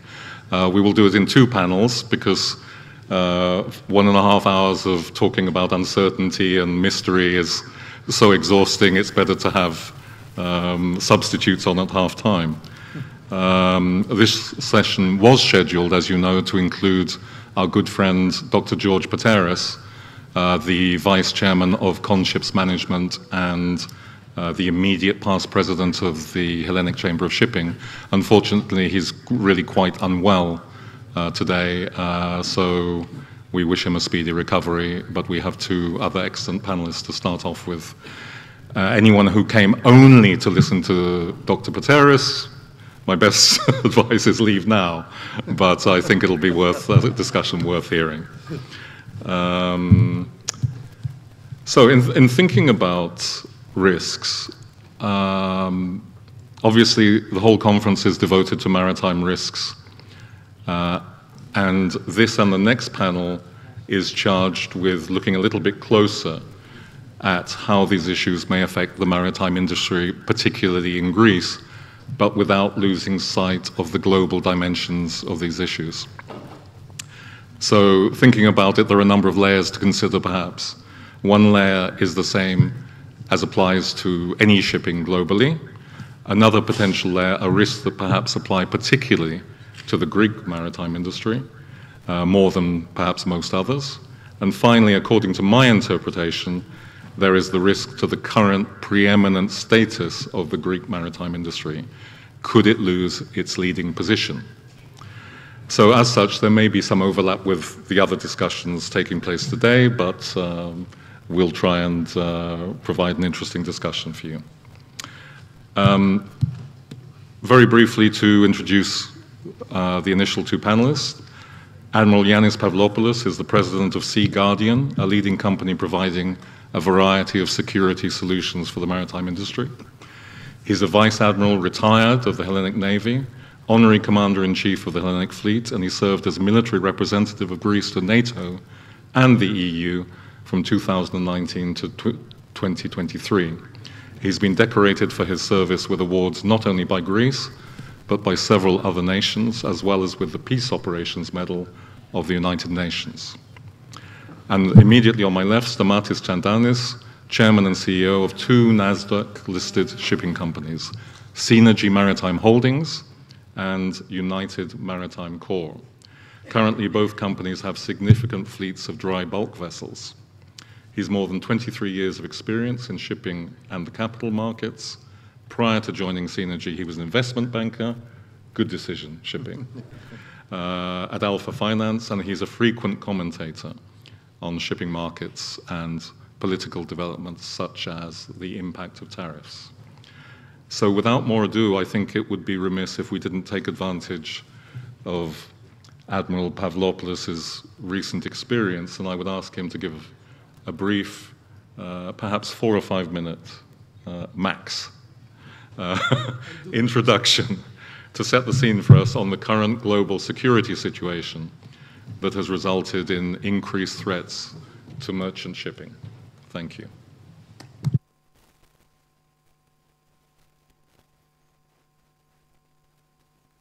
Thank you, Nigel. Ladies and gentlemen, thank you very much for the honor to listen to me just after your light lunch. I hope I will keep you awake. I have an audience that among them, except of the president of the Propeller Club and Professor Platis that I know many years, I have a professor of mine, former Minister of Education, Mr. Arvanitopoulos, and many friends among the audience. So I feel quite comfortable to express myself freely because this is what is required actually in Europe, to speak freely. Question mark. So I will start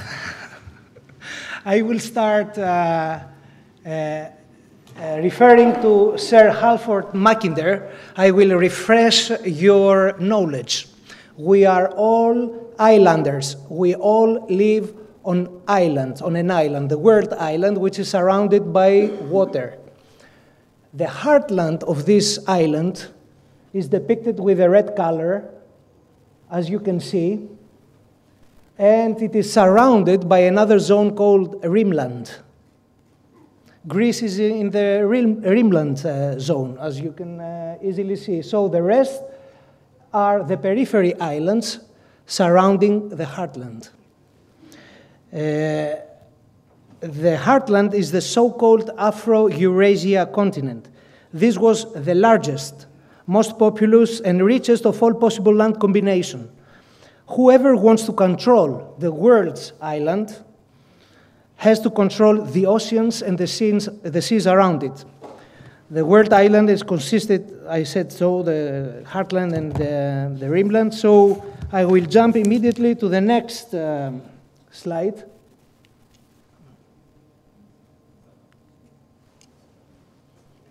These are the 30 NATO European nations. There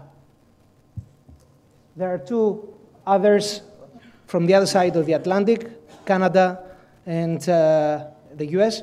So you can see that this organization, which is a political military organization, covers a part of Rimland. And we have 2 new members that they joined NATO recently, Sweden and Finland, just after the war in Ukraine. You know everything about that, okay? I'm sorry. So this is the other organization that controls Rimland, part of Rimland, is the European Union. 30 nations, 27 nations, and you can see also the official candidates and the potential candidates, as well as the UK that went out of the Union a few years ago. We can easily understand that the Mackinder's theory is being materialized with the integration of Ukraine into EU and NATO structures, not to forget mentioning Belarus, that was quite close in 2020 to change its strategic direction. You can see also Moldova and Georgia, which are candidates also for the NATO and EU. And you can easily see the Oblast of Kaliningrad, which is in between Poland and Lithuania.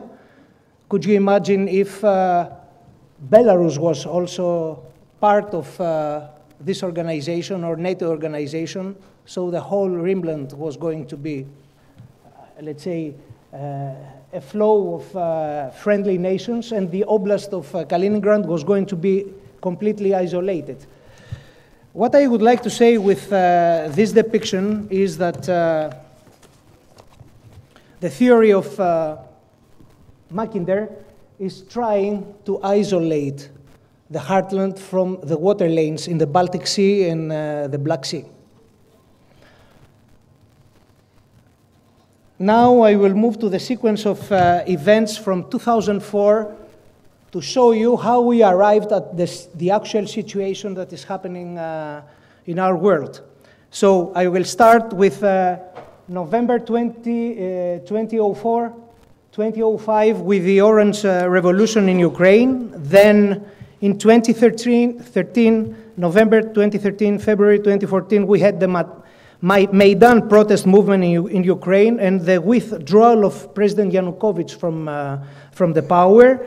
Then moving to February, March 2014, we have the invasion of Russia in Crimea and the annexation of Crimea in Russia. In February 2015, the Minsk Agreement's signature under the leadership of France and Germany. And in June 2017, we have the Ukrainian declaration intention to join NATO. Moving to August 2020, we had the presidential elections in Belarus, and there were huge demonstrations there, and Lukashenko prevailed during this turbulent period and kept his post as president of Belarus, and the country didn't shift the camp, didn't join NATO and EU. In September 2020, the Ukrainians issued the security strategy for partnership with NATO. In November 2020, we had the elections where Biden has been elected. And in January 2021, just before handing over his duties, President Biden designated the Houthis as a foreign terrorist organization. That is why I depict with the red arrow the specific date. Later on, the 20th of January, President Biden was established in the White House. And a month later, he reversed the decision of the former president, and he designated the Houthis from being a foreign terrorist organization. Then, a year later, the 12th of January 2020, we had the NATO-Russia Council at Brussels to discuss the situation in and around Ukraine, and all the Russian proposals have been rejected by the 30, at that time, NATO nations in Brussels. Then, a month later, the 24th of February, we have the Russian invasion in Ukraine. A year and a half later, we have the Hamas-led attack in Israel, and the war in Gaza started. Later on, it was the first attack of the Houthis in Israel, and from November 2023 till January 2025, we had the Red Sea crisis that lasted 15 months. In November, the arrow down on the slide, in November 2024, we had the US elections, as you already know. In January 2025, we have the implementation of the ceasefire in Gaza Strip after the Houthis stopped attacking ships in the Red Sea. In 20th of January, the inauguration of President Trump. In January 22, President Trump signed again an executive order redesignating the Houthis as a foreign terrorist organization. This is the other red arrow. So we can see that the Houthis were a tool in the hands of somebody to play a game against the world trade. And in 15th of March 2025, we had the overall ceasefire in Gaza that collapsed. Again, we have war. And in March 23-25, the agreements between US, Russia, and US, Ukraine at Riyadh to ensure the safe navigation, eliminate use of force, and prevent the use of commercial vessels for military purposes. As you can see, this is the whole area affected by the wars in Ukraine, the war in Gaza, the war in between Israel and Iran, the Houthis, Yemen, Sudan, Eritrea. I included all. And this is the hottest area in the world. So my question is, how do we permit, as an international community, for 15 months to a foreign terrorist organization to control, actually, 2 main choke points out of 8, the Suez Canal and the Straits of Bab el-Mandeb, and create this turbulence. That was all to set up. I refreshed your memories just to have an idea. And Nigel, the floor back to you. Thank you.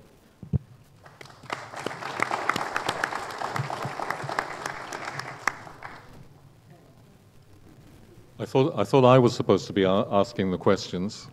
I feel very uncomfortable. Maybe I'm supposed to answer that one. No, I agree. It's an extraordinary state of affairs.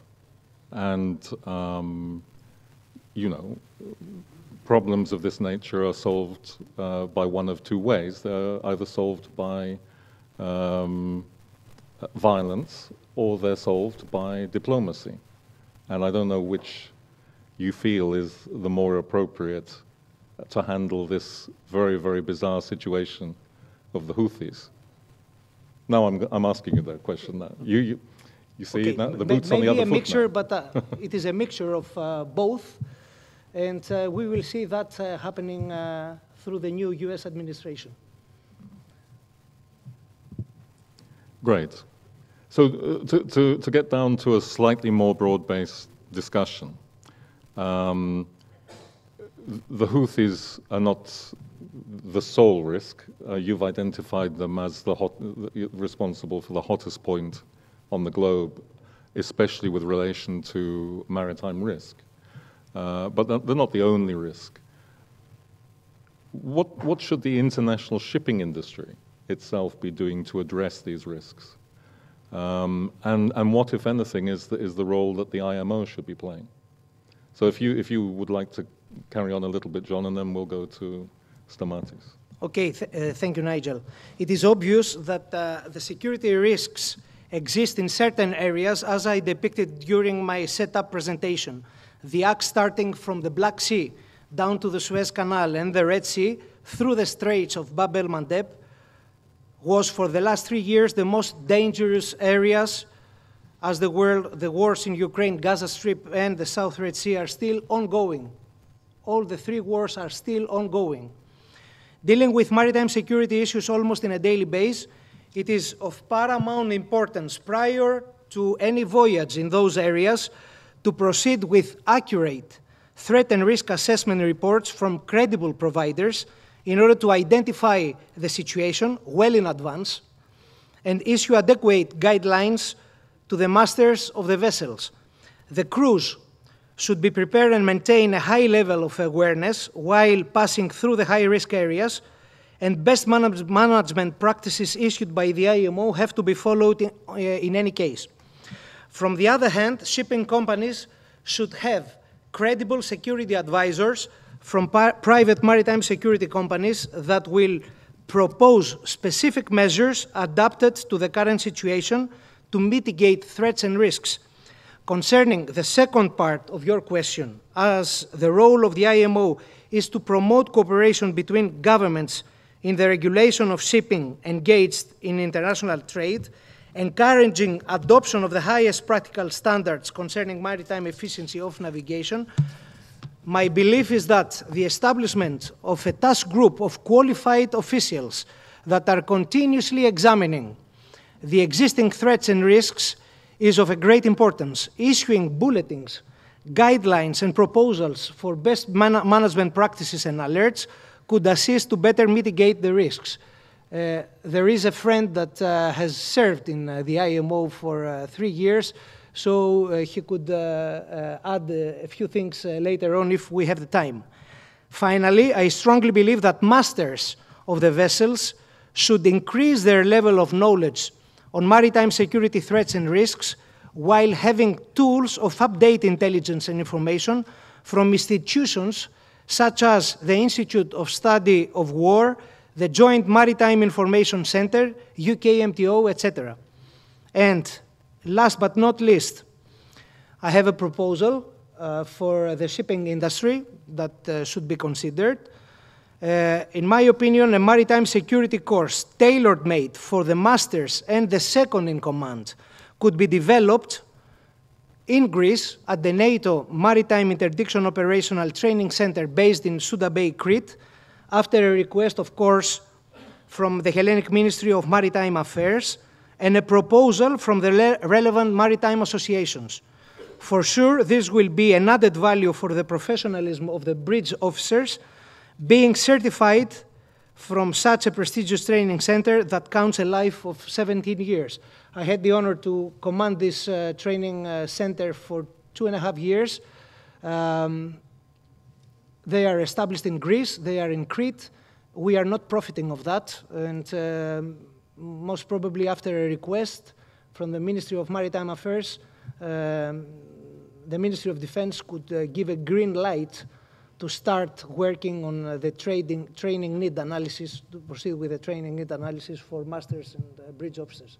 So thank you, John. So that's a really interesting observation and proposal, and I hope it's picked up by someone here, and we continue this discussion. Very, very quick follow-up question.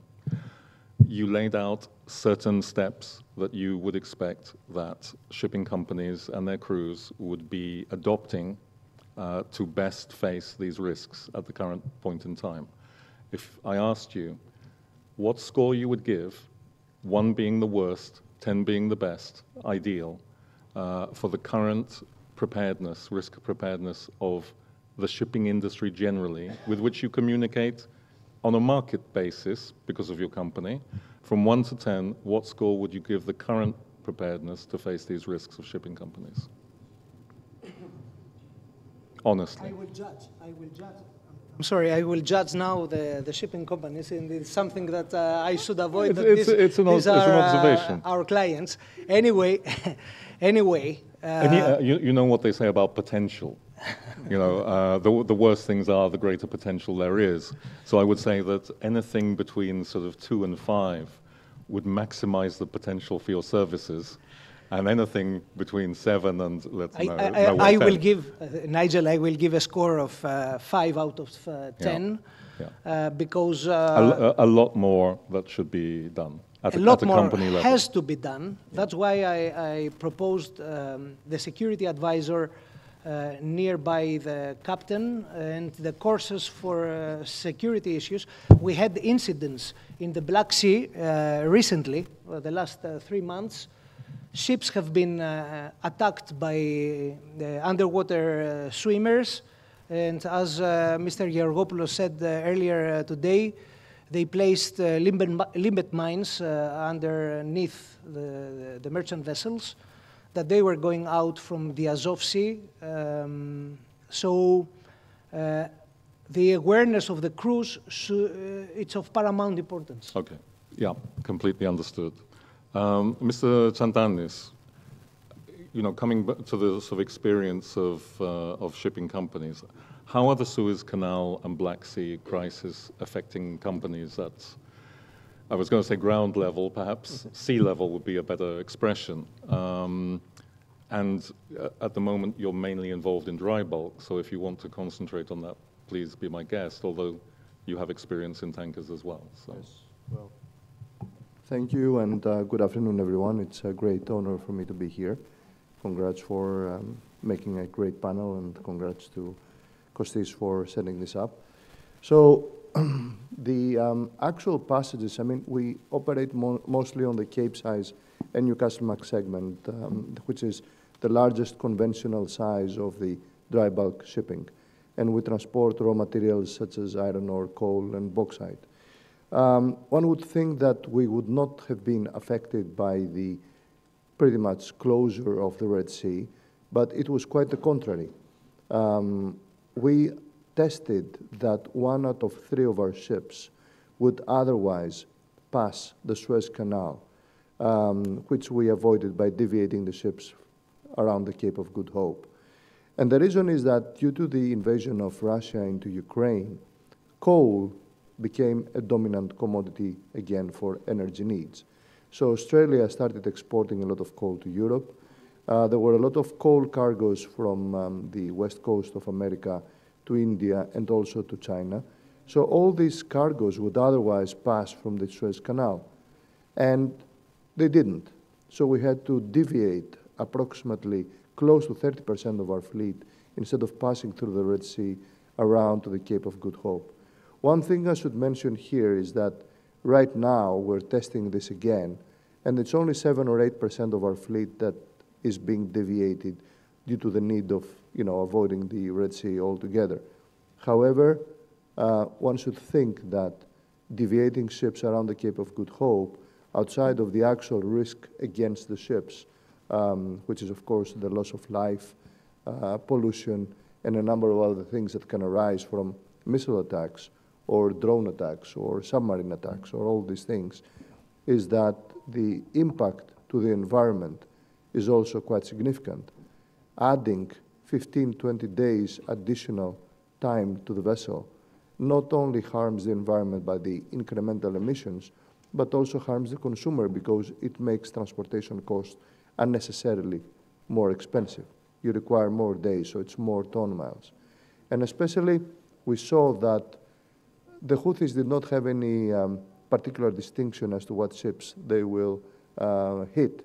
And they chose, outside of the Israeli interest ships, they also chose US-listed companies. I mean, I believe there is one of our peer group companies that have had 3 different attacks because just by the fact that they are US-listed, without having any Israeli interests or things like that. So you avoid the risk altogether. You don't pass from the Red Sea. That has been, in my opinion, quite important for the transportation of seaborne commodities and raw materials. I am not optimistic as to this opening anytime soon, but the impact was well understated the previous months, especially on the Capesize Newcastlemax segment that we operate. Thanks, Stamati.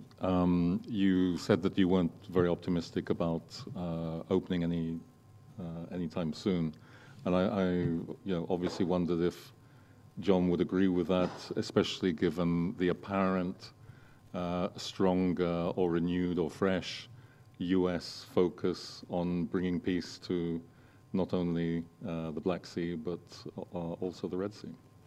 Any light at the end of the tunnel? We will see. We are writing assessments the last 12 months, and our estimation was that the situation was going to improve the earliest in summer 2025.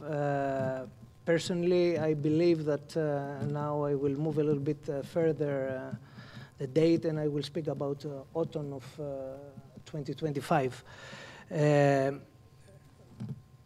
Allow me to continue and say that first and foremost, we have to admit that trust for safe passages through those areas that we mentioned have been deeply traumatized the last 15 months due to bad decisions taken or decisions that were not taken.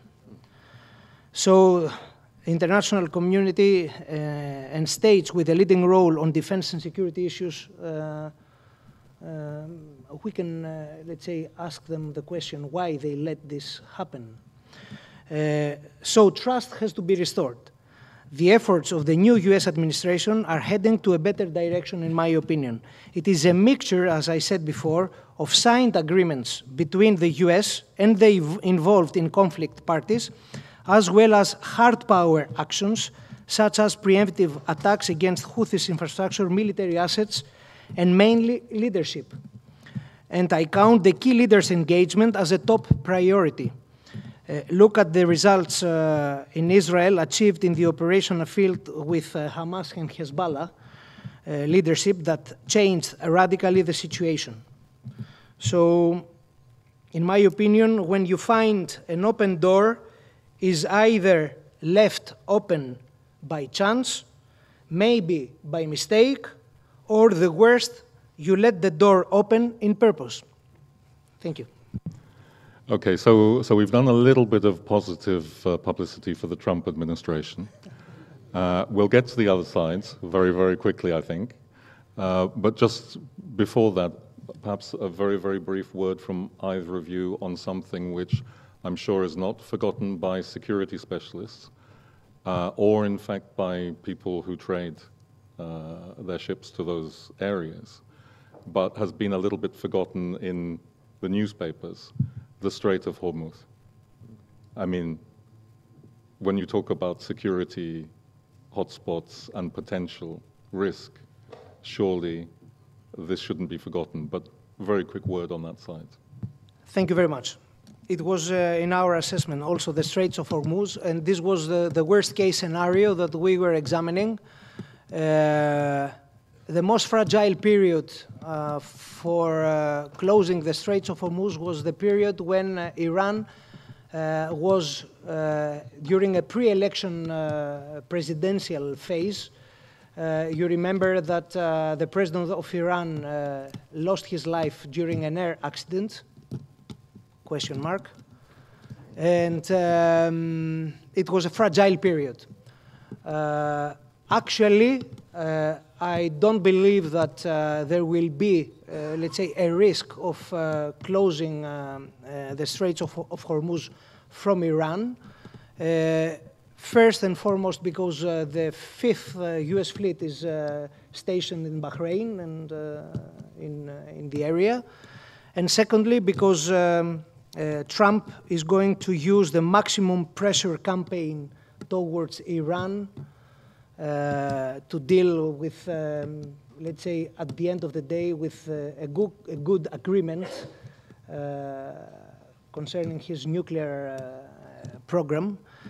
And another significant issue is Saudi Arabia. Saudi Arabia has been chosen by the new US administration as a rock state, a key player that will facilitate all the negotiations taking place in Riyadh, and then most probably they will sign the Abraham Accords for the peaceful settlement in the Arabic Peninsula. This will facilitate the IMEC at the end of the day, the Indian Middle East corridor that will go from India up to Europe.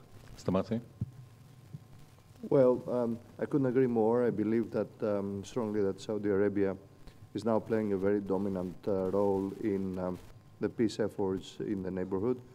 And we see that happening because of increased economic interest. The infrastructure investment which is now happening in Saudi Arabia and the Emirates altogether is close to $2 trillion. We're talking about fully committed and funded infrastructure growth. As you can imagine, when you have 1.6 trillion until 2030 and close to 2 trillion until 2035 of committed funding for infrastructure, you do not really risk having terrorists affecting this kind of new infrastructure. Buildings, resorts, financial centers, and all these things. So it's kind of a given, in my opinion, that Saudi Arabia will continue to play this role, and the economic interests of the world are pretty much aligned. And this is not only investment coming from Saudi Arabia, but you have the largest private equity funds of the world, like BlackRock, Blackstone, co-investing. So there's a very strong alliance of this infrastructure drive and growth happening right now in the Arabic Peninsula, you said before, which is predominantly Saudi Arabia and the Gulf states. So I don't really see terrorism, at least in a larger degree, play a material role in the next 5 to 10 years. They will just find every possible way to exterminate it. Very, very interesting comment. I forget who said it, but someone once said that war is the continuation of politics by other means. And then along came some other smarty pants, and they said, well, maybe the reverse might be true. Politics is the continuation of war by other means. And that's kind of what we're seeing at the moment, I think. Samata, we briefly mentioned the US role in peacemaking and got a positive take on it, I think, from John. But let's face it, economic aggression has so far been the dominant tone of the Trump administration. So what do you expect the effect on shipping will be of the US's more isolationist approach? Perhaps we could put it like that. The coming trade war, the proposed taxation of Chinese-built ships, Chinese ships, fleets with some Chinese-built ships in them. Yeah, what do you make of it all, and what does the industry expect? Well, there's a very diverse scenarios here, and anything can actually happen, from very positive news for shipping to very negative news for shipping and the global economy. It can be quite positive for shipping if tariffs remain at sustainable levels, where you see diversion of certain goods and raw materials to longer distances.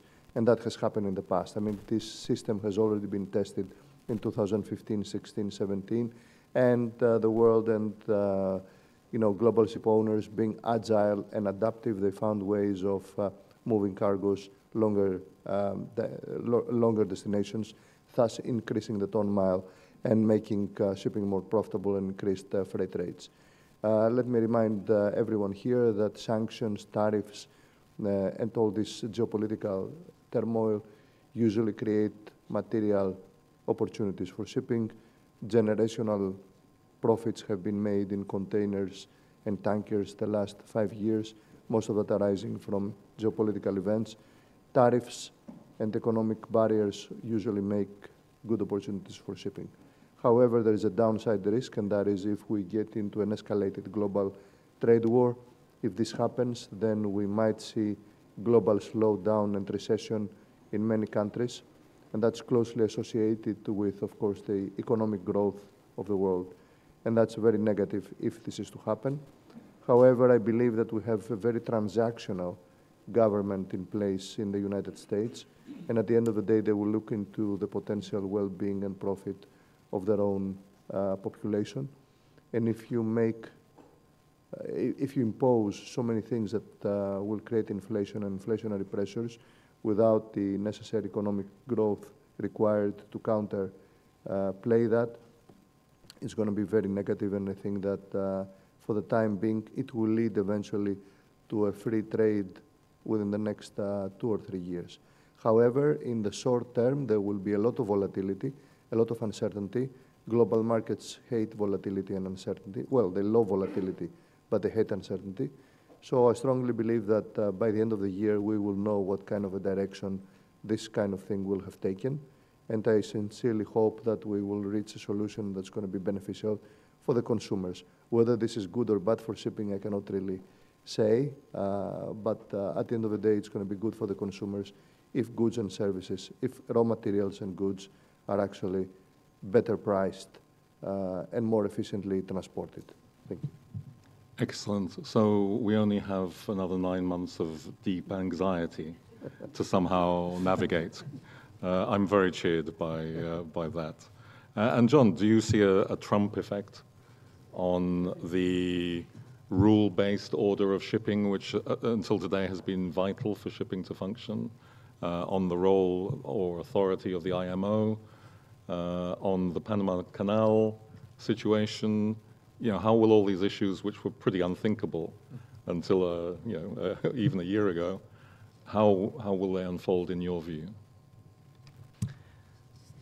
Thank you very much. I have a positive approach.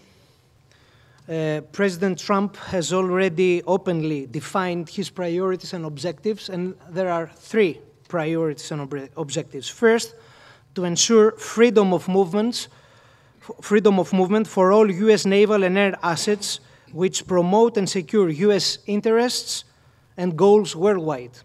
Secondly, to restore the freedom of navigation worldwide for the international merchant shipping that will benefit the shipping industry and the overall global trade and commerce, which is positive. And third is to eliminate or at least neutralize anyone that hampers US geopolitical goals. So my conclusion to that is that Trump loves to negotiate by exaggerating verbally at the beginning, putting pressure to his interlocutor, and then is softening his posture in order to show that he is compromising. So, in my opinion, things will improve sooner or later. Wow. Isn't everyone glad they came to this session? And because time is running out, and it's already been a bit of a kind of James Bond movie of kind of covering sort of 20 different scenic locations in the world, and we have to wrap it up somewhere. Stamatis, perhaps to broaden the discussion a little bit and make it a little bit more Greek-specific, do you think that Greek shipping is doing enough to basically, stay on the right side, if you like, of all the regulations and reputational issues that come in this era, which includes things like the dark fleet? Well, the Greek shipping for, once again in history, did more than enough to take advantage of the geopolitical situation that happened, and they went, in my opinion, some players way over the top in taking advantage of these distortions that we have seen in global trade. And when I say completely unnecessary, is that when you facilitate global trade or the survival of certain countries in their needs of energy or food, then of course you say that you have a moral initiative or a moral incentive to do so. But if it's just for mere profit-taking and unnecessarily give a very bad reputation and picture of Greek shipping participating in certain trades that I'm not going to argue if they're legal or illegal, but they were gray areas that could have been avoided, in my opinion. That gives Greek shipping another, let's say, bad reputation across the world. So it's not prudent, in my humble opinion, to be perceived as the ship owners of opportunistic. It's much better.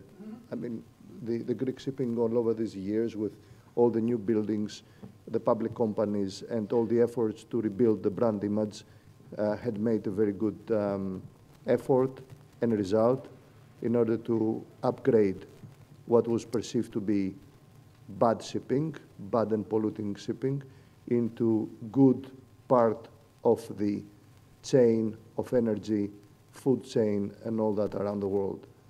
Lately, the last couple of years, with the sanctions, breaking the sanctions and trading cargoes that might have been a little bit grayish, to put it this way, I believe we went a few steps back into the image of, Greek shipping around the world. And it's a pity. I mean, we control probably the biggest, it's debatable if it's the biggest or the second biggest commercial fleet in the world. We should use that leverage that we have globally for the right reasons, impose terms and conditions, instead of being fragmented and opportunistic and try to make, small-time opportunistic profits. Greek shipping has a material role in global trade, and it should take advantage of that and adhere more power and more visibility for the Greek state and the importance of the Greek shipping fleet around the world. Thank you very much. I'm aware that we've hardly scratched the surface. The good news is that we have 3 more panelists who are going to come up and join us in a moment. But I was fascinated by both your remarks, and I think probably like everyone in the audience, I wish we could continue the conversation, and there's obviously a lot more to say and to learn from you. So please join me in thanking them.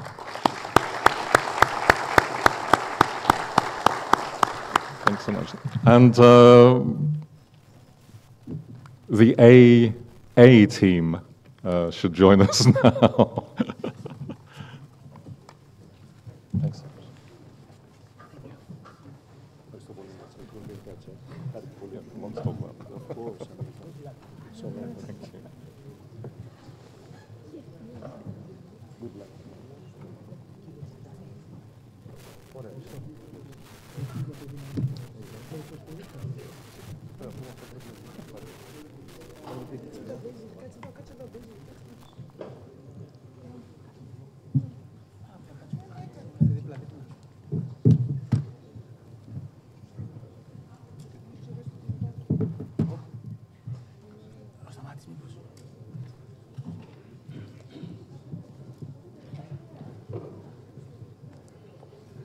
So there's already a security alert. One of the previous panelists forgot their mobile. So welcome to our new panelists, and their great combination and balance of knowledge in the dry sector and the tanker markets, as well as, and I've been trying to think of the right words for Danai, soft power. Okay. Very briefly to introduce them, Danai Bezantaku, CEO of Navigator Shipping Consultants and the first Vice President of the Propeller Club, International Port of Piraeus.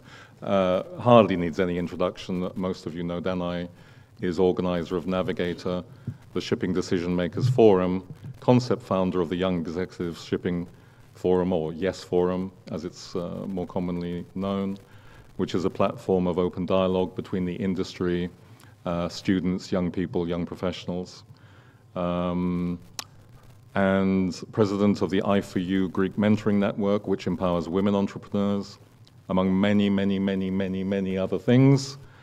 She was also a founding member and first president of the Hellenic US Alumni Association of the State Department. Makes you peculiarly qualified to comment. Basil Sakelis, Chief Executive, Alasia New Ships Management. Welcome, Basil. A dry bulk shipping company, as most of you will know. He's a graduate of Imperial College and Harvard Business School, began his career with Rothschilds and McKinsey & Company, and spent several years in finance before joining Alasia 16 years ago. Hardly seems possible. George Konstantakos, Global Head of Commercial for Avin International, an owner and operator of oil and chemical tankers. He has degrees in economics and shipping from Keele University in Cardiff, and he's been head of chartering for Avin for an incredible 25 years. How can you be involved in chartering for 25 years and still look so fresh and dynamic? So, without more ado, to George and Basil, perhaps, I would like to have your take on the impact of trade sanctions and maritime security risks on freight markets in response to trade sanctions, which, as we know, Russia, Venezuela, Iran, and the heightened maritime security concerns we've been discussing, both Black Sea, Straits of Hormuz, Red Sea. Greek ship owners are actively adjusting their trade routes and operational strategies to mitigate risks. How do these shifts affect things like ton-mile demand, freight rates, vessel earnings? The implications for war risk insurance is another thing that comes to mind. How are all these affecting shipping companies at sea level? Do you want to start, Basil? Sure. Thanks very much for the invitation, first of all, and to the organizers and to the Propeller Club in specific, and Kostis and Nanai. I don't want to take too much of your time on this specific question because obviously Stamatis has very eloquently, as the starting lineup,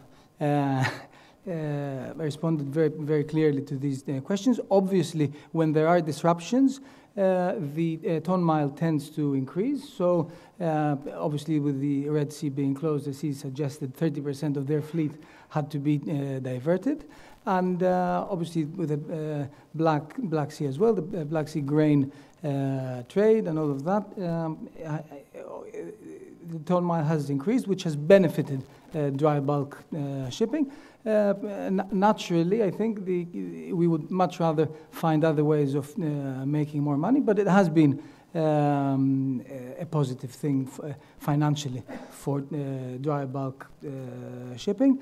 And ultimately, again, as Stamatis said, more often than not, the additional cost is passed on to consumers, and given the rise in the cost of living everywhere in the world and in Europe in particular, I think consumers can ill afford to pay higher cost of living because of wars and other trade disruptions.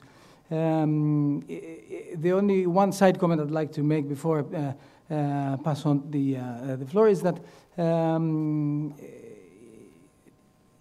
again, Stamatis mentioned that a lot of trade in coal, for example, had to come into Europe as a result of what is happening between Ukraine and Russia. And so I think it's very important for everyone to distinguish ourselves in shipping between our goals in decarbonization, our commitment to retrofitting our ships with energy-saving devices, with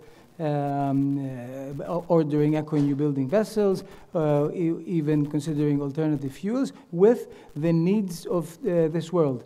And so I think that our European insurers and financiers asking us why we're carrying coal misses the point completely. It is what the world needs. You know, it's been said loads of times, we are taxi drivers. We don't control what gets carried, we just satisfy the requirement.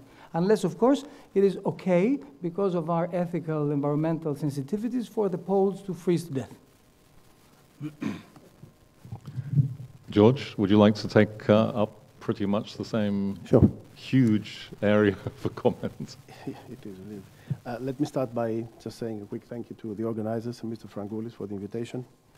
I'm going to give you just a brief, in a nutshell, comment from the commercial side of things, because, as you said, I'm on the chartering side, which is the world of numbers and negotiations and charter parties, which, unfortunately or fortunately for some, in the last couple of years, we are introduced in the world of due diligence, KYCs, increased on miles, avoiding areas, war risk areas, etc.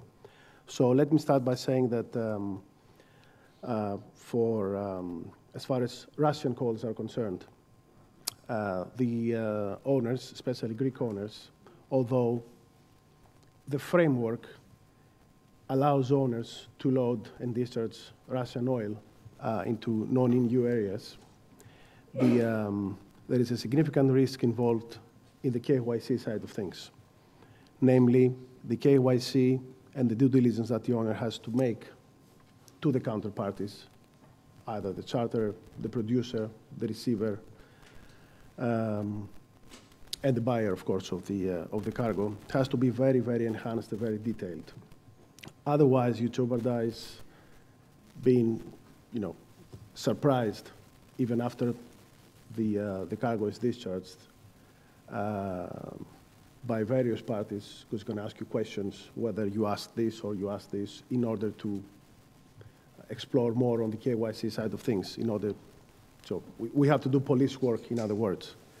So there are cases that, although everything checks out, the attestation, the price cap attestation, the shareholding structure, everything checks out. Shareholders are not on your OFAC list, etc. And still, there is a risk for these documents to be fake. There are examples of that, so the owners, especially the Greek owners, have to be very, very cautious and very, very proactive in their KYC. Otherwise, there are going to be big, big surprises, and you have the burden of proving yourself that you did the diligence that was needed at the time of the fixture, which is not an easy case, especially when you have to do, and you have to the U.S. government to talk to. Commercial risks. Greek owners are facing a rather peculiar situation. Even though they go and load and discharge with vanilla clean KYC cargoes from Russia, sometimes many of the oil majors and charters like BP, like Total, like Shell, they refuse to charter ships, or namely, they don't prefer to charter ships with Russian history, which puts another burden to the owner on the commerciality of the ship, on the tradability of the ship, and of course the resale value of the ship, because that follows the IMO number. And no matter how many times you change the name of the ship or the manager, the IMO number stays the same, and that impacts the resale value of the ship. So that's another risk that the owner has to take into account. Same applies for Israeli calls. If you go to Israel, then you have the Arab League boycott, all the Arab countries that would not allow you to trade and load and discharge to their countries, which in effect restricts your trade. And of course, IMO number again, they can track your IMO number, and this ship has a curse of have been called to Israel, and then resale value again drops. So the risk of the real risk of the Greek owner is to examine very, very thoroughly the counterparty, and either it's going to be a Russian cargo or an Israeli cargo or whatever cargo is on a non-OFAC list, and then take it from there.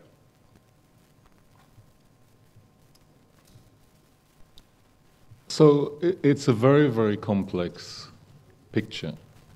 And is this a picture that has, would you say, has only gradually emerged and companies have only grasped how difficult a commercial decision it is over time? Because, you know, obviously in some of these trades you get a premium for taking that cargo. But then you're describing a situation where there are so many possible negative aspects that can follow that decision with the history of the vessel. And perhaps we should mention here also, not to leave it out, the explosions which have happened on several tankers in the Mediterranean that in some way or other have been traced to their previous calls in Russian ports. Yeah. You know, how slow has the industry been to really truly appreciate how difficult some of these commercial decisions are? I wouldn't say slow or fast. I would say it's a purely commercial decision of the owner that made this market a two-tier market with owners that do call legitimate Russia and do transport legitimate Russian cargoes, sometimes Venezuelan cargoes, when the Americans feel like, you know, it's time to carry the Venezuelan cargoes now and, you know, be our guest. Then it's again a two-tier market for those who elect to do these cargoes and those who don't. Yes, there is a very significant risk, which is, of course, sometimes, most of the times, in favor of the owners, as Basil said, increasing the ton mile, so increasing the freight market by diverting the ships around the Good Hope instead of going to the Red Sea. But we have seen, as you correctly pointed out, ships getting hit because of the previous calls from Russia. We have seen Houthis attacks, because Houthis, supposedly they stopped. Commercially, I have to tell you, nothing stopped. People still do not go via the Red Sea. People do not really trust these passage, the BEM passage in the Gulf of Aden passage, and they don't trust that the Houthis will actually stop. So people like BP, Total, Shell, Vitol, Trafigura, US-listed owners, other owners that have called Israel before, they want to feel safe, even now. So they don't go via the Suez, which in turn is in favor of the market. But I was, unfortunately, a very close witness of a Suezmax ship which got hit for a very big Greek owner in the summer in the Gulf of Aden by the Houthis. And the ship was basically hit, hijacked, and then left to burn for months with 1 million barrels of crude oil just in front of their country. And they wouldn't allow anyone to tow the ship away. The ship was burning, which, as you can imagine, the life at sea was, of course, unfortunately saved because the crew abandoned. But 1 million barrels of crude oil smack in the Red Sea, you can imagine the pollution damage that would have caused. So nothing has changed as far as commercial aspect is concerned. We're still very, very cautious. Charters are very cautious. Oil producers are very cautious. Owners are very cautious of going to Israel, passing the Red Sea. So they play safe going around the Cape. So what you say brings many, many different questions to mind. But just to bring Dana into the conversation, one thing that you did say, you mentioned the life at sea. And in fact, when we were discussing the other day what we would discuss today with George Pateras, who unfortunately can't be with us, one of the things he said, and that he believed very strongly in, was that all this kind of stuff which is going on, especially when you see on the news a burning tanker, Houthi missiles sinking a Greek bulk carrier in the Red Sea. These are the worst possible advertisements for a seafaring career. So I wondered what you thought, Dana, in terms of how serious a problem the geopolitical risks that are going on today are for the other big question facing the shipping industry, which is recruiting and training the seafarers of tomorrow. I would like also to say that it was more than a great idea for Propeller to cooperate with, with this forum, and we're very, very happy for our president for proposing it, and then also for all the great team of all of you to cooperate with us. So thank you all for being with us. I would like to say that most of the young people, I'm very happy to be in schools and universities every week. Every week I'm visiting schools and universities. Last week we had a presentation to 300 young people in an event out of, I don't know, maybe 30, 40 universities. When it finished, a young guy of 16.5 years old came and said to me, Ms. Bezadakou, I'm coming to listen to you and other speakers in shipping the last 2 years, so since he was 14.5, and my problems are 2. I said, okay, you're very young to have already 2 problems, but tell me, is that I want to have a family, young, 16.5, and I want to become a captain. And I think that these 2 cannot be combined. Of course, we discussed with him and we told him that this can be combined. The young people are not watching the news like we do. They don't know exactly what Houthi means. They don't know who are the presidents and the vice and the prime ministers in Europe. They know about Trump, but they don't really know what is being discussed there and what are the problems, because they have their own world. And this is something that we have to get closer to it.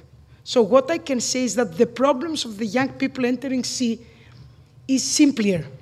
Is will I have a nice life on board? Because the stereotypes are still there that a captain is a poor man staying in a small room on board, having no internet, having no life, being away from his family and friends for a long time. They're not really informed about what happens. So yes, the bad news is not good news. And what we can say is that we don't, at least in Greece and in Europe, we are not promoting sea like it really is. And we have to do it from the schools. In Greece, we were starting informing our kids what to become when they were 15, 16, 17. It's too late. So we think that we have 589 vessels coming in Greece. We will need around 10,000 people on board. The Greek shipping miracle, as being told by George Foustanos, or the Greek shipping paradigm by Ilias Bisias, which are both very important words, is being created by the people on board, by the Greek word naftosini. And this is something that we have to teach not only to the Greeks, to Europeans, to the world. Because we're the only country in the top 5 that we're not Asian.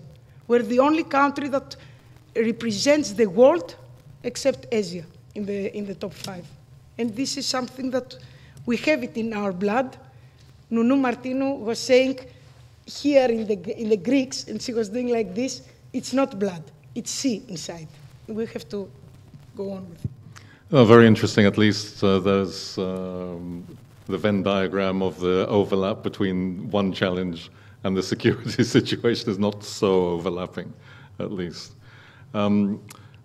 George Konstantakos, you mentioned a two-tier market, and I couldn't resist because I think just yesterday in the US there was a discussion at another conference about the fact that if the US administration does apply port fees on Chinese-built ships or other Chinese-linked ships, actually in the tanker market at least, there's possibly going to be a three-tier market because you already had the split between the legitimate ships, the mainstream ships carrying the legitimate cargoes, and the dark fleet carrying the sanctioned cargoes.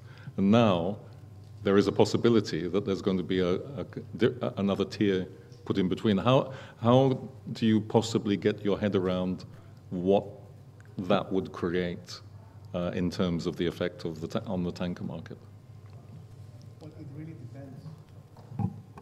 It really depends on the, as you said, it's going to be most definitely a three-tier market. It really depends of how the sanctions go, how if the war ends between Ukraine and Russia. No matter how much people believe that the day that the war is over, everything will get back to normal, it won't. It's going to be a long, unwinding period, especially for sanctions. But lots of ships on the dark side of the fleet will go for scrap because they're not very well maintained. They're ships that, they're not, under normal circumstances, they wouldn't be allowed to be on the water. So most definitely it's going to be a three-tier market. If you ask me about the tanker market, I think it's going to be good news for some, bad news for others. I can't give you a proper answer because if I knew that, I would be, much, much richer, I would say. But I would say for the tanker market, for the proper, diligent, serious owner, it's going to be good news. And I'm pretty sure that there's going to be ways around this, especially from the US side, because they're going to see and realize that sometimes by exaggerating, you're just shooting yourself in the foot. So if they realize that, I think it's going to be good news for everyone involved, especially Greeks. So there's a trend developing in this discussion, which, as a journalist, that I like to kind of hear a bit of doom and gloom. I find quite disappointing. It's kind of good news. It's good news all around. Is it because of what we've all been eating, or is it just like this is shipping? You have to kind of be an optimist to actually overcome and to persevere through all these ups and downs. You've got to be an optimist to actually be doing it. Amazing, and of course Greeks. Yeah, you're Greeks as well. Yeah. Basil, although George has 25 years of experience in chartering, perhaps don't be overawed by that. But I was also wondering what your experience has been of the relations with charterers, and George can come in afterwards as well. Not so much on the aspect of due diligence and the increased stringency of their demands, which you outline very well. But in terms of the general relation with charterers, where there are sort of new factors that you have to take into consideration with emissions and decarbonization as well, but layered on top of that now are also safety and security decisions about routing, various aspects that you need the consent often of your charterer. What has the relationship been like? Is there any tension between the safety assessment and what an owner thinks is prudent and what the charterer is happy to go along with? Thank you. I mean, look, for us, the answer is a little bit simpler, I think, than most, because we are just a very conservative company. So we just avoid all the very dangerous areas, and that's the way we solve the problem. We are happy to earn less for the benefit of the safety of our crew members and our ships.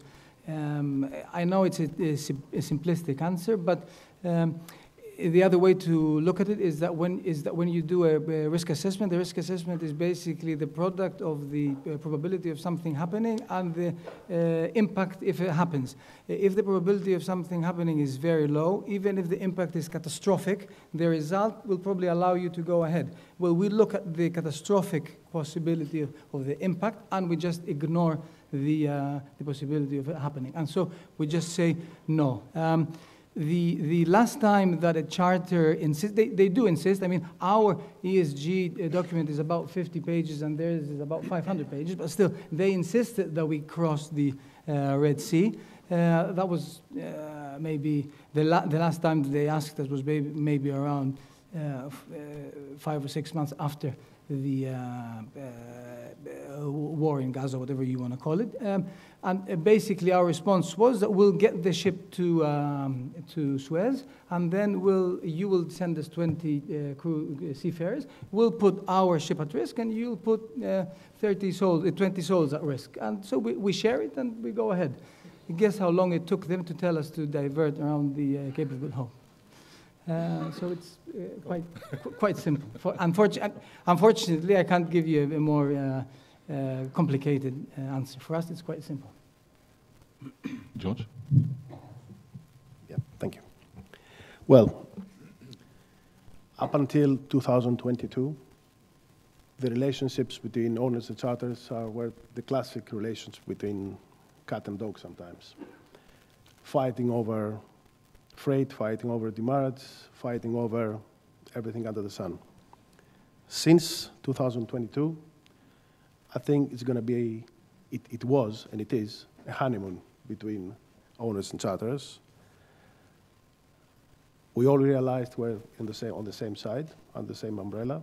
Of course, common factor is that after the invasion of Russia to Ukraine, basically everyone was making money in this business. Charterers, traders, owners, shippers, producers, receivers, suppliers, everyone was making money. So if everyone is making money, is happier and negotiations are easier.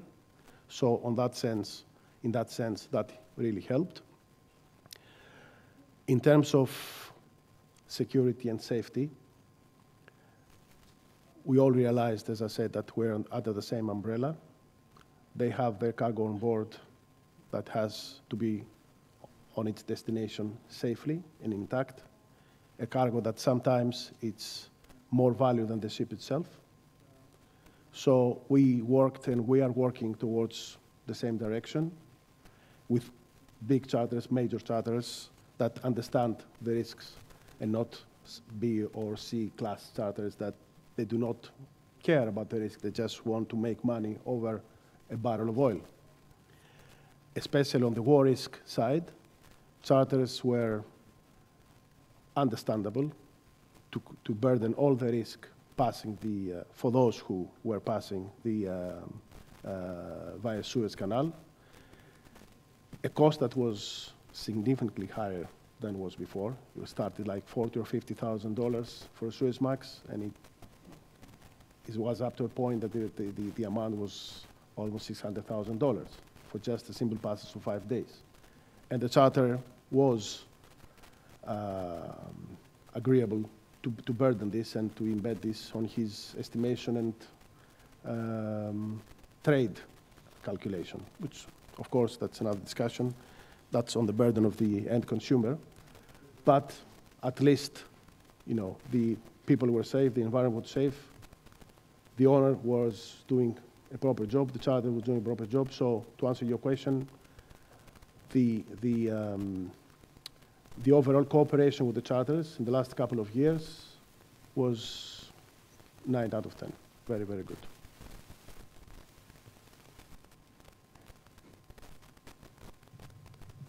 Nine out of 10, much better than the preparedness of shipping companies. Yes. So charterers, I think charterers are more highly marked than shipping companies. We have to be reasonably economical with time for our panel as well, but I want to touch on two other aspects. One is the European Union dimension and the importance of the Greek-owned fleet within Europe. And Basil, perhaps I could ask you what you think.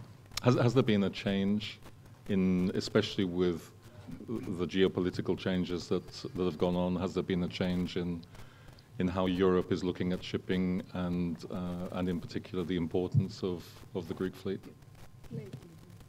Yeah. They discovered shipping. Indeed. So the numbers are very well known, but I think sometimes it's worth repeating them. Europe represents 5% of the global population, 15% of the global GDP, but controls 35% of the global fleet. And the numbers are even more staggering when it comes to Greece. We represent 0.something% of the population of the GDP, but 20% of the global fleet. But although our fleet has been growing in absolute terms, it has been declining in relative terms, mostly in favor of the East. So this is the background. At the same time, the U.S., for lack of a better term, seems to be picking a fight with everyone at the moment. The Chinese, for now, appear to be, to borrow someone else's phrase, appear to be behaving like the adult in the room right now.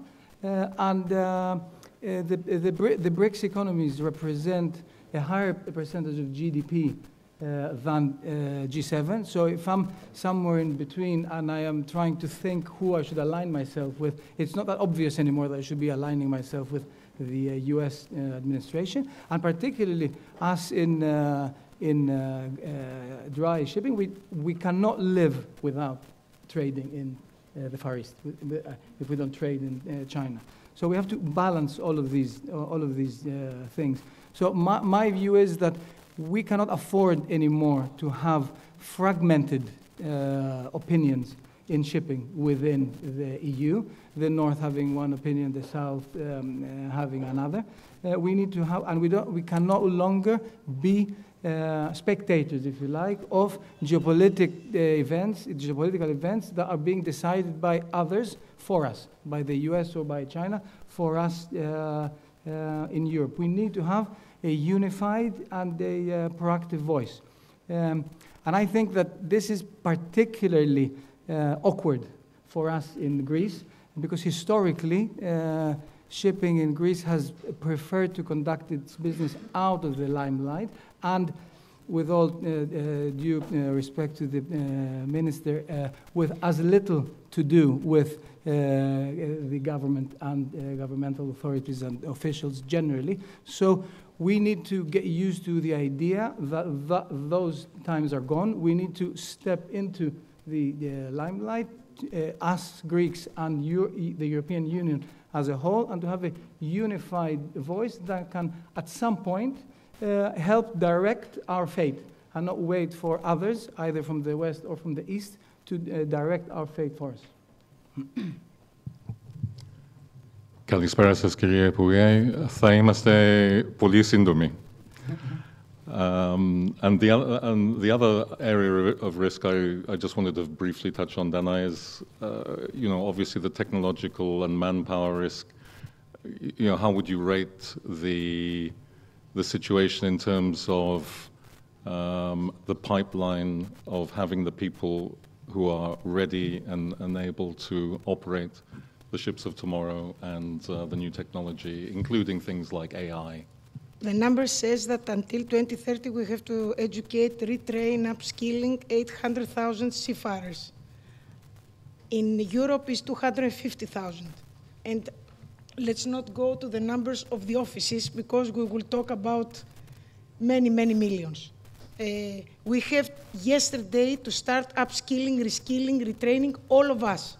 Now the generations are changing every 3 years. When we started, I also started before 25 years working, it was changing every 20 years or 30. Now it's every 3 years. So, and now the generations, the young generations, they want mental health, well-being, they want a different way of working. And before Mr. Hadjigrigori said that we may be replaced by robots that will be paid the same money all over the world. Not 1,000 in Greece, 2,000 in France, 5,000 in US, 200 in Africa. All of them will be paid the same.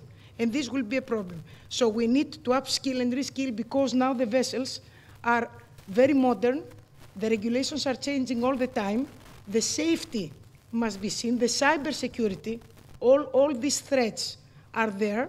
We see now that the wars are not being done with the guns and kolokotronis, it's the drones. So things are changing. And very important is what this forum is doing today, to bring together the academia, the political and the entrepreneurial people in the same table. And this is something that we were not doing in Europe, in order to say as before. We're doing it now. And the enemy, the competitor of all of us is not one with each other like when we started working, is the AI, or as I like to say in Greek, because I like it more, is the tounou, which I don't like this tounou, and I would not like to replace the people with the tounou, because we're 8 billion and we will become 10 billion, and we must not pay the people for sitting in the house. Thanks, Dan. One thing that we haven't perhaps got fixed, and I'm going to make a couple of comments just very briefly, because picking up on what some of the remarks that you've said, and also in particular what Stamatis Tsantanis was saying at the end of the previous panel, in terms of Greek shipping's ability to withstand some of these geopolitical risks and other institutional risks. From my perspective, it's sometimes, I noted some things down. From my perspective, it's sometimes a case of the bigger you are, the harder you fall.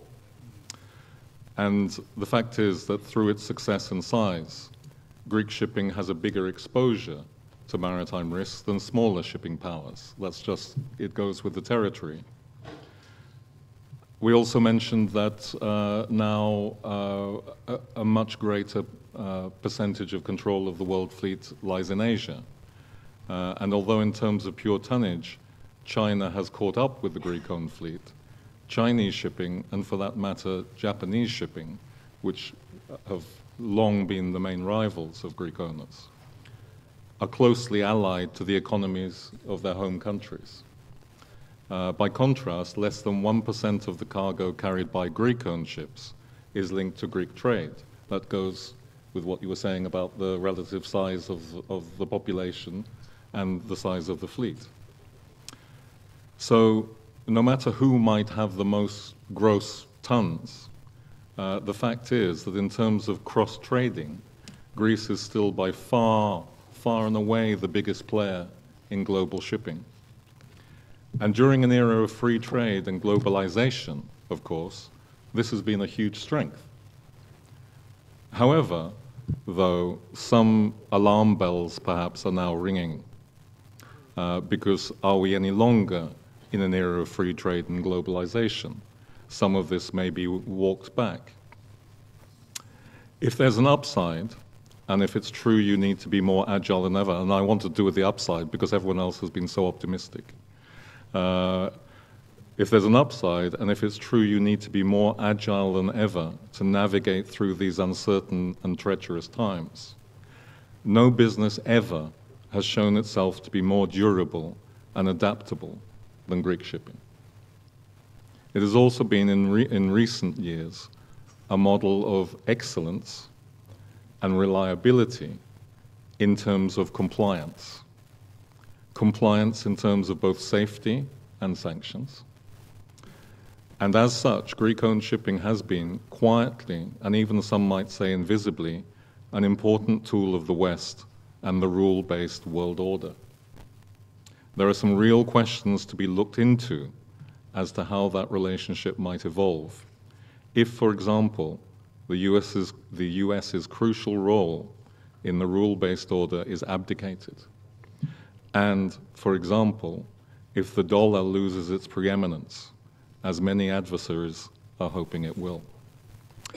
Those are questions, though, to be picked up another day by smarter folk than me, just because I represent an organization with intelligence at the end of the name. So thank you all for listening, and please show our appreciation to these great panelists.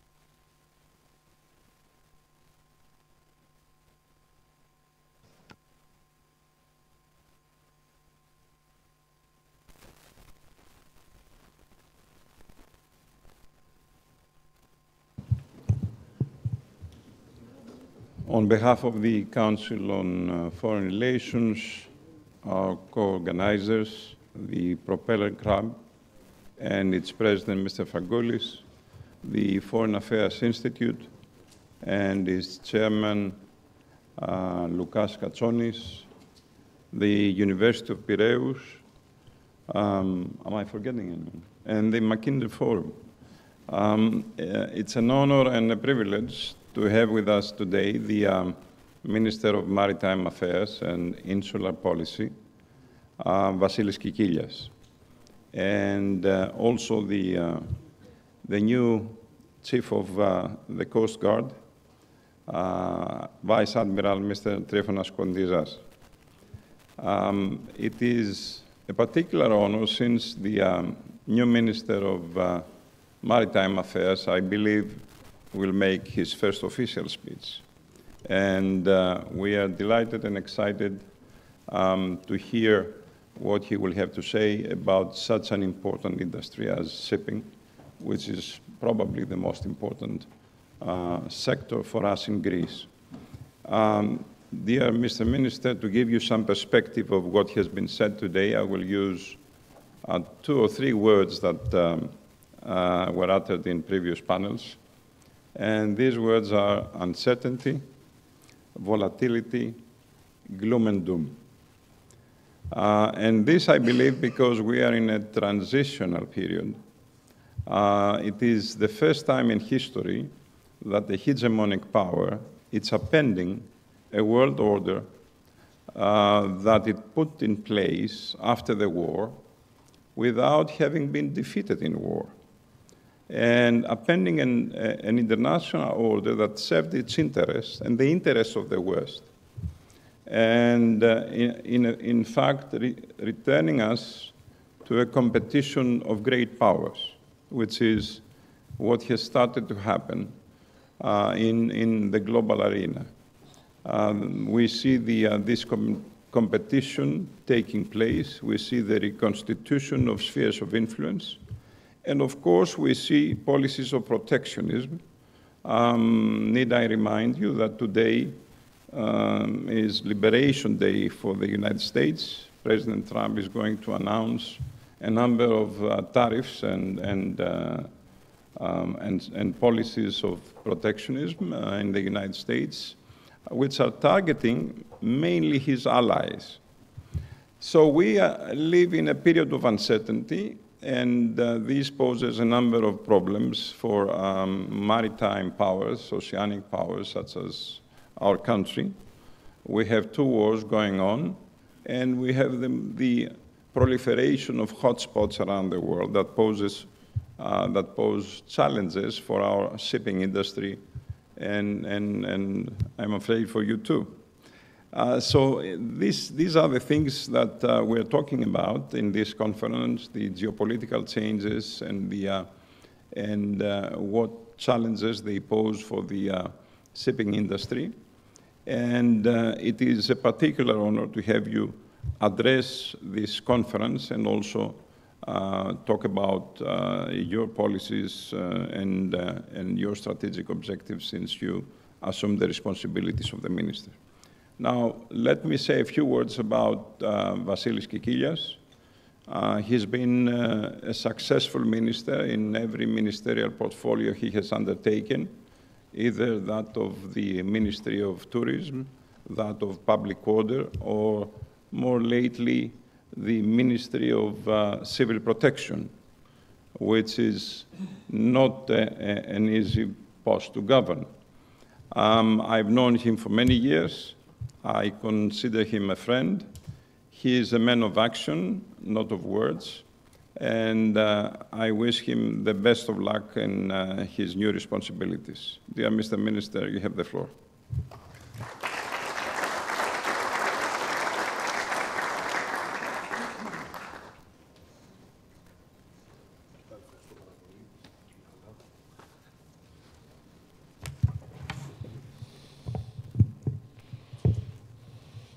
The higher it gets, the better for me.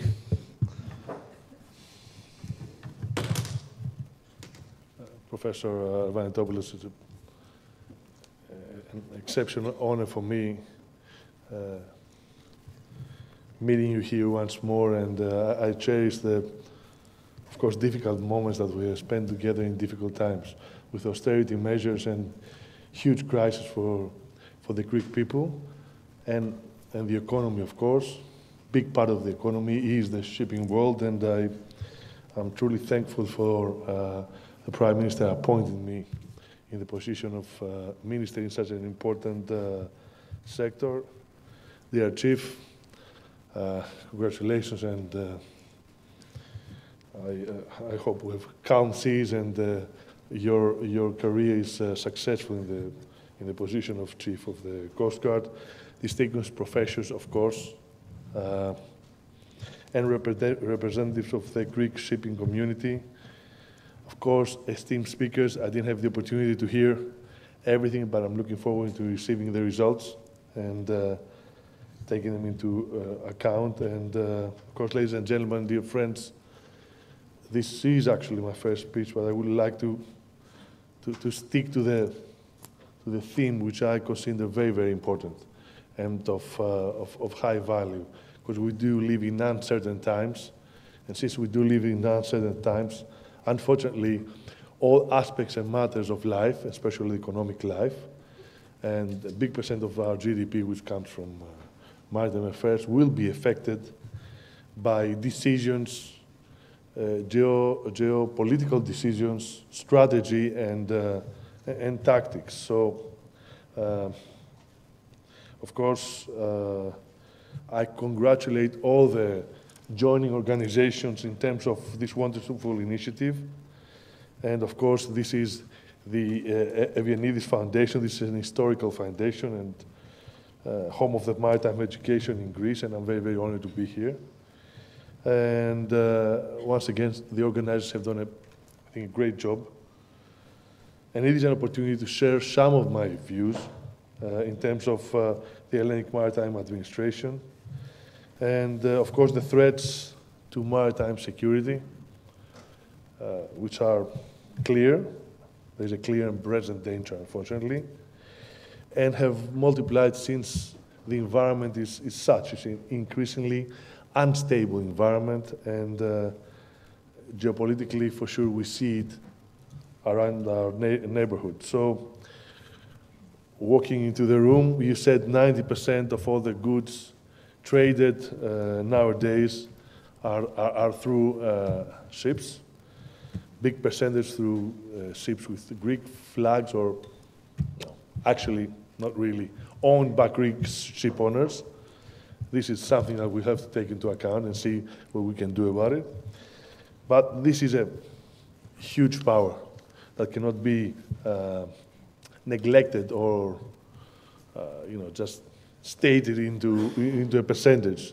It's something that we should take into advantage in terms of dialogue, or even better, of negotiating.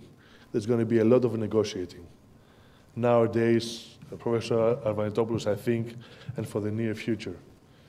First one is going to be within our European family, because I understand and I respect green economy, I respect low carbon emissions, I respect supporting our earth and ecology and providing for the next generations, and I respect all the effort that has been done from the EU in terms of that. But Greek people and Europeans will not starve.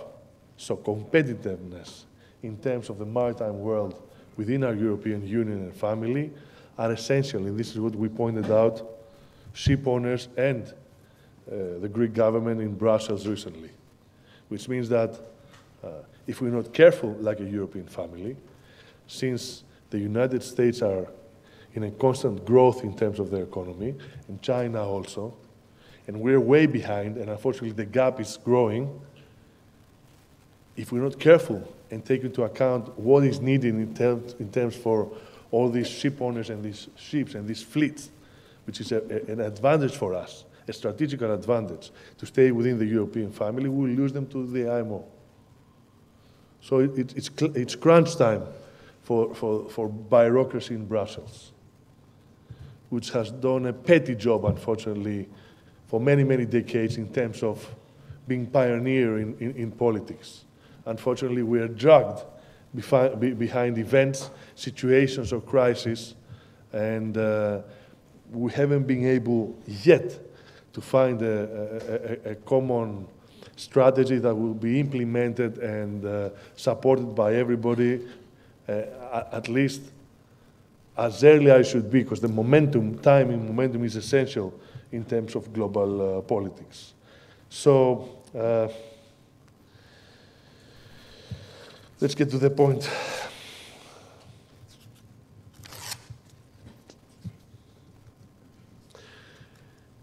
The rule of maritime law.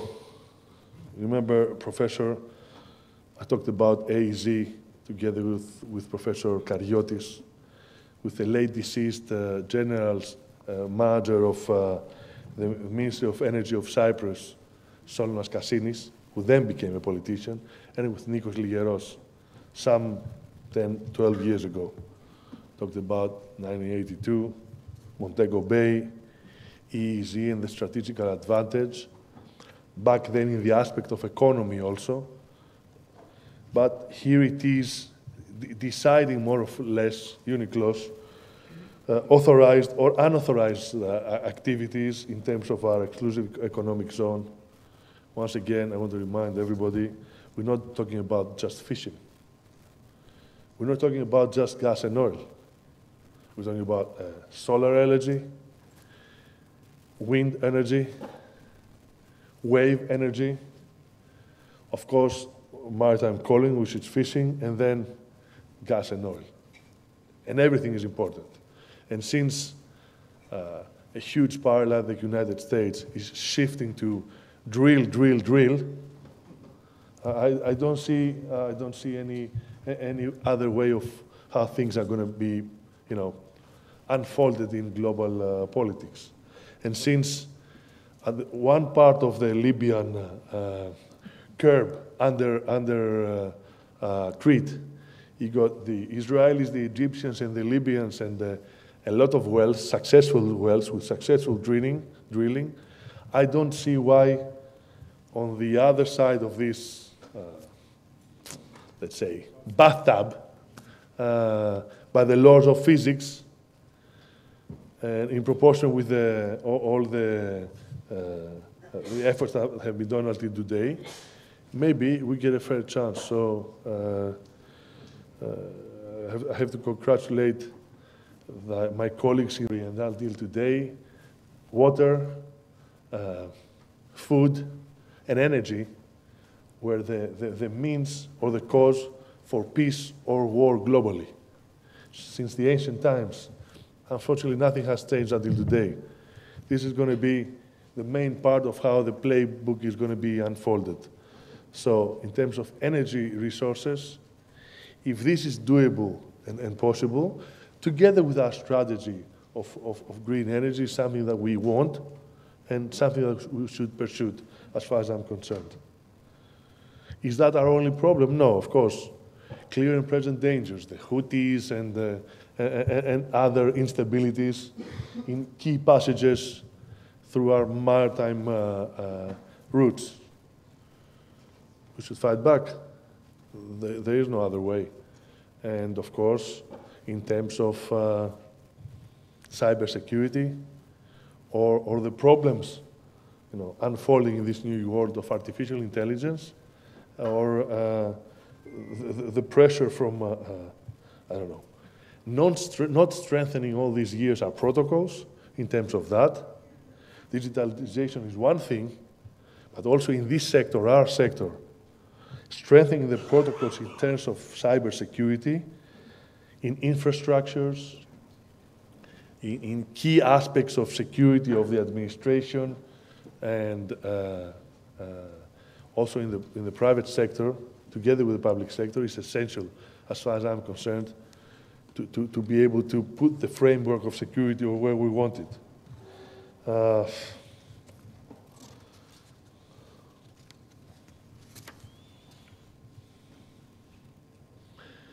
Do I see that the water in the glass is half empty or half full?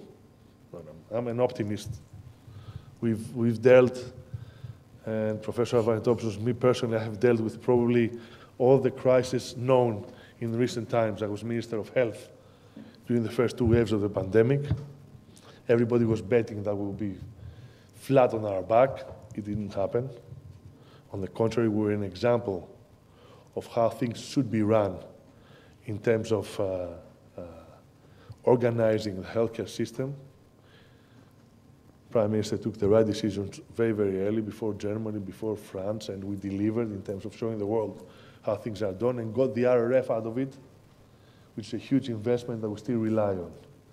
And then, since the years of the civil protection, I have helped, and we have helped, through all the crises that we dealt, run a huge program like Aegis in terms of getting the goods from artificial intelligence to Canadair, to drone, to aircrafts, helicopters, gear, and everything else. What does that have to do with the maritime world? You've got to push on forward. Our fleet is not 2 or 3 or 5 years old. Correct, Chief? We've got to see what we have to do about that. Also, our Coast Guard fleet is not there.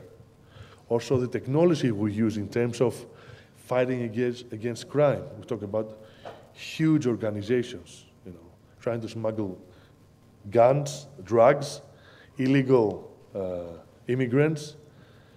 our ports and the security in our ports is first priority for me in terms of the people that work for us, the private sector, and then again, first of all, the people we carry safely from our mainland to the islands, which is a huge advantage as far as I'm concerned for us, not a disadvantage. We've got to push forward to the future. So any tenders that were there since I don't know when, we're going to push forward with them and also cooperate with the private sector too. I truly believe in PPE, and I do believe that there are important investors in Greece that would like to see things moving forward. And it's very, very interesting to see how things are going to be pushed forward. You know, Professor, sanctions, trade restrictions, it doesn't look good, but I am optimistic because we did it so far. And I have to admit, in this sector, it was mainly private funds, private initiative, and pioneers. People out of nowhere, maybe from small islands in the eastern part of the Aegean, they came forward and they created this huge fleet, and this is very important. Yes, there were risks. Yes, there are risks, but there are also opportunities. Yes, things are changing vastly, globally, but I really liked what I heard just a few minutes earlier. I'm back in the days before professional medicine and before politics. I was a professional basketball player. I had the honor of serving the national team of Greece, and it's more than obvious to me that working together makes sense, and team effort leads to better results. And I remember Professor Arvanitopoulos in the Konstantinos Karamanlis Institute pointing out that we, the same people, joined together and joining forces, we're capable of the hugest triumph and success, and this has been proved during the years. Us, the same people exactly, fighting between us, not fighting in common grounds, are capable of the worst catastrophes that unfortunately we have dealt in the 50 years of the recent democracy since Konstantinos Karamanlis came back from Paris in exile and reinstituted democracy in Greece until today. The challenges are going to be a lot and important. Unfortunately, things that are worthwhile are difficult ones, difficult to happen, never impossible. You just have to be willing to pay the price. So I do not feel that universities, and especially the University of Piraeus, should be out of the picture. I have two parents, they are both professors in Greek, were professors in Greek universities. They retired. So I was amazed by seeing that my ministry has not even an MOU with the Ministry of Piraeus, with the University of Piraeus. This should change. Practical stuff. There are brilliant professors in Greece that together with the private sector and the public sector can produce. So, talk about investments, Chief. How about investments in our Greek shipyards? Why in the other side of the globe? Yes, maybe this was happening until today, but when will the time start that we'll start supporting our own production? Education, I am not happy where we are. You've got to give motives to young people that want to become captains or mechanics or do all sorts of stuff in a maritime world. So education. We had to finish this summer successfully with no accidents, no problems, professionally, which means everybody out on the port, helping, assisting, organizing, but then we should come September, October, max November, with an actual framework to upgrade. I heard reskilling, upskilling of what we do in terms of teaching young people this art. It's well paid. It's totally different than maybe 30, 40, or 50 years in the past. You don't send somebody to sea and he never sees his family for 2 years. There's internet, there's things to do, the better ships, bigger ships. I think it's an important part of the economy for young Greeks, and we have to strengthen it.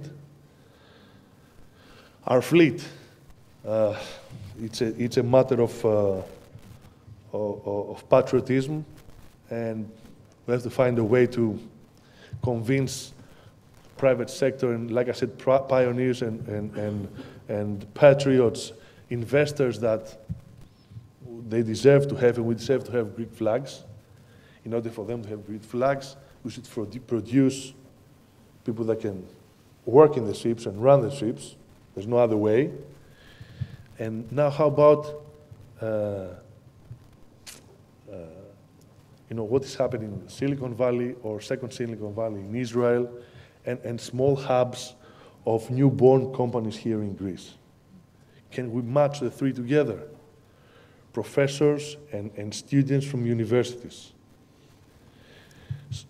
Small or big, new or old companies, mainly Greek companies, that can produce for us, and an organized administration, an organized government, and an organized ministry that can ask for certain things and go one step at a time in terms of security, in terms of new technologies, in terms of education, in terms of what we produce here, and maybe this can become a hub for the Balkans, for the east part of the Mediterranean Sea, and slowly and steadily producing stuff that can be added to the income of the average Greek family in terms of prosperity being spread to everybody.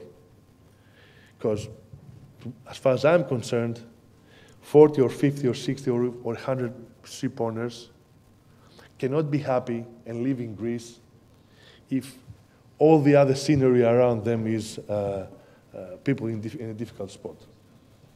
So you should take into account that for many, many years and decades, since the 50 years of our Eastern democracy, next generation was living better than the generation before. And after the austerity measures and the crisis, this is not the case nowadays in Greece. In terms of young kids trying to find a house, or a job, or have a future, or live by hope. And now it's our responsibility, and there are people here that I know have fought hard during the past, to give us the opportunity nowadays, if things are balancing, to be able to push forward and help them create for themselves a better future. This is the main goals of the Ministry of Maritime Affairs as far as I am concerned, and the only thing I can promise that I will and we will work very, very hard in order to produce, in order to protect, in order to put the framework, but also to help private sector prevail. Thank you.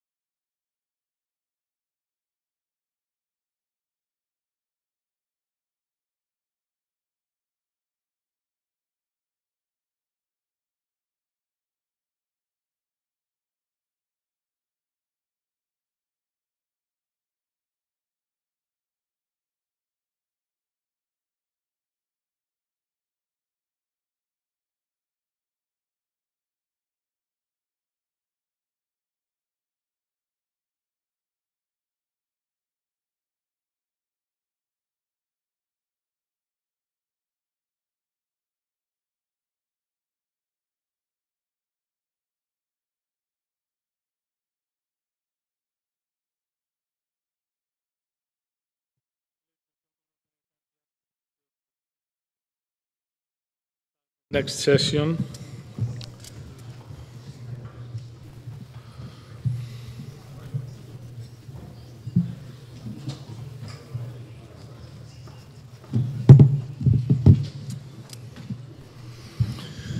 Okay, now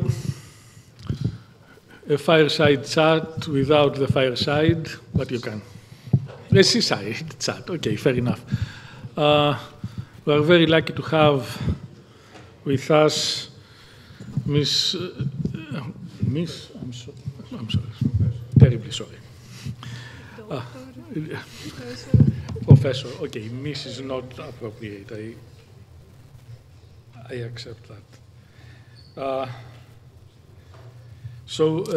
Professor Sofia Galanis is the Professor of Public International Law at Pantheon University.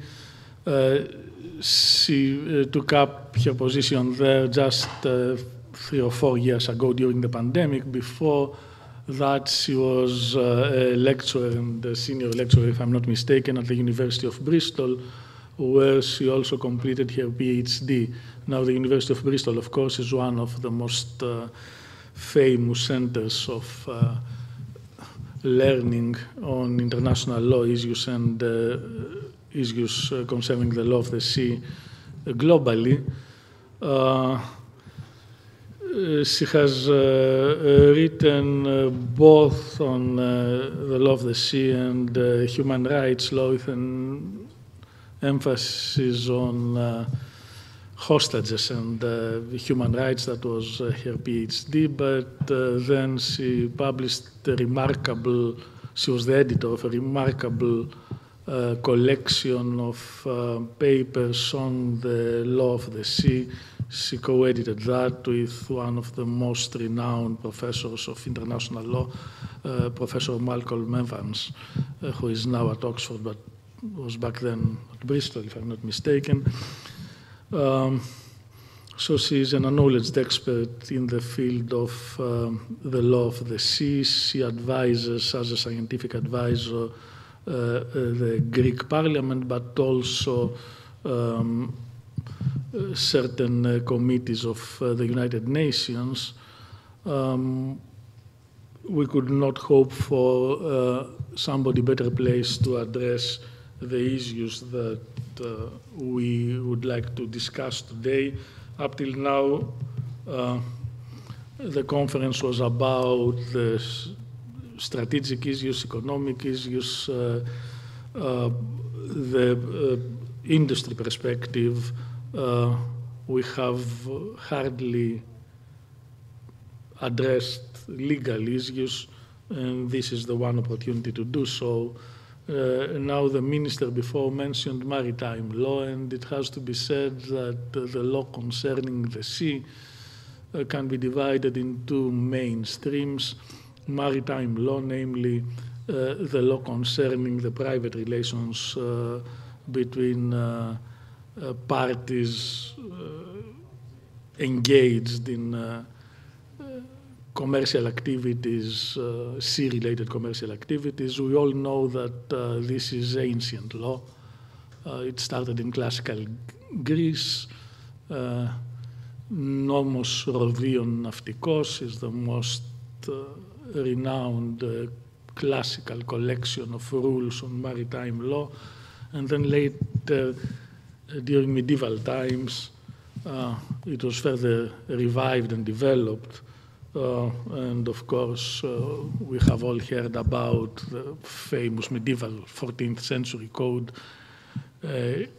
Libre del Consulat de Mar, the book of the Consulate of the Sea that was authored in Barcelona in medieval Aragon, and which was the rule book for commercial people, for shippers and anybody engaged in the shipping activities in the Middle Ages and in the early modern times.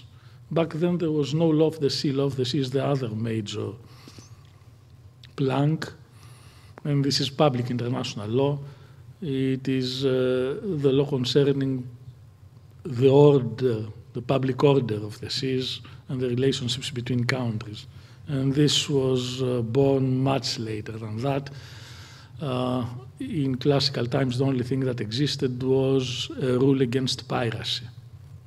Pirates, the pirate was hostis humani generis. He was the enemy of humankind, and he was fair game for anybody.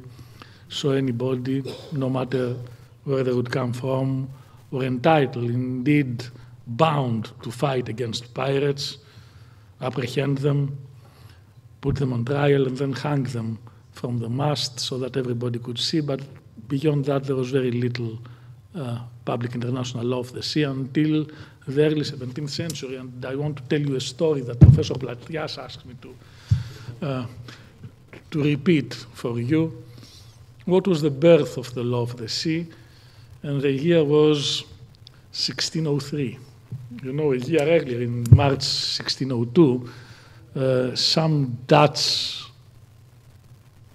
rich people, the bourgeoisie of the United Provinces, created a company. The company was called Verenigde East-Indische Compagnie, or VOC, or the Dutch East India Company in English. And these people, of course, were a state within the state. They were not the state, but in fact they were the owners of the state, and they took special privileges from the state, from the United Provinces. They were entitled to everything concerning trade or Dutch activities between the Cape of Good Hope and Manila or beyond. So all Asian trade, and they were entitled to create settlements, trading posts. They had a monopoly on trading there. They could even have armed forces.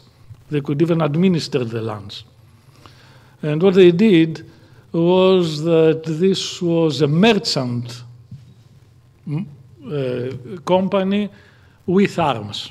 Okay, they were the de facto rulers of the East.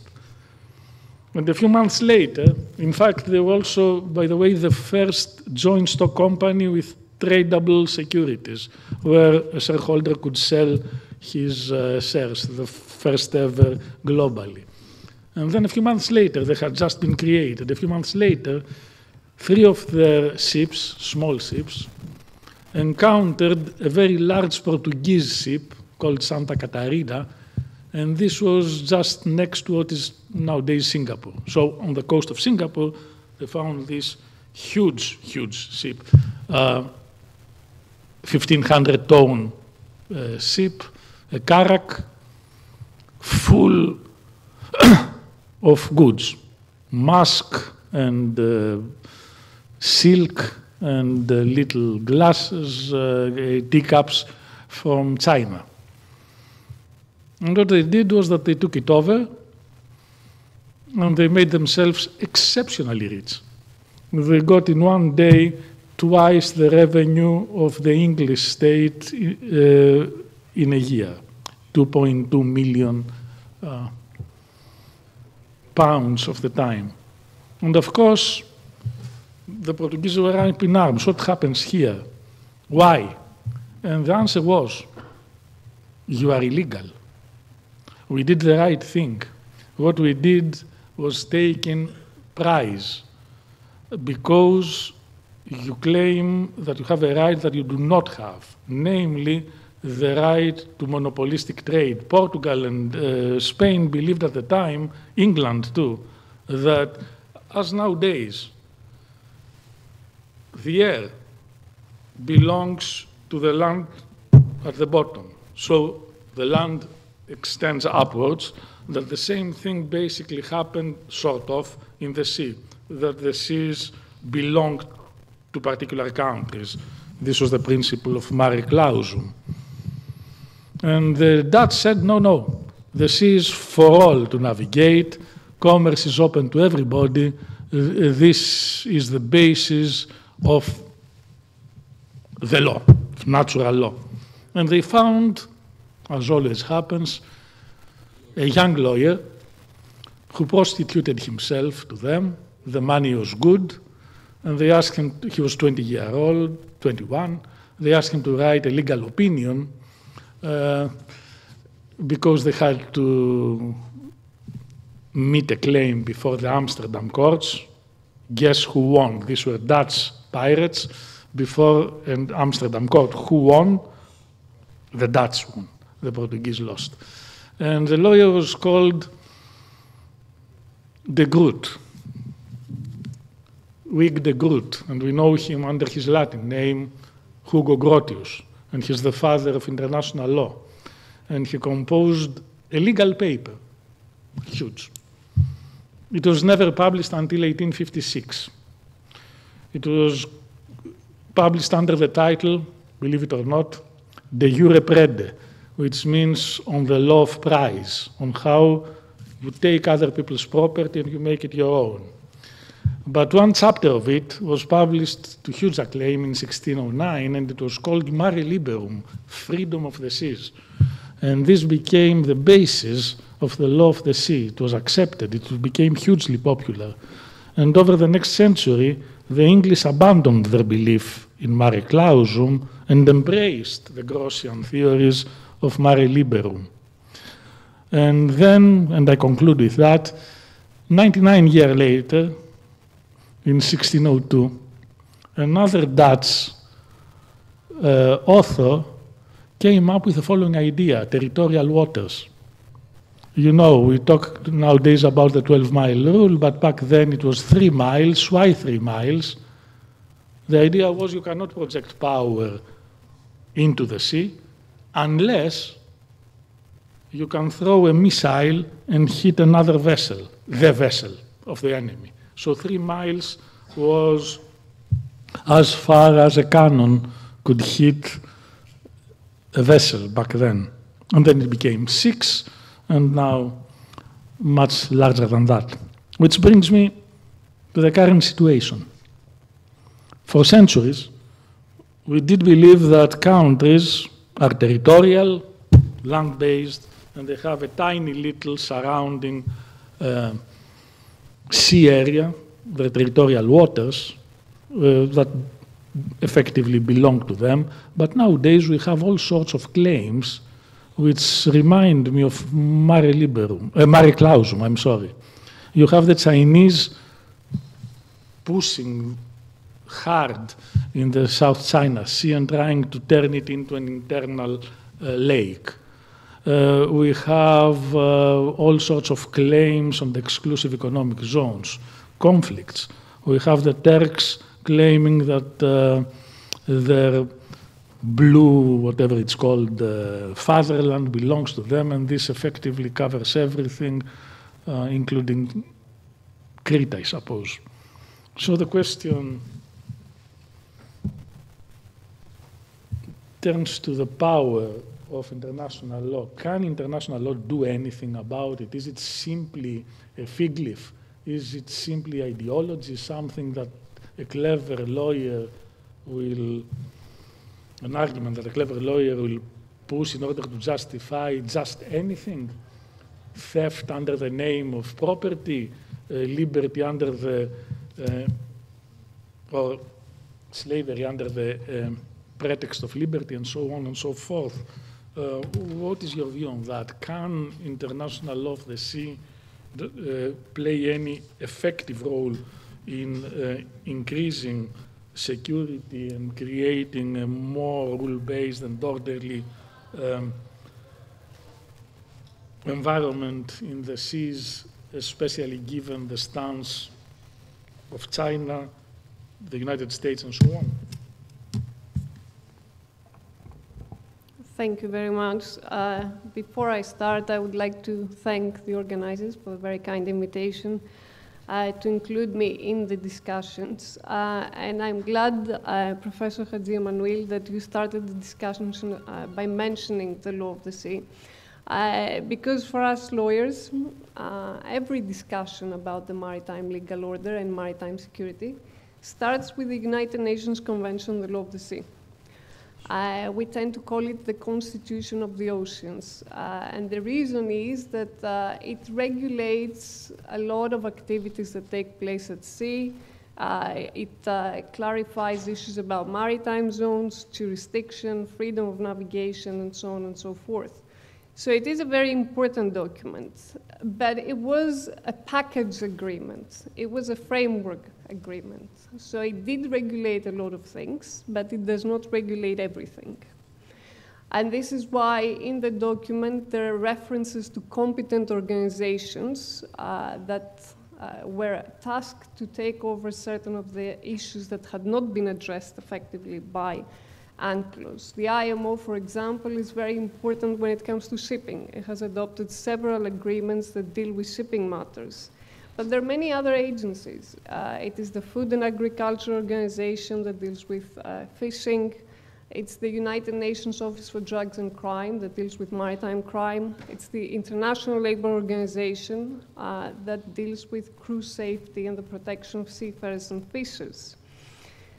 So we could argue that generally we have a very well-established set of rules. We have long-standing rules. Some of the rules that we have today are rules that were in Hugo Grotius's work back then.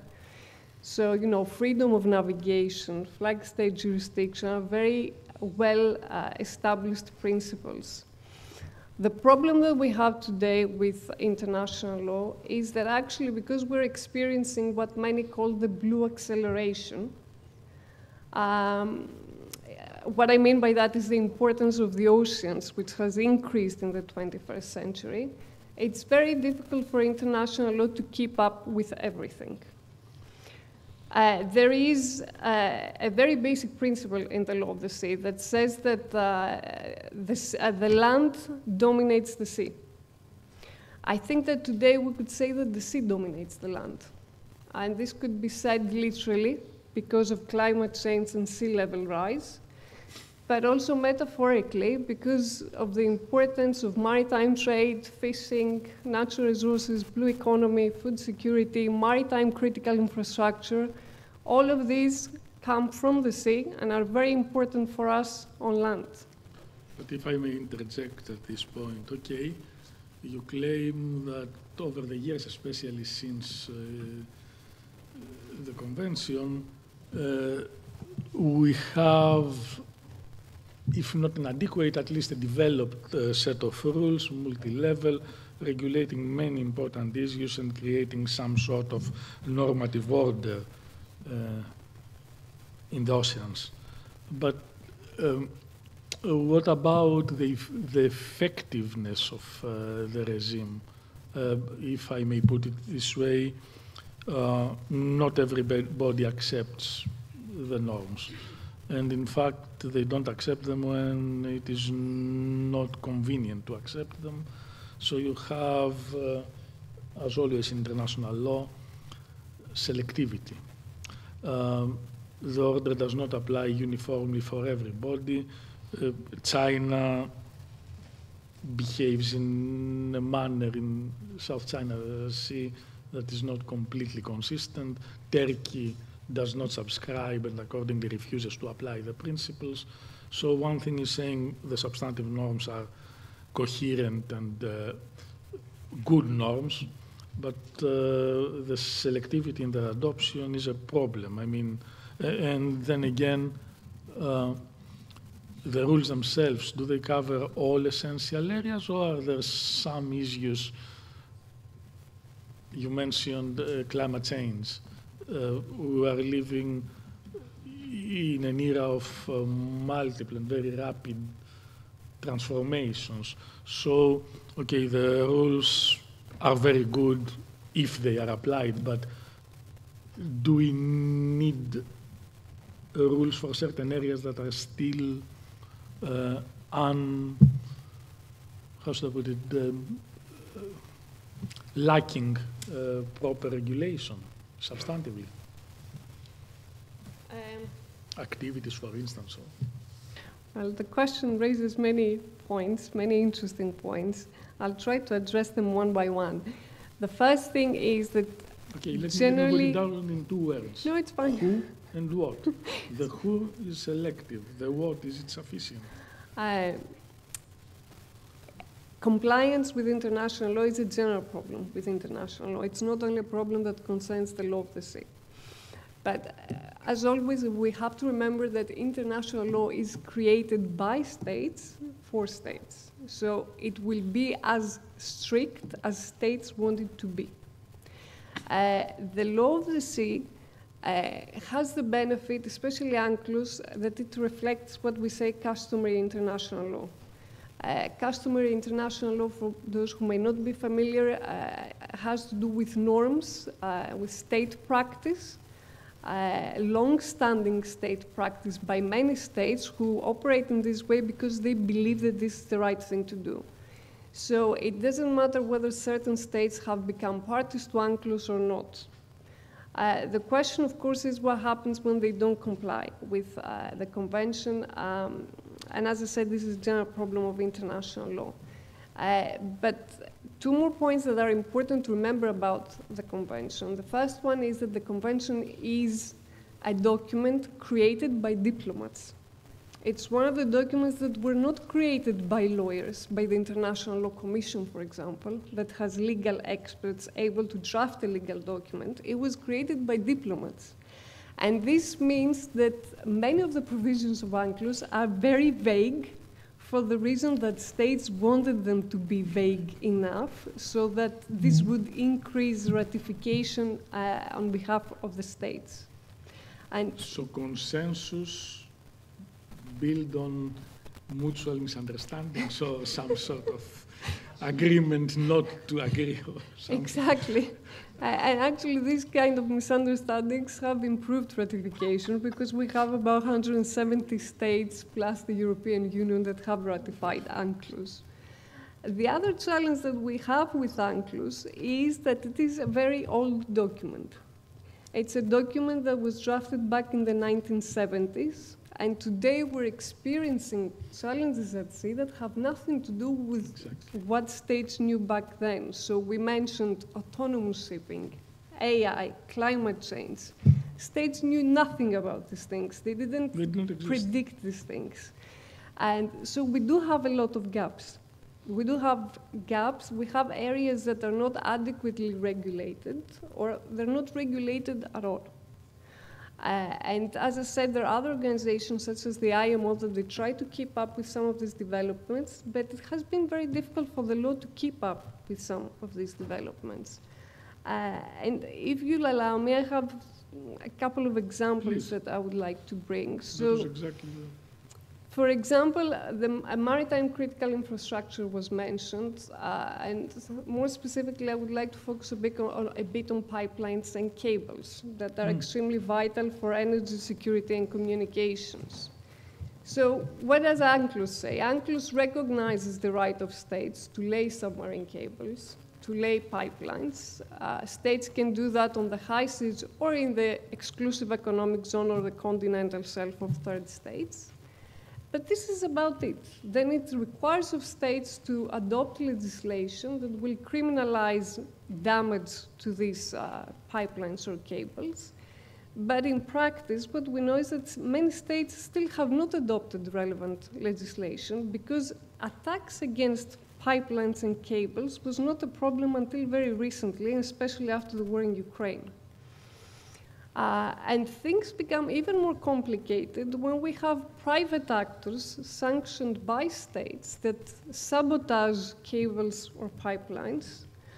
And this is really where we have a very gray legal zone, because these kind of attacks are can cause significant damage to states, to their economy, to their population. But at the same time, they're not really an attack under the UN Charter. So it's not an attack that may trigger self-defense and use of force. Okay, under the Charter of the United Nations. Exactly. So UNCLOS doesn't say anything. The Charter doesn't really clarify what can happen in this case. So we have this gray legal zone that is being exploited by many states, such as Russia, for example, because they know that they can cause damage without being engaged in a full-blown war.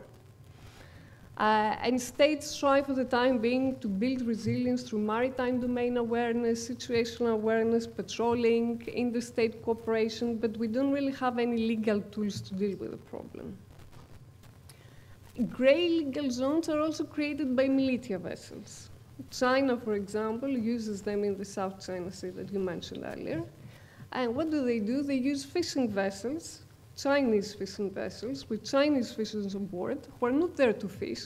They're there to patrol the waters. They're there to use force against other fishers from other countries that want to operate in the region because they claim parts of this part of the world as their own EZ.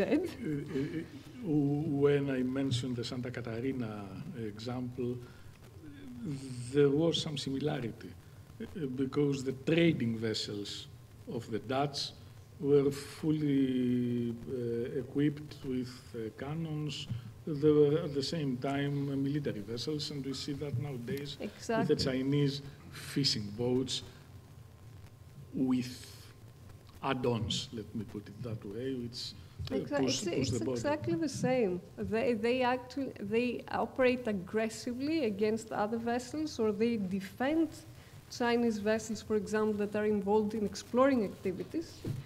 But because they're private actors, we cannot attribute these acts entirely to China. So again, we don't really know how to engage international law. Okay, but then we have the following problem. This is work in development. We are building slowly an order of the seas, and we do that selectively. And if you would ask Professor Platias or myself, we do believe that an order must be imposed by somebody. Somebody has to impose the order.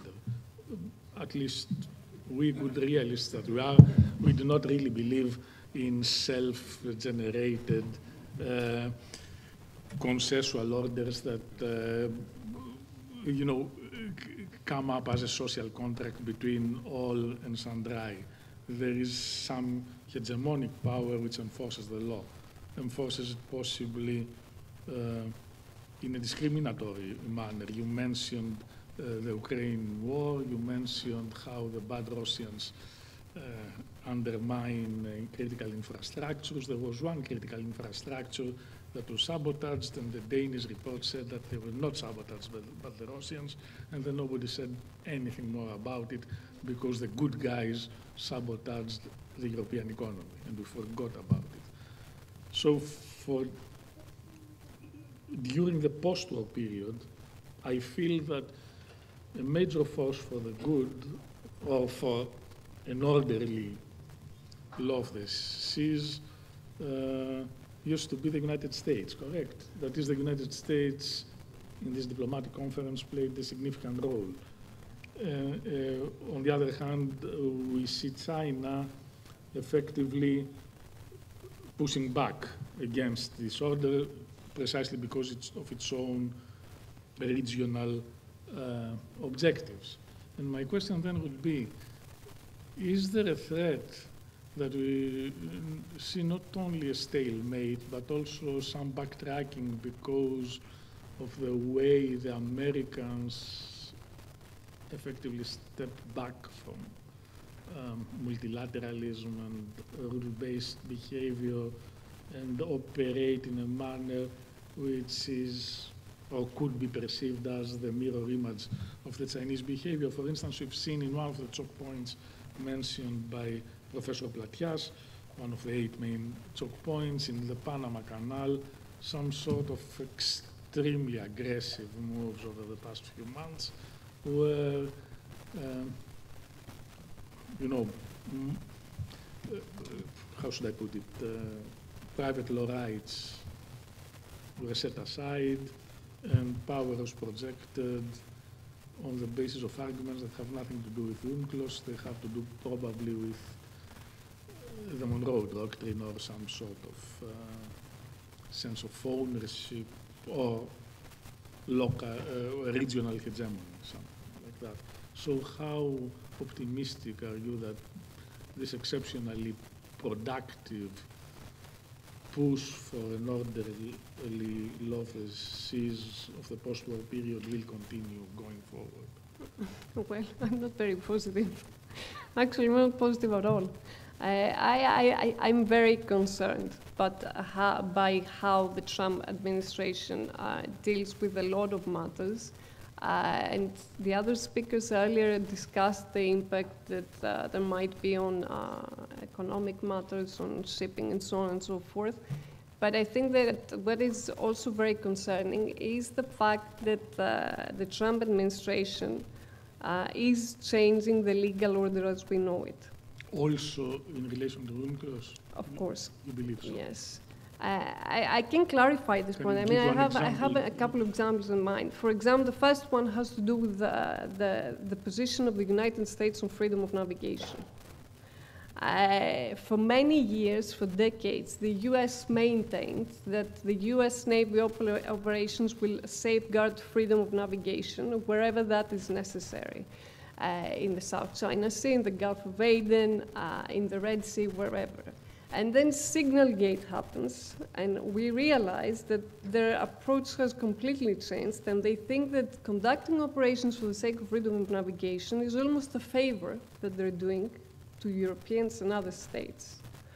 And this is concerning for the reason that UNCLOS safeguards freedom of navigation, but it doesn't really say what happens if freedom of navigation is threatened by private actors. But it is, isn't it? I mean, a good Samaritan who comes, of course, it is a basic principle since ancient times, the rules against piracy. Hostis generis humanus, accordingly, the whole humankind can fight against pirates, but not everybody is obliged to come and fight against pirates. So, in one sense, they are within their rights to claim that. Yes, but the thing is that because the Convention doesn't clarify what needs to be done, this is a decision taken by the Security Council. And the United States have veto powers within the Security Council. Okay, so, if any proposals come forward for future action and the United States blocks these decisions. So, your fear is that we might see a procedural, how should I put it, stonewalling that will paralyze the system as it has happened with the WTO. Exactly. They've been very active in the past in supporting United Nations Security Council resolutions for these kind of operations. But now I don't know how they will react. And of course, if they don't participate in these operations, this will be a problem practically. Okay. So, since our time is up, going forward, what should be the priorities, in a nutshell? It's very difficult to set priorities. What I think that we need to bear in mind going forward is that international law, no matter how problematic may be because of compliance, because of legal gaps, clear legislation is absolutely essential for investors, within shipping or beyond shipping. I mean, investors need to have clear legislation that tells them what is expected of them and how the law can protect them. And right now we're having a lot of legal gaps and gray legal zones, and we've seen that geopolitics also play a very important role in how the maritime legal order will work. I'm sorry, and this will be my final sentence. Let me ask you, let's make this clear. You said that it is very important, essentially for private actors. This is what you mean. Isn't it the case that the private actors feel the brand as a secondary effect? For instance, the lack of proper delimitation of the situation between Greece and Turkey affects the private sector rather than this being a direct... This is another example. I mean, where we have disputed waters and the situation is not clear is even more problematic for investors. Because I thought that this is probably the most problematic, isn't it? It is very, where you have disputes exactly like with China or between us. But the reason why we have this very long-standing dispute is because UNCLOS is not very clear on how we should resolve this dispute. Which is a procedural lack, a lack of clear definition of the rules you mean and exactly, clear procedures. Exactly, how we should follow. go ahead about resolving these disputes. Most interesting, that was fascinating. Thank you so much, Professor Galan, and we hope that we'll have you with us in future endeavors of the Council. Thank you so much. Thank you.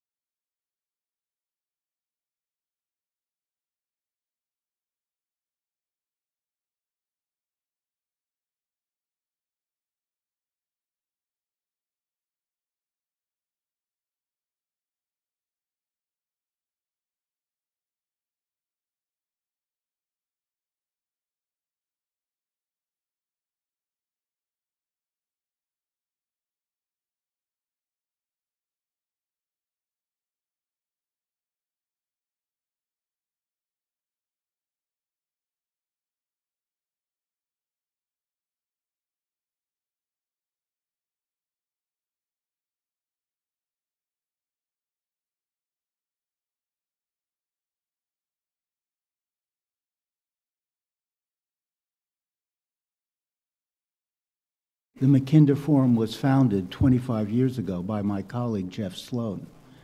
We came to realize that there was a need for entrepreneurs, retired diplomats and flag officers, journalists, policymakers, and scholars to discuss international crises from a geopolitical perspective.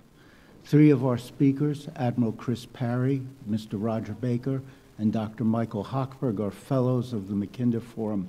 My name is Leonard Hochberg, and I'm the U.S. coordinator of the Mackinder Forum. Our panel, the final panel of this important conference, is devoted to discussing geopolitical and technological trends influencing maritime security. We are fortunate to have on our panel practitioners and observers of maritime security. Permit me to present our first speaker. Mr. Roger Baker serves as the Executive Director of the Stratfor Center for Applied Geopolitics at RAIN. Mr. Baker is the author of numerous articles on various subjects such as the geopolitics of North Korea, China and the Pacific Ocean, the Arctic as a geopolitical flashpoint, U.S.-Japanese relations, etc. Prior to employment at RAIN, Mr. Baker worked for many years for Strategic Forecasting, Inc. Roger?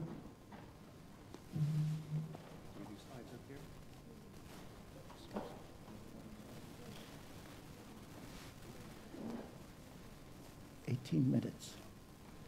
I'll go faster. Okay. All right, is this on? Maybe it's not. There we go. All right, howdy from Texas. It's great to be here. I'm happy to be here. I'm going to talk briefly about U.S.-China competition in the context of the West Pacific and the enclosed seas. We've touched on a lot of this already today, so I am not going to repeat everything that everybody has said. We will skip some slides. If you want to get my slides later, just bug me and you can have them.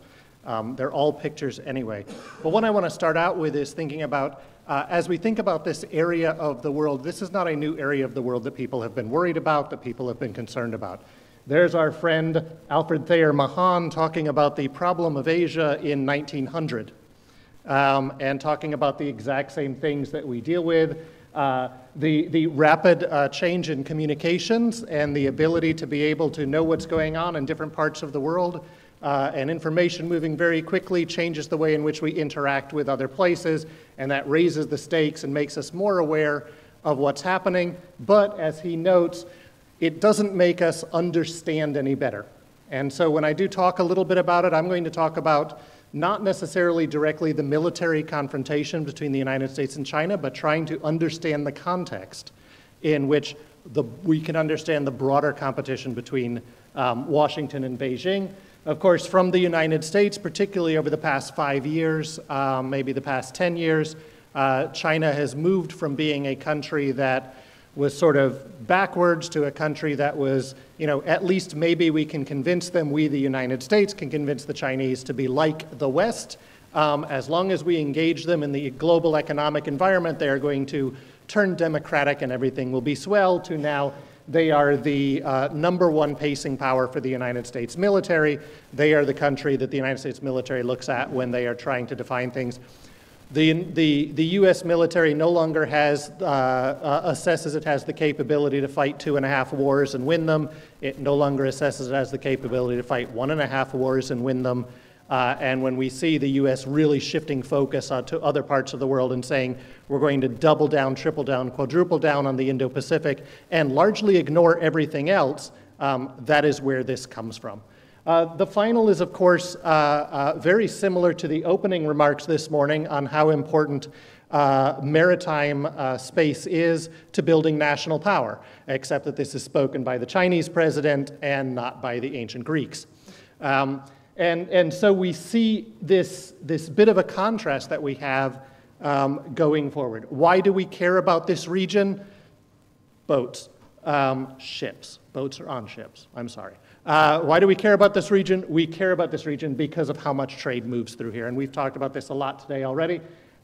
This is a very, very, very busy space. It's a busy space because China is there, and as we've seen, China is a major component of global trade overall, but also Korea, also Japan. When we get to wondering about what happens if China takes Taiwan and reintegrates Taiwan, it is not merely a question of can the United States Navy freely sail in the enclosed seas, it's a question of can Japan and South Korea remain reliant on international trade routes, or do they become basically subservient to the Chinese? So think of this space, these enclosed seas, as either China's Mediterranean or China's Caribbean, and it starts to really redefine how we want to look and think about the competition there. Let's put this into its broader context. For much of the post-World War II world, the West was the center of global economic activity.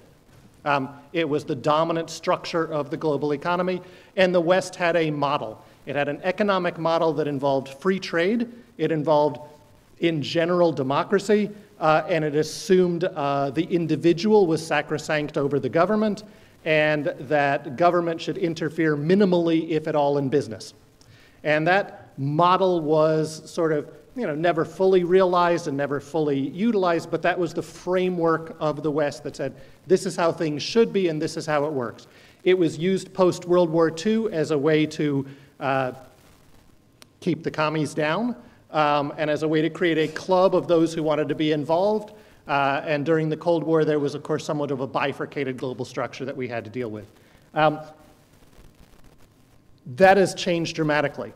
The United States, while still as a single country, the largest economy in the world as a single country, and by the way, far ahead of China. I lived through the same fears of Japan was going to rise and take over the United States economically, China was going to rise and take over. It's still there, it's still very strong. But as a share of global economic activity, the West as a whole has shrunk.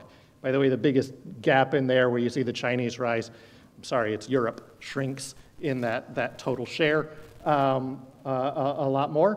That means, though, that if the expectation was, particularly after the end of the Cold War, that the Western economic, philosophical, political ideology was both the victor, was inevitable for the rest of the world, and was somewhat universal, or assumed to be universal for the world, and it appeared that way for a decade or so, we now have the rest of the world coming back and saying, you know what, our economic historical philosophy is very different than the North Atlantic's economic historical philosophy. We didn't all grow up with our philosophy coming out of Athens and coming out of Greece and coming out of there and building into this Western model.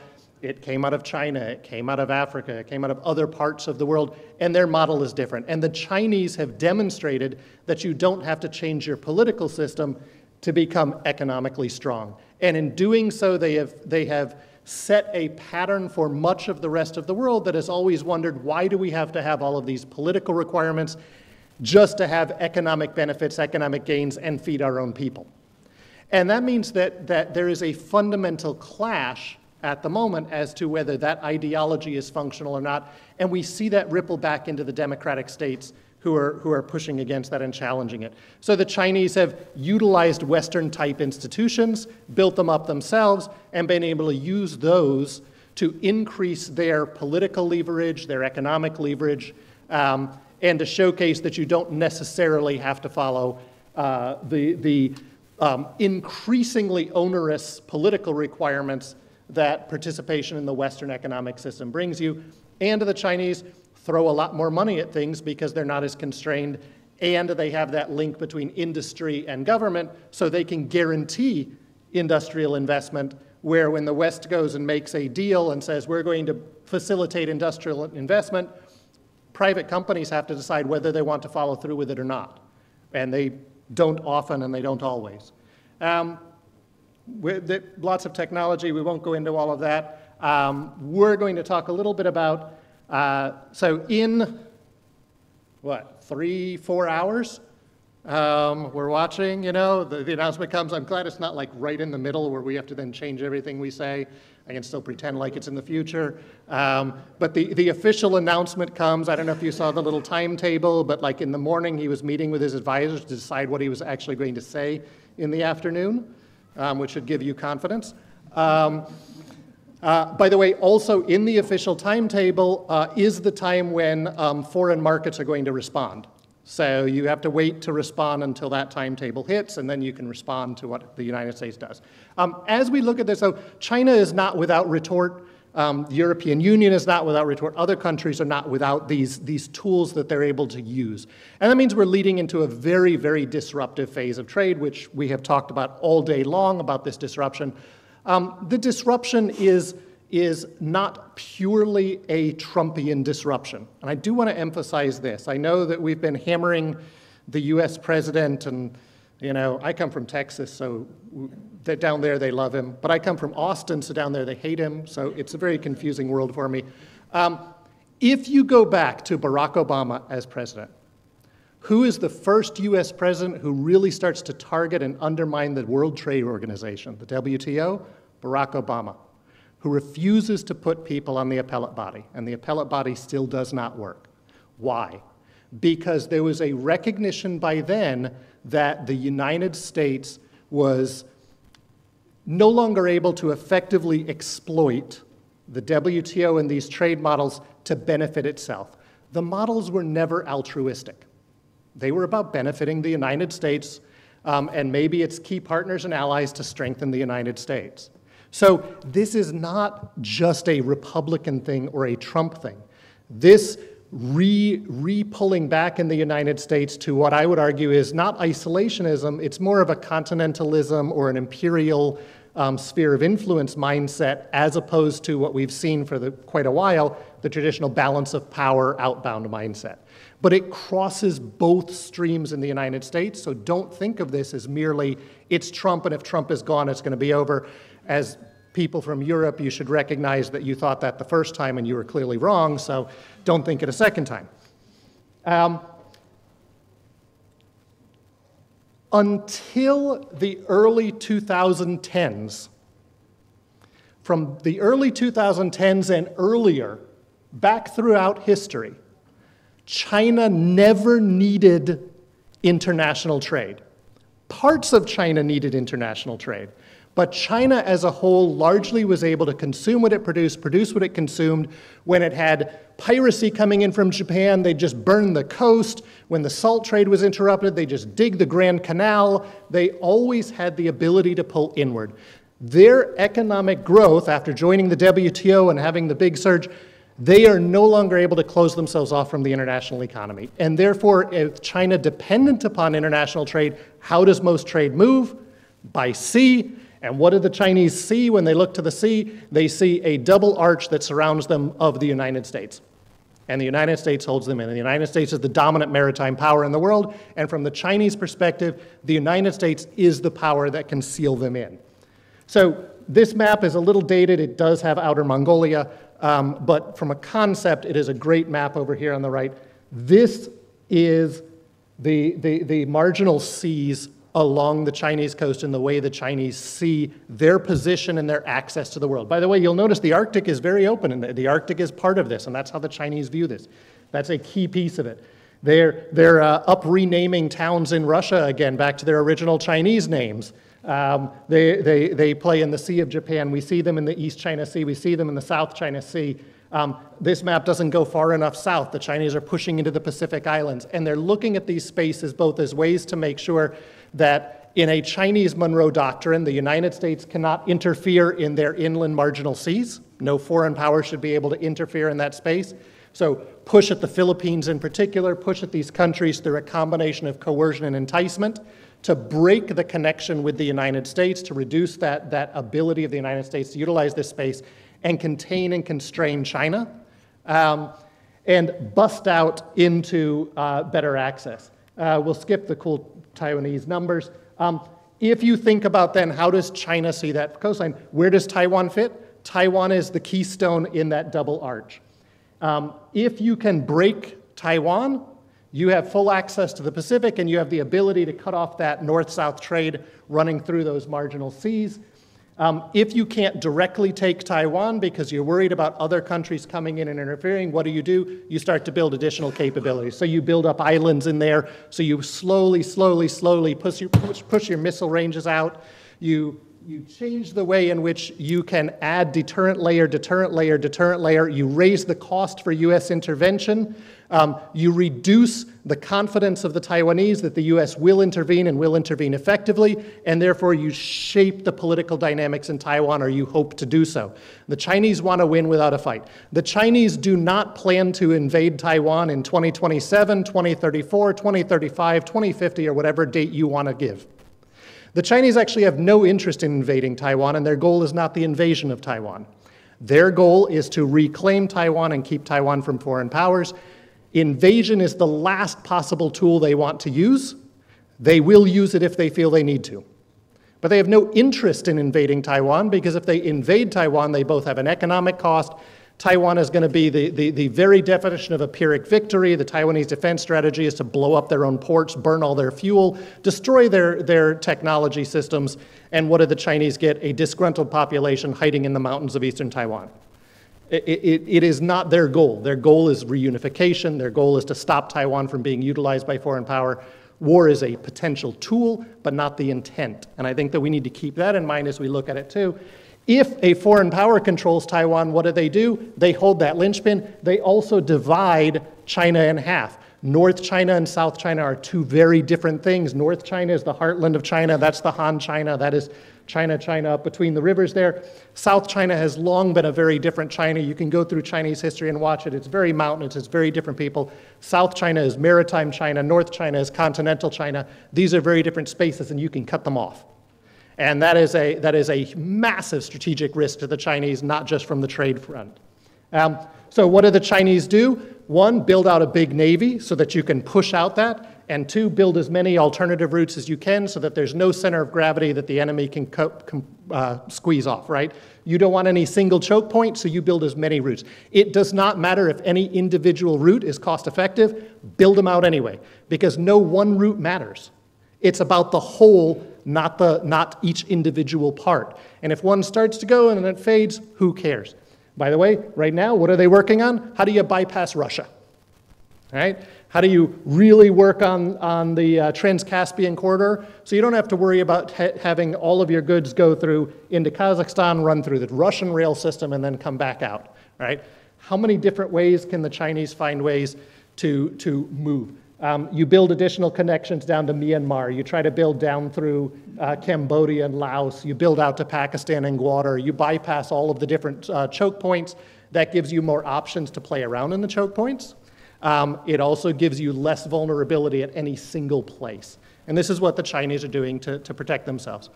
The Chinese are also telling their population it is time to rethink about things. So for the longest time, Chinese maps, like many maps, had an inset for something that wasn't directly contiguous to their space. The South China Sea was always a box stuck off to the side. Somebody made a comment this morning that Texas is the largest state in the United States. Absolutely not. Alaska is almost 2.5 times the size of Texas, but nobody cares because it's in a little box down next to Hawaii, all right? But what the Chinese have done is re-educated their population. This is the map that they use now. This is their basic map for schools. The South China Sea is an integral part of China. It's not some little box off to the side. They are changing the shape in which the way they look at it. The Chinese have used economic levers, not necessarily nefariously, but because they're their next door neighbors, to effectively have very, very strong trade ties with all the countries next door to them, which means that if you are the United States or a foreign power telling these countries, you need to break away from China, and the United States can't guarantee them trade, investment, business activity, what is their option? They say, okay, we have to play, how do we balance US security dynamics, Chinese economic dynamics, and do that? And for the longest time, this has been what the Asians have been doing. They've been working and trying to find ways to balance between this, right? How do they stay economically connected to China, military connected to the United States, and use those both as a way to push against each other? And as we are back in a multipolar system, that means middle powers are going to be doing that even more, and they may have more leverage to move in these spaces. And we should not expect any solid alliances between these countries and China, or between these countries and the United States. We forget that the Chinese have pushed this all the way down into the Pacific theater.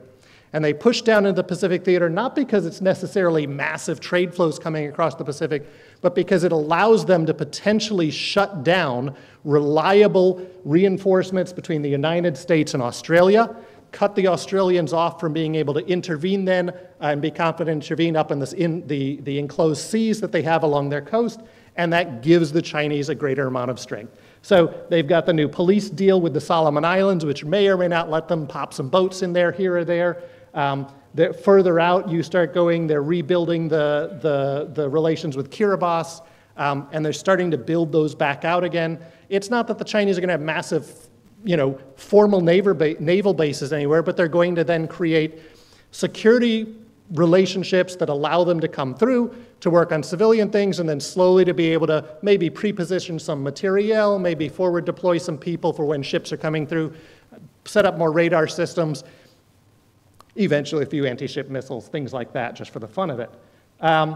The other thing is we think about China, we've talked a lot about submarine cables and we've talked about cutting them and things. There's also a massive competition, particularly in the Pacific theater and in the Arctic, for who's going to pay for the new cables and who's going to put them in. And are the Chinese going to, and the Chinese have been out offering these like crazy, or are we going to get Western companies to be able to pull together? And again, for the Western companies, it's very hard to compete with the Chinese because you have to have the government and you have to convince the private companies and you have to guarantee them certain amounts of return, or they're just not going to go in. They're not going to be competitive within that space. The Arctic is a critical component. When we look at Greenland, Greenland is in the context of Russia or the North American Arctic or things like that. But for the Chinese, the Arctic is a key route, and they're particularly looking at the Trans-Arctic route, at being able to cross through the center and bypass Russia's territory. They don't want to be in there. So the United States has now had to fly from Alaska interceptions of Chinese bombers. In addition to the Chinese ships that are there.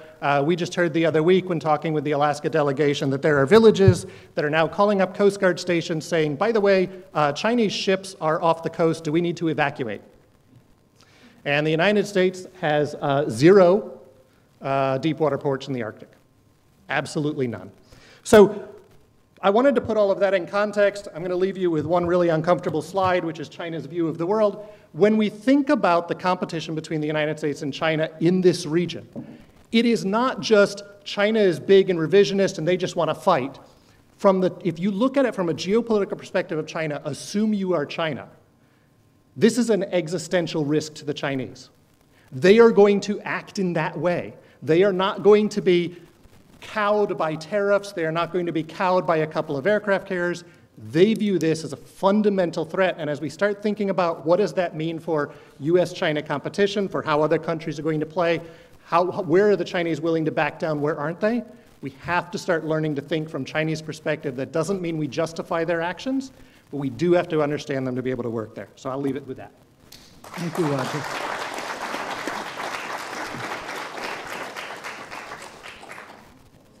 Our next speaker is Chris Parry, who will join us virtually.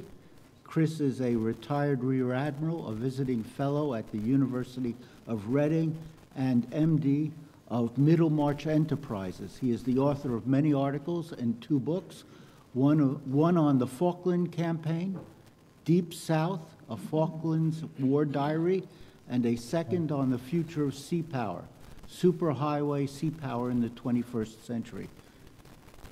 Welcome, Chris. Well, Kalispera, everyone. I hope you can hear me, and I hope you've got some slides on the screen by now. Is that the case? Yeah. No, we have you on the screen. Good. Good afternoon, everybody. Kalispera. I'm from Wales, and in a conference like this, it's appropriate to use a Welsh expression, which is old friends are like gold, new friends are like silver, both are valued. And that's how I feel about being here tonight. So what I'm going to talk about very briefly is some emerging challenges at sea. And I think possibly it's a good idea to start with what I told you last time in this conference. And that is that we were sitting in a 2-block world between the Eurasian autocrats of Russia, China, Iran, and North Korea, and the maritime democracies, which essentially is North America, Europe, the United Kingdom, Japan, Australia, New Zealand, South Korea, and possibly India in future.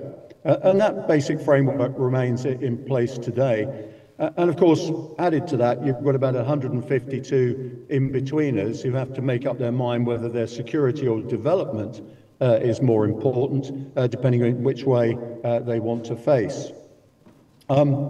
Now, since the election of President Trump, and most recently some of his policy commitments, the situation's become much more fluid, transactional, and of course personality driven. But it doesn't mean those frameworks are not essentially in place. They've just a bit blurred around the edges.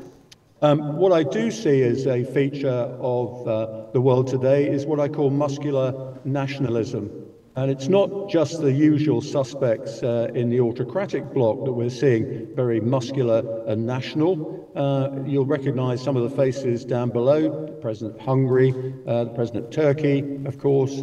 And if we come across to the democratic side, everyone from Benjamin Netanyahu through President Zelensky, President Milei of Argentina, and of course our own Donald Trump, who is being very muscular and very national.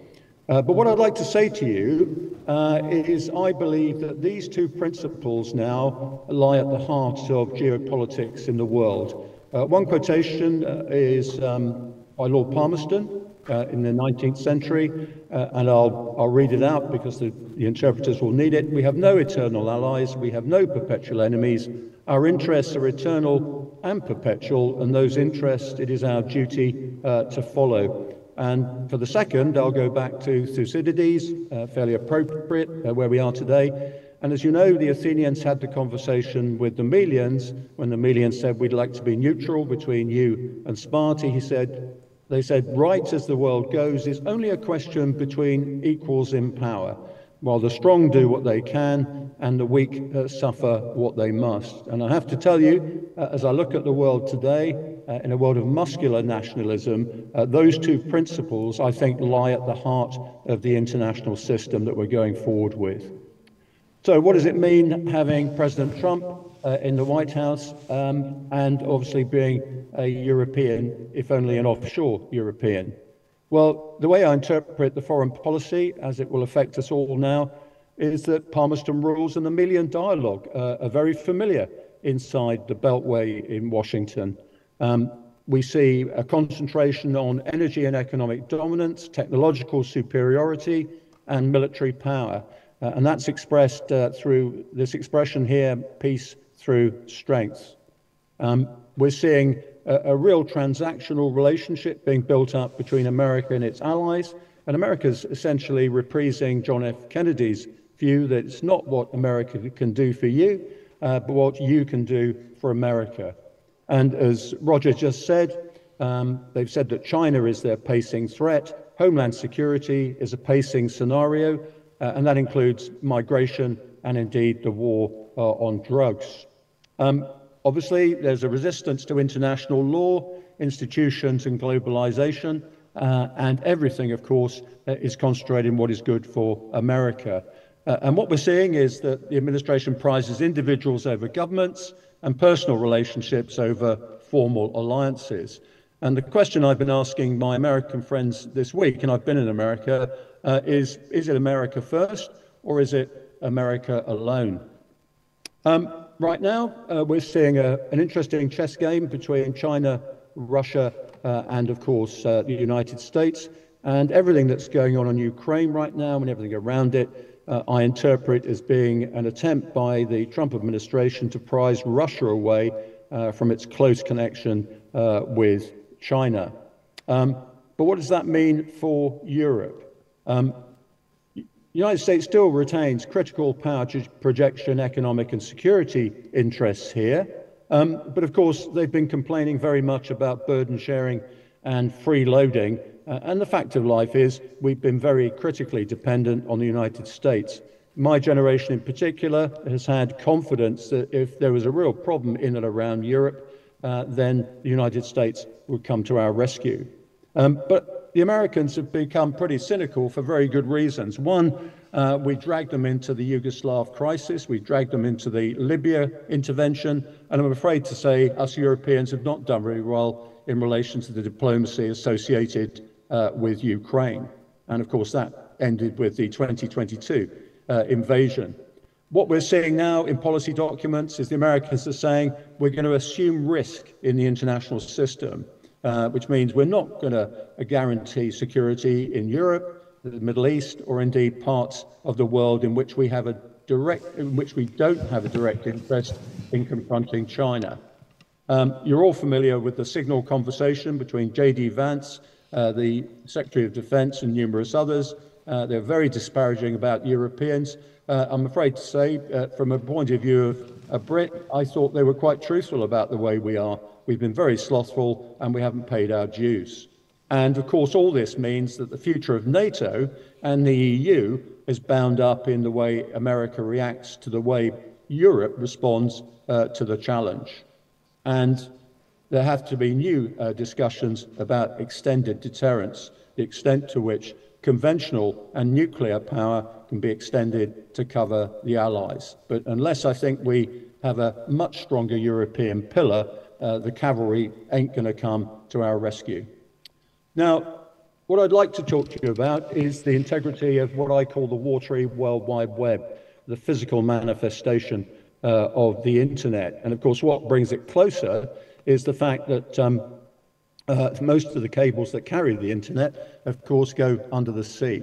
And the thing I'd like to draw your attention to is something you've discussed all day today, and that is the South and East China Sea, and the fact that it's being militarized, and you can see the Fiery Cross Reef there on the right. That's what it looks like today. It looks like a pretty superb aircraft carrier naval base to me, which is exactly what it is. And what I would like to show you here is a Chinese document that shows how very much that they are putting sensor systems on the seabed to detect incoming submarines and other allied and free world ships and warships.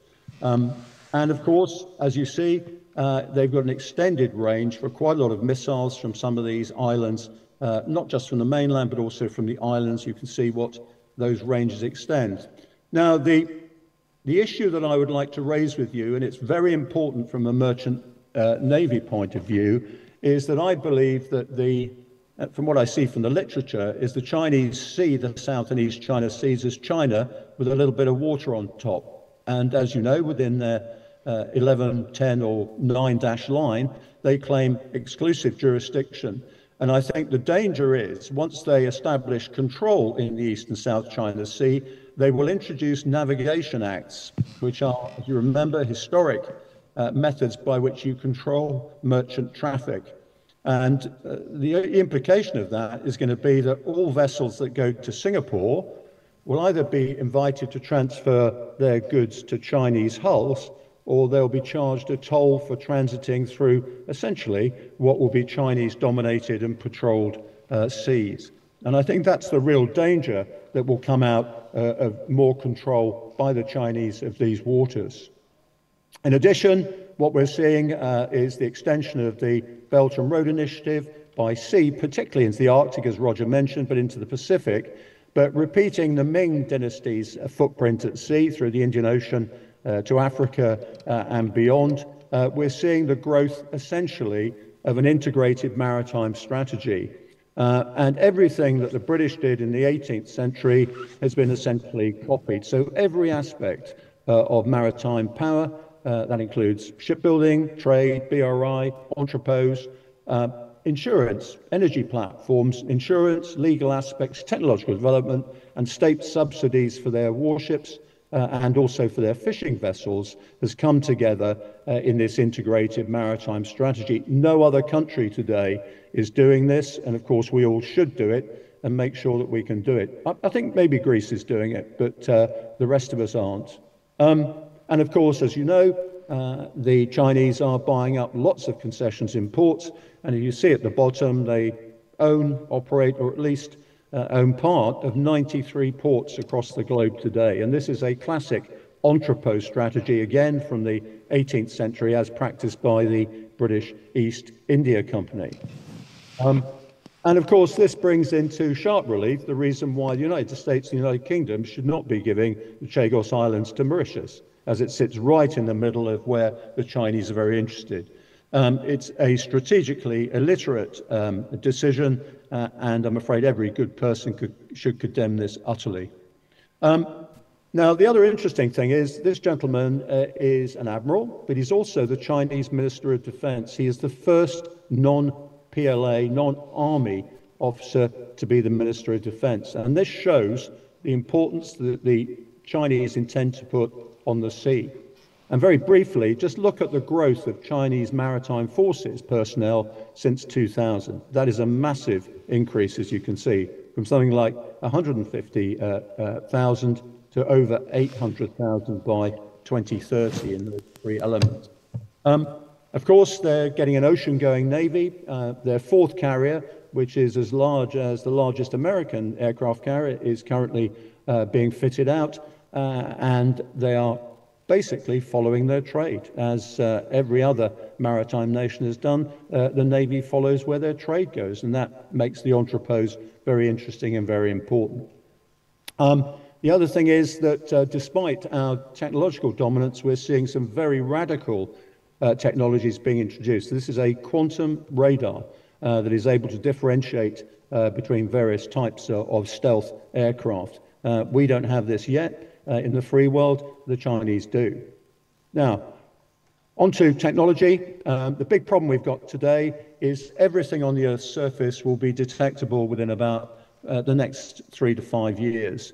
Wide area surveillance, space sensors, underwater unmanned vehicles and seabed systems are going to be brought in, and you're going to be threatened by ballistic, transonic, and hypersonic missiles. And what we're going to need to do is build, particularly into warships and other vessels that don't want to be detected, a lot of stealth, deception, and camouflage. One of the most important aspects to that will be the application of artificial intelligence, which will change every aspect of warfare at sea, but most interestingly, will transform innovation and the ability to get new systems into play as soon as possible in the light of any threats that we see. Drones, of course, are going to be absolutely everywhere, whether it's below the surface, on the surface, or in the air. But I would also say to you that what you have in the middle there is a thing called Roadrunner. It's only been produced in the last 9 months. It's an anti-drone drone that goes at jet speed. It takes off and fires and takes out drones. So there's going to be massive investment in counter-drone technology, not just the kinetic stuff, but also jamming and things like that. We're going to have to deal with hypersonic missiles going at anything between 5 to 7 times the speed of sound. Obviously, these are going to be proliferating rapidly over the next 5 years, and they are going to have to be countered because they are going to proliferate, and we need to. One of the solutions we'll see at sea, I hope very soon, quite a lot of lasers, directed energy. You've got the United States system there and also the British Dragonfire, but no warship will be able to protect itself in future against mass drones or indeed hypersonic missiles unless it has directed energy. One of the things I'd like to stress is the increased threat from the land. You can see the threat that China poses with its massive munitions on land, but increasingly we're seeing Army and Marine units on the left there deploying missiles. We're also seeing irregular units deploying drones. And so drones and missiles like that, again, will proliferate, and we need to deal with it. And where it's most important, of course, is in the choke points around the world, not just the Red Sea, but Straits of Gibraltar, the Aegean, the Black Sea, the Baltic, and places like that. And the one dimension that we need to take into account is that everybody is going underground now. You've seen it in Ukraine, you've seen it in Gaza, and in Iran, you see all these storage sites. And at the bottom left there, that is a Houthi launcher that comes out of the earth in order to not be detected before it's fired. And on the right there, you're seeing a South Korean missile that is a bunker buster that will be necessary to be launched from their new ships to be able to take out these underground munitions. This is a major problem, and as I said, is a new stealth environment. The other issue that I think we need to stress is there's been a lot of emphasis on cables and fuel pipelines under the ocean, but there's going to be a lot more going on the seabed in future. As you can see, China has a deep sea AI data center, lots of cooling down there. It's used for, on the bottom right there, for energy storage. You've got lots of electrical grids actually coming onto the seabed, and a city being planned in the South China Sea as well. But let's not forget that the seabed's being militarized. There's a thing called upward falling payloads, which is what the Americans are developing to seed the seabed with anti-submarine devices, and of course the traditional mines as well. So the seabed's going to be very important. And the whole way in which we're going to fight in future in this very demanding environment is much more will go underwater. Not just in submarines, and submarines are going to have to change their deployment systems. They can't just deploy stuff from their torpedo tubes. We're also going to see semi-submersibles. The Iranians already use them, and some of those developments you can see in concept below. And that includes on the right there a Chinese 20,000-ton semi-submersible that will actually deploy as an arsenal ship with large numbers of land attack and other missiles. So we're going to see a lot more going below the surface to avoid some of these missiles, drones, and other things. Anti-submarine technology is going to make the ocean less opaque. There's going to be lots of unmanned vehicles that will provide endurance, stealth, and anonymity. You're going to have bottom arrays that are AI enhanced, smart mines, upward falling payloads, electronically processed through AI, magnetic anomaly detectors, and they're already deployed in the South China Sea, non-acoustic detection and saturation hydrography, where you get instant readout from databases. Chris, a minute or two more. I'm sorry? Chris, a minute or two more, please. I was planning that, yeah. Okay, thank you. Okay, the other thing we need to stress is space. If you're not in space and accessing space in the near future, you are not going to be operating at sea either commercially or indeed in warships. Low Earth orbit will be saturated with nearly 38,000 satellites by 2030, 56,000 by 2035, and the whole space between the Earth and the Moon is going to be very heavily contested and occupied.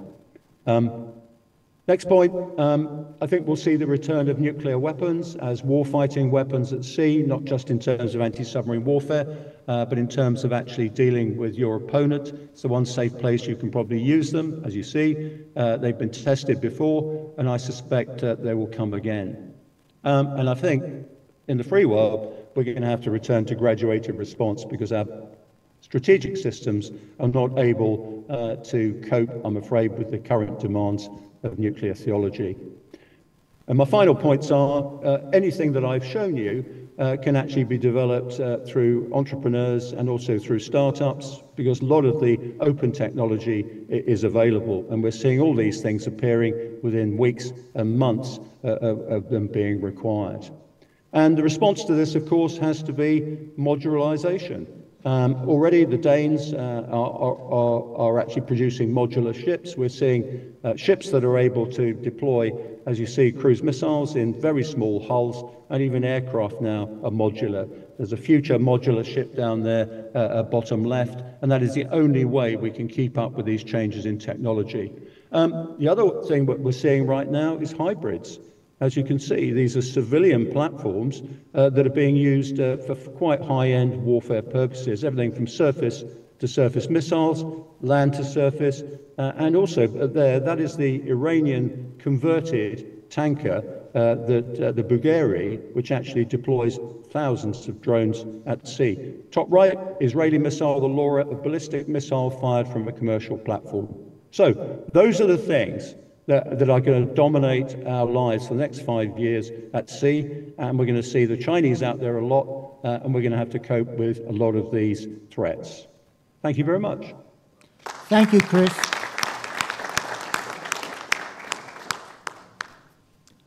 Our next speaker, Commander Guillaume Fergoli, is a researcher at the Center for Security Studies.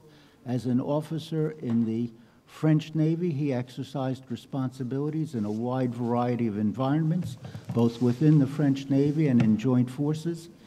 And he has served on 6 different combat vessels while exercising command 2 times at sea, including once on a polar vessel. Please. Thank you. Thank you very much. First, let me thank you warmly, Mr. Palacios, for inviting a French speaker, and me in particular, on behalf of IFRI, to express here in this distinguished audience. I'm very honored to be speaking aside those distinguished speakers. So I'll stick to my humble expertise, which is one of the French practitioners at sea, obviously not a distinguished geopolitician. But let me express my personal feeling about what is the French vision of maritime safety.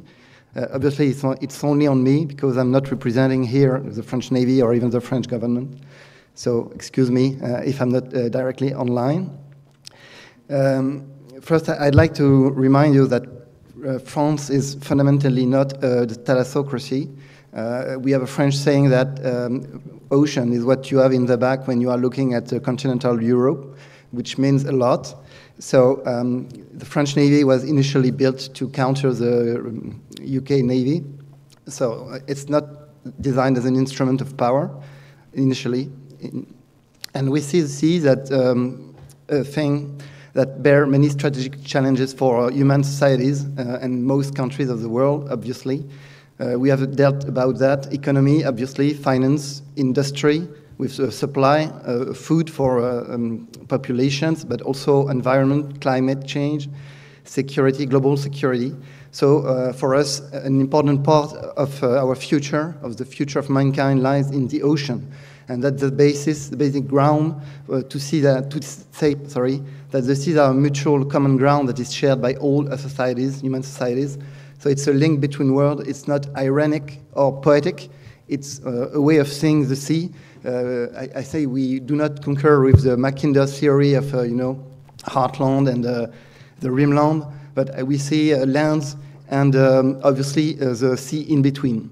It's mostly, I guess, because of the current structure of France with the overseas territories, meaning that France extends on all continents, and the French Navy, which is obviously the main security provider for France and French interest, is present on a permanent basis on all oceans and seas and patrolling those areas. And so that's why we see that as a common problem. And obviously, communality, implies responsibility at all levels, at the state level, obviously, but also from all actors at sea. And obviously, a common behavior, which is regulation. We talked about regulation previously, and let me quote the updated EU Maritime Security Strategy released in 2023, defines maritime security as a state of affairs in the global maritime domain in which international law and national law are enforced, freedom of navigation is guaranteed, and citizens' infrastructure, transport, the environment, and marine resources are protected. France was very active in designing this strategy, so I guess it enforces the vision of France about the seas. To sum up, it's all about enforced regulations, freedom of navigation, and protection of maritime assets. We have two words for security and safety in France. Two words, and the difference is very acute. Safety is more global, holistic, I would say, and security is more than, Navy concerns. And we see the problem as more a safety problem than a security problem. It's not denying the security problems we have tackled today, because France concurs with all that was said and the thing everybody expressed previously. But I will focus more on safety, maritime safety. We think that maritime safety must be built collaboratively because of the communality of the problems. This is the essence of the French and European vision on maritime safety. And it's well illustrated by the Maritime Safety Program in the Indian Ocean of the European Union, which the concept is to foster a cooperation among regional actors, focusing or relying on able and willing actors and able and willing partners to enforce this maritime safety with assets on the ground, with assets on land, and to try and collaborate to build the maritime domain awareness, which is the key for maritime safety. So this cooperation must be fostered. The first example of that is piracy. We have been tackling with piracy in the Gulf of Guinea and around the Horn of Africa for decades. It has been almost eradicated. It seems to be booming again. Whatever, it's really a problem of cooperation between, obviously, actors at sea, but also with countries, riverine countries, because there's a legal administrative problem of retention and of dealing with pirates. So actually, you can't fight piracy only at sea and alone.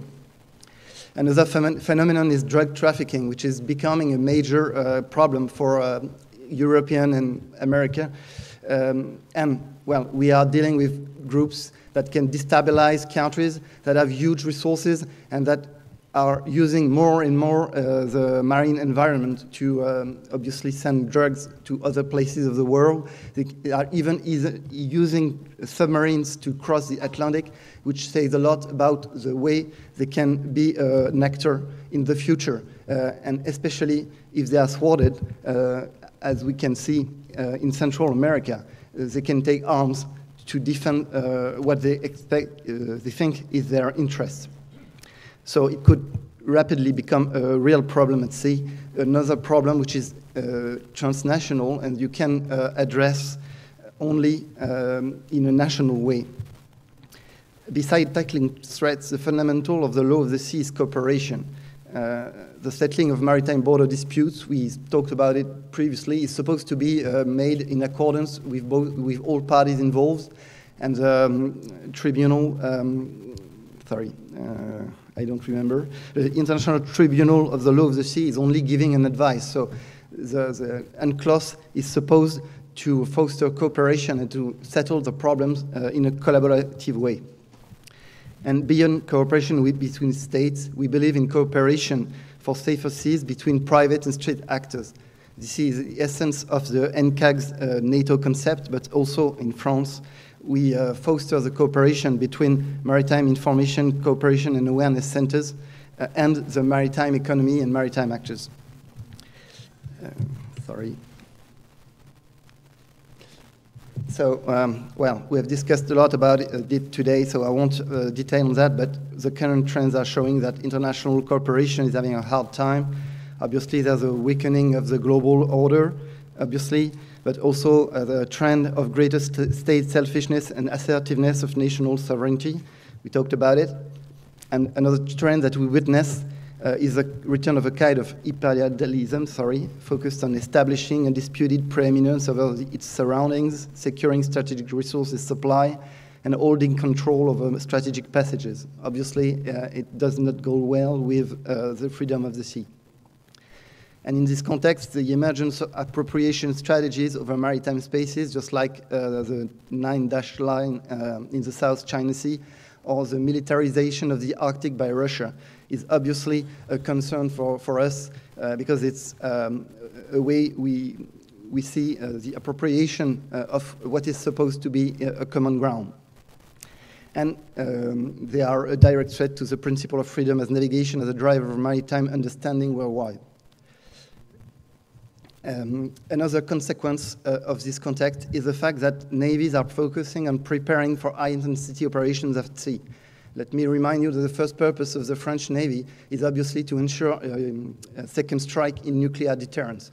And so in dire context, geopolitical context, obviously those navies are preparing for war, and so it leaves less available assets at sea to cooperate, to monitor, to patrol, and to address maritime threats and risks. We talked about it, but obviously it's a concern, the return of the civilian assets as legitimate targets. For decades, interactions at sea between maritime shipping and naval operations have mostly been driven by the principle of dissociation, trying to prevent collateral damage. This is a kind of naval counterpart of the Geneva Convention related to the protection of civilian persons in time of war.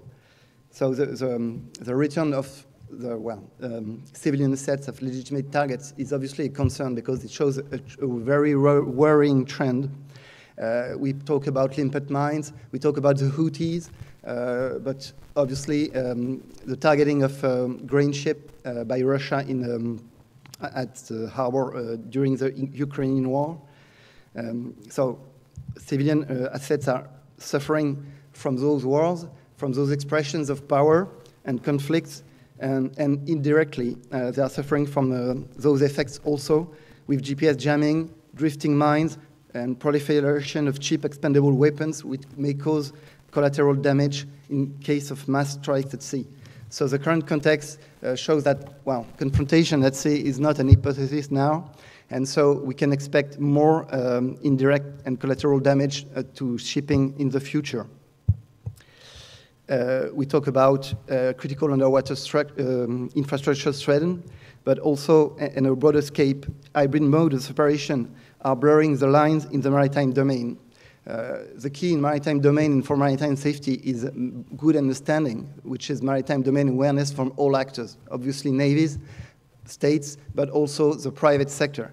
And to build this maritime domain awareness, it has to be built collaboratively, as said previously, but it's also everybody has to, well, know what the others are doing.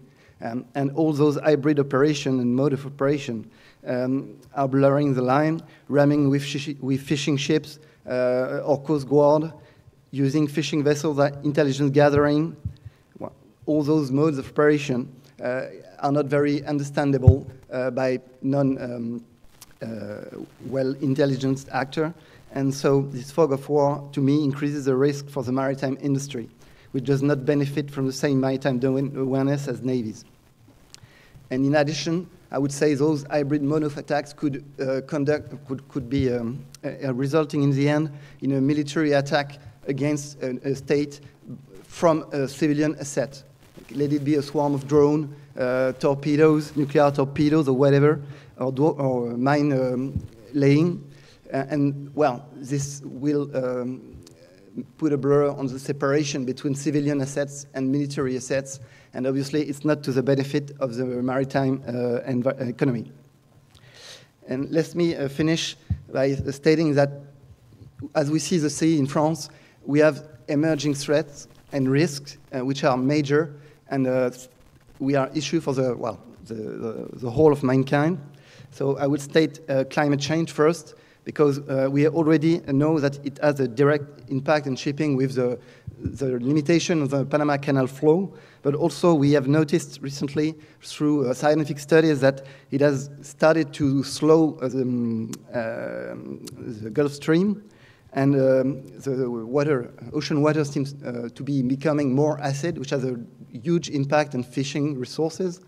And so, obviously, this climate change cannot be discarded and will, in the end, have very strong impacts on the maritime domain. Let it be severe weathers, climatic extreme phenomena, displacement of marine resources, which obviously will impact human societies. We can mention HADR operations and marine crisis management. This is something that has to be done collaboratively, because not any nation has enough assets to be able to cope with a huge disaster on its own. And so collaboration is needed. Another growing issue is the fight against, as I mentioned, transnational drugs or weapon trafficking, which is a common, shared issue, especially through the sea. And another issue we did not mention today is international migration. Climate change actually is starting to desertify anymore, for instance, Africa. And we mentioned that the population of Africa is supposed to grow by 2 billion in the next 20 years. So all those populations, obviously, we move to better places. So that would be maybe the coastal areas of Africa, but they are already crowded. And so they will migrate to better places. U4 Irini has shown that it is very, very complicated to tackle this phenomenon at sea. So obviously we need a holistic approach, but still it still requires to bring assistance to those people trying to cross the seas in small craft. And so the problem at sea cannot be discarded. So, and obviously you can't tackle it alone. Well, you need obviously cooperation between actors at sea, but also with the starting country and the receiving country. And that's what U4 Irini tried to build. And in the end, we see more economic activities taking place or emerging in the maritime domain. Can mention wind farms, submerged power turbines, data center, power communications cables, but also deep sea mining. Obviously, those activities mean increased risk, which calls for better international cooperation. Professor Galani mentioned the fact that we are very weak in terms of international regulation of those sectors. So we have to keep up. And to keep up, obviously, they will require international consensus and obviously international action to keep up with the development of those activities. The deep sea mining, for instance, shows that it can be disastrous for the environment, and obviously all human societies will suffer from a disaster from deep sea mining. So it has to be taken seriously and collaboratively. And last but not least, in the context of a degrading environment, the seas represent one of the last preserved ecosystems. As such, marine protection of marine biodiversity should be a common objective to all mankind. This is a French conviction. We have established marine protected areas around most of our island in the Indian Ocean, Southern Indian Ocean. It's not just, you know, for greenwashing. It's a way of showing the world the commitment of France to preserve those spaces which are rich in biodiversity, even if there is 80% chance that there are oil below. And so the biodiversity beyond national jurisdiction treaty was just signed France obviously was a promoting actor of this treaty, but the problem now that it has been signed is the enforcement. We are supposed to create maritime protected areas in high seas, meaning protected means you have to enforce the protection, obviously, but you also have to be able to catch illegal fishing, for instance, and then to treat administratively the people fishing without permission. And obviously this will require international cooperation because as it is beyond national jurisdiction, obviously you can't do it alone. And especially the places and the surfaces you will have to cover will outlast what any navy would be able to provide in terms of surveillance assets. So to conclude, I hope I've managed to convince you and, well, maybe others that we are only beginning to face great issues regarding maritime safety. And my point is that obviously it does not discard all that we have said today about the global insecurity in the world and the way the imperialism, new imperialism, expressed at sea and goes to sea. But still, those issues for the future remain, and we will have to be able to tackle them collaboratively and find a way to have a consensus on those problems so that we can find solutions and find them in the right time before the situation worsens to a point we cannot tackle it anymore. Thank you for your attention.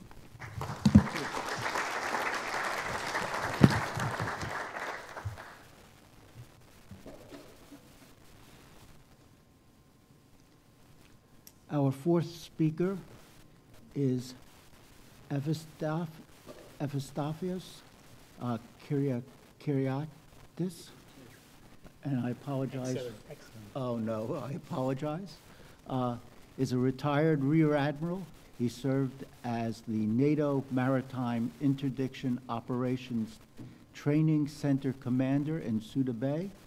His previous post was Head of Division Operations Coordination and the Executive Director of EU Maritime Area of Interest Coordination Cell at the EU Military Staff, which followed a 2-year tour as Director of Plans and Policy in the Hellenic Navy General Staff. Please, thank you. Thank you very much. So first, allow me to thank the organizers, the McKinder Forum also, and especially Professor Platias for the exceptional honor to address such a distinguished audience. I was asked to present an operational perspective of the critical maritime infrastructure and protection, of course, mainly focused on NATO. But I will touch upon EU also, and I will close with the NMIOTC, which I had the pleasure and the privilege to command until 1 month ago. I will be very pragmatic in my approach regarding the slides, taking into consideration the time. So I will skip some information. And also I would like you to understand from the beginning that the approach is from NATO. However, there is no confidential or restricted information in what I'm going to present. So let's start. For NATO, we're not talking about critical maritime infrastructure as such, but for an ecosystem. So you can see that we're talking about 6 different ingredients, let's say, domains that comprise the ecosystem. We discussed about ports and terminals, the docks, including shipyards, the offshore installations, including wind farms and everything, seaward cables, undersea pipelines, mainly gas, and of course, last but certainly not the least, from a military perspective, the freedom of navigation in the sea lanes of communication, and especially protecting the choke points. Professor Platias discussed the choke points in the beginning, therefore I will not elaborate more on that one. Definitely, I'm not going to go through the facts and figures. We discussed a lot. What I would like to say is that for NATO, the number given is 99% of the undersea fiber optics cables regarding the global internet traffic. Probably it's less than that. probably is 97. I heard 95. Nevertheless, it's huge. So we have to be very cautious about that. And of course, we're talking about many main seaports and many installations offshore that we have to protect.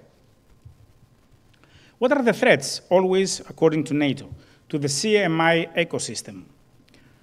We're talking about 5 domains. The first one is the physical security. We see sabotage. For example, the Nord Stream sabotage, September 2022, that was the ringing bell for NATO awareness. Terrorism, we're talking about the Red Sea shipping disruptions 2023. Piracy and armed robbery, although now we're on a decline on that part.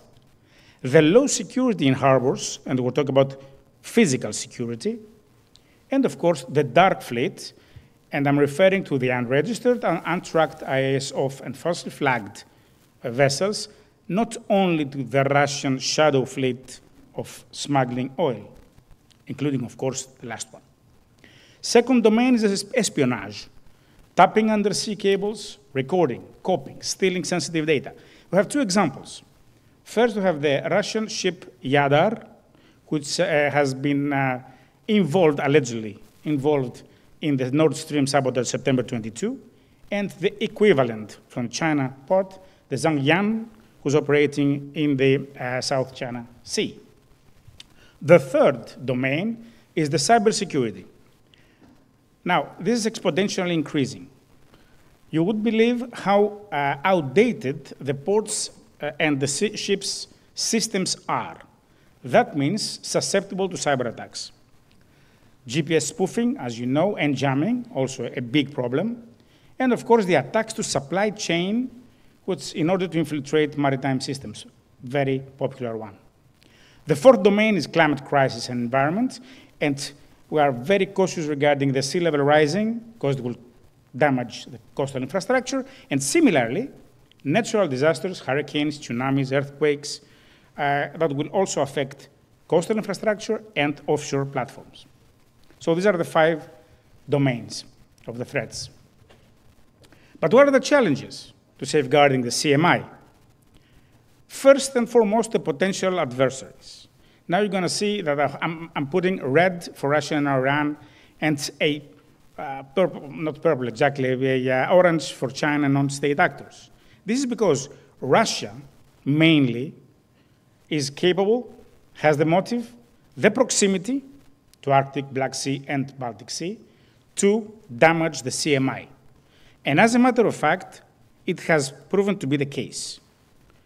Iran, with the threats for closing the Hormuz Straits, and of course with the proxy organization Houthis in Bab al-Mandab, it also has officially been pronounced as an adversary upgrading to enemy. But when it comes to China, although the information received today was really interesting, the China and the non-state actors are not a threat. There is no proof that for NATO that China is engaging with the CMI protection. The second challenge, the ownership and governance. Mainly, the offshore platforms are privately owned.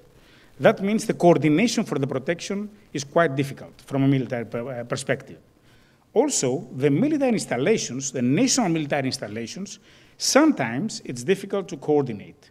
Therefore, ownership and governance is a challenge. Third, it's the logistic support. We're talking about big distances offshore. We're talking about big depths, and taking into consideration that no radio frequency travels to the bottom of the sea. So, how to protect the maritime infrastructure ecosystem? NATO has a doctrinal approach of 4 steps or 4 pillars. First, the deterrence.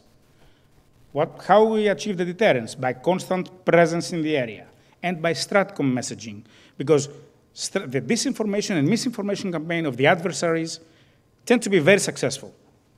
The second is enhanced surveillance by patrolling, by satellite imagery, by using UAVs and UUVs.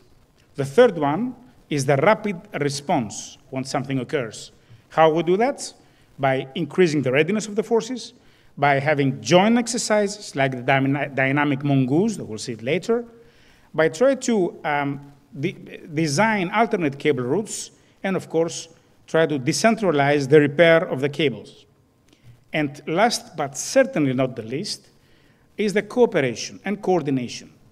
NATO, EU, NATO international organizations, and like-minded partners.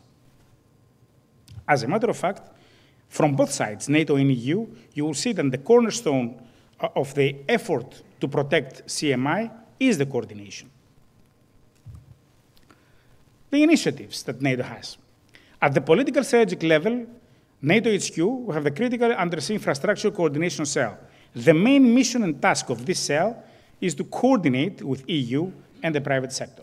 At the operational level, we have the Maritime Center for Security of Critical Undersea Infrastructure in Markham, in the Maritime Command. And their main task is the intensification of ISR, intelligence, surveillance, and reconnaissance, throughout the secure area of operation. That means from high north down to the Mediterranean basin. We're doing joint exercise, like the dynamic mongoose up north and the dynamic manda in the Mediterranean, to practice detecting and responding to undersea threats. How we do that? Mainly with the NATO standing naval forces. The standing NATO Maritime Group 1 and 2, comprised of frigates, and the standing NATO Mine Countermeasures Group 1 and 2, comprised by mine countermeasures. The ones are operating in the north, the twos are operating in the south in the Mediterranean. And when we're talking about operations, there are two NATO operations dedicated to CMI. The first is the Operation Sea Guardian, started 2016. So it's the successor of the Operation Active Endeavour that was launched in 2001, an Article 5 operation. The area of operations Mediterranean Sea, C2 by Markham, command and control, and you see all the tasks in that operation. Last one is the protecting of critical infrastructure, added into 2022 after the warning bells that I mentioned before. The new one is the Operation Baltic Sentry, started January 25. Again, the cell in Markham has the overall coordination. Safeguarding critical underwater infrastructure in the Baltic Sea, it's the only task and mission of that operation, using naval and air patrols, intelligence sharing, naval drone satellite monitoring, UUVs, underwater acoustic sensors. Another big portion of that operation is the effort to map with details the seafloor. Let's quickly switch to EU. At the political strategic level, we have the updated European Union Maritime Security Strategy, and of course, the EU Action Plan for Undersea Cable Security stemming from the strategy. In that one, we have the increasing surveillance and establishing a fleet dedicated to emergency cable repairs. Again, the cooperation with NATO, and allow me to say here that in the joint declarations, one of the main areas of cooperation, fields of cooperation between NATO and EU is the CMI protection. And the Critical Infrastructure Protection Directive that followed in 2024. From the Commission side, we have the Vigimare project, Vigilant Maritime Surveillance of CUI, September 24 to August 27, mainly focusing on mapping, assessing vulnerabilities, real-time and shared awareness. And when it comes to the operational and tactical level, of course, we have the Operation Aspides, that Greece commands at both levels, operational and tactical, and the coordinated maritime presences. Probably you've heard of that initiative with two maritime areas of interest, one Gulf of Guinea, success story, 2021, and one in the Northwest Indian Ocean, less success story, 2024. If you want more information about the CMP and how this notion applies, I'll be glad to answer in the QA session if there will be one. And let me finish by discussing a bit NATO Maritime Interdiction Operation Training Center, NMIOTC. It was established in 2008, so we have 17 years of excellence. It's the only NATO education and training facility in the maritime domain, and you can see which countries participate. We're in Crete, used to be, in Crete, Hania. And what we do, we have developed courses related to CMI. As you can see, a dedicated course for harbor protection in relation to the MIO, the MIO operational planning for maritime oil and gas assets, cybersecurity aspects in maritime operations, and the one that will be launched in June, counterterrorism at sea with MIO. All of these courses have dedicated modules to CMI protection. Couple of statistics to close.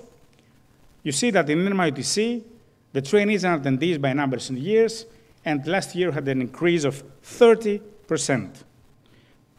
Partially due to the fact that we developed the program to include current trends, like, for example, the CMI protection. More than 30,000 trainees from 109 countries have been trained since the inauguration in 2008. And my last slide refers to the flagship event of the center, the annual conference that will take place in 4 and 5 of June. And it will be dedicated to the impact of climate change and maritime security. And of course, it's open to public, and you can register and fly to Crete, enjoy the weather, and of course, contribute to this event. And with that note, I would like to close my presentation. I'd like to thank you very much once again, and looking forward to the Q&A session.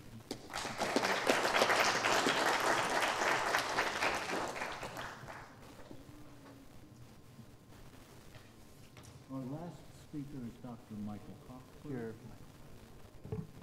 Thank you. Our last speaker is Dr. Michael Hochberg, who earned a PhD in applied physics from Caltech.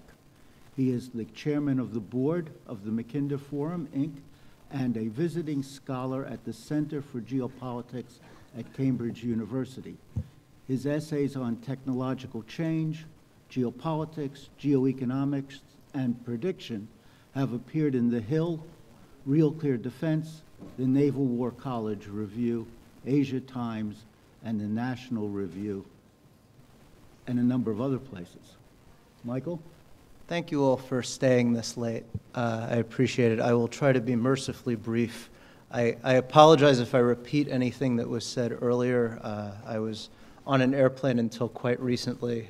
The last week has been Tel Aviv, New York, Bay Area, DC, and then back here. So I'll try to be coherent. So I'm going to talk about emerging technologies and their relationship to opportunities and threats for maritime security. The technological landscape sets the boundary conditions and the terrain, in some sense, for what goes on in the maritime domain. And so just at the highest level, what we're seeing is a collapse of the liberal international order as the default way of seeing the world from the perspective of power and trade. So if you look at the world from a corporate perspective, and I work with a lot of C-suites in the, you're not seeing my slides. Well, how do I fix that? There we go. Excellent. Thank you. So if you look at the world from the corporate suites, the big adjustment that they're seeing is that they are discovering that their interactions with governments are becoming primary rather than secondary. And the first question that I hear executives asking is not necessarily what are we doing, but where are we doing it? Under whose sovereign ambit are we doing a particular thing? And where do these ships flow past? Where do these goods come from? Where do these products get sold? Because on the one hand, that is obviously a source of risk. I don't think this audience needs that explained. But it's also an interesting source of opportunity because a lot of industries, especially strategic industries, are starting to discover that instead of addressing one giant global TAM, they're addressing many smaller addressable markets that have a lot of friction between them. And those smaller, more frictional markets are intrinsically much higher economic margin. So the world is getting more interesting. When we look at what's going on out of the White House in the United States, and I mention this because it's topical, historically, the policy of the United States has been to support stability in service of trade and commerce. And as Roger said, and as others have said, this is not a matter of charity. This is because it served the interests of the United States. The Trump administration is quite sincere in their desire to see industrial activity come back, they use the word back, to the United States. It's been quite a while since most of it left. And that goal is actually served by creating the perception and the reality of policy volatility. So a lot of executives, a lot of people who look at this, they'll look at one particular policy and they'll say, well, is there high commitment to this? Is there low commitment to this? Why is that? But the interesting thing is that it's not really about any individual policy. I believe that what's going on is that you have lots and lots of policy being introduced. Some of it's high commitment, some of it's low commitment, some of the commitment is dynamic. But what that means is that a lot of the legal and commercial structures that get developed in a world where policy is very stable, they can be elaborate, they can be brittle, they can be complex. Those elaborate, brittle, complex structures for moving money and goods around the world have to be simplified if you don't know what the policy is going to be at the borders. And so I think that helps sort of clarify what's going on from a policy perspective in the US. So if we look at technology trends, I think there are three big themes that I'm going to tap into. The first is extended sovereignty. As you see more capability going into drones, going into UXVs, UAVs, unmanned underwater and surface and aerial vehicles, you see that both for surveillance and for kinetic purposes, the reach of sovereign ambit is getting very, very long, even for non-great powers. In fact, even for non-state actors in a lot of cases. The Houthis are an example of this. The second is there is always a trade-off, and historically the trade-off has been between manned systems that could be relatively flexible and make decisions in real time, and non-manned systems that were not very flexible unless you had what in the telecom industry we call backhaul capability, unless you could actually communicate with them in real time so that some person could make decisions. What's changing in the world pretty dramatically is that as we get stronger and stronger AI capabilities that we can push out onto platforms, it means that those platforms can make decisions even when they are not connected back to a human decision maker. And that's a change in kind. It means that we can have flexibility out at the edge without having network connectivity at the cost of losing control, of course. And then the last is that as we have decreasing cost of drones and satellites and a bunch of new sensing modalities that are coming online, we're generating a lot more data. But data and information are not the same thing. And so turning that data into actionable information is a huge challenge and is one where the bottleneck is really high-end compute hardware and capability. So I'm not going to talk about this. Everyone understands this in this room. So I'm going to talk about a couple of technology trends. One is that right now, airborne drones and drones in general tend to be highly dependent on GPS and offboard computation through networks for both navigation and targeting, which makes them super vulnerable to jamming and communication disruption. And jamming is something that the US and Russia are very, very good at. It's something the Israelis are very good at. We suspect that the Chinese are very good at it, although that hasn't been tested as much. To the point where in Ukraine, the dominant technology for airborne drones right now, from everything I've been told, is drones that are trailing single-use fibers behind them out of spools. Because with a fiber, you're immune to electromagnetic interference. This is something that undersea vehicles have used for a long time because there aren't electromagnetic channels for communicating with things like torpedoes. If you look a little bit down the road, and I mean in the very near future, drones are going to have enough computation on board, even for relatively lightweight small drones, that they're going to use video and new chip-scale inertial sensors that are getting developed so that they're going to be able to navigate autonomously and recognize landmarks, identify and prioritize target, and act together as part of swarms. That is, at this point, mostly a computation bottleneck, which means it boils down to who has access to the best chips. If computation is free, you can do that. You can do all of that stuff right now. It's just a question of power and size. What that boils down to is, when you look at what's revolutionary about these drones across different domains, it's that you don't actually need that much human capability to operate large numbers of drones. And that's becoming less and less true in the sense that you can have fewer and fewer people operating more and more drones. That means that if you have a strong manufacturing base and a strong software and AI base, you can develop and project a lot of power. So, one of my favorite authors sort of quipped at one point that no one was ever killed by a flying shard of GDP. But we're getting a little closer to that in the sense that if you have a lot of manufacturing capability and a lot of software capability, you're going to be able to project military power all out of proportion to the size of your military.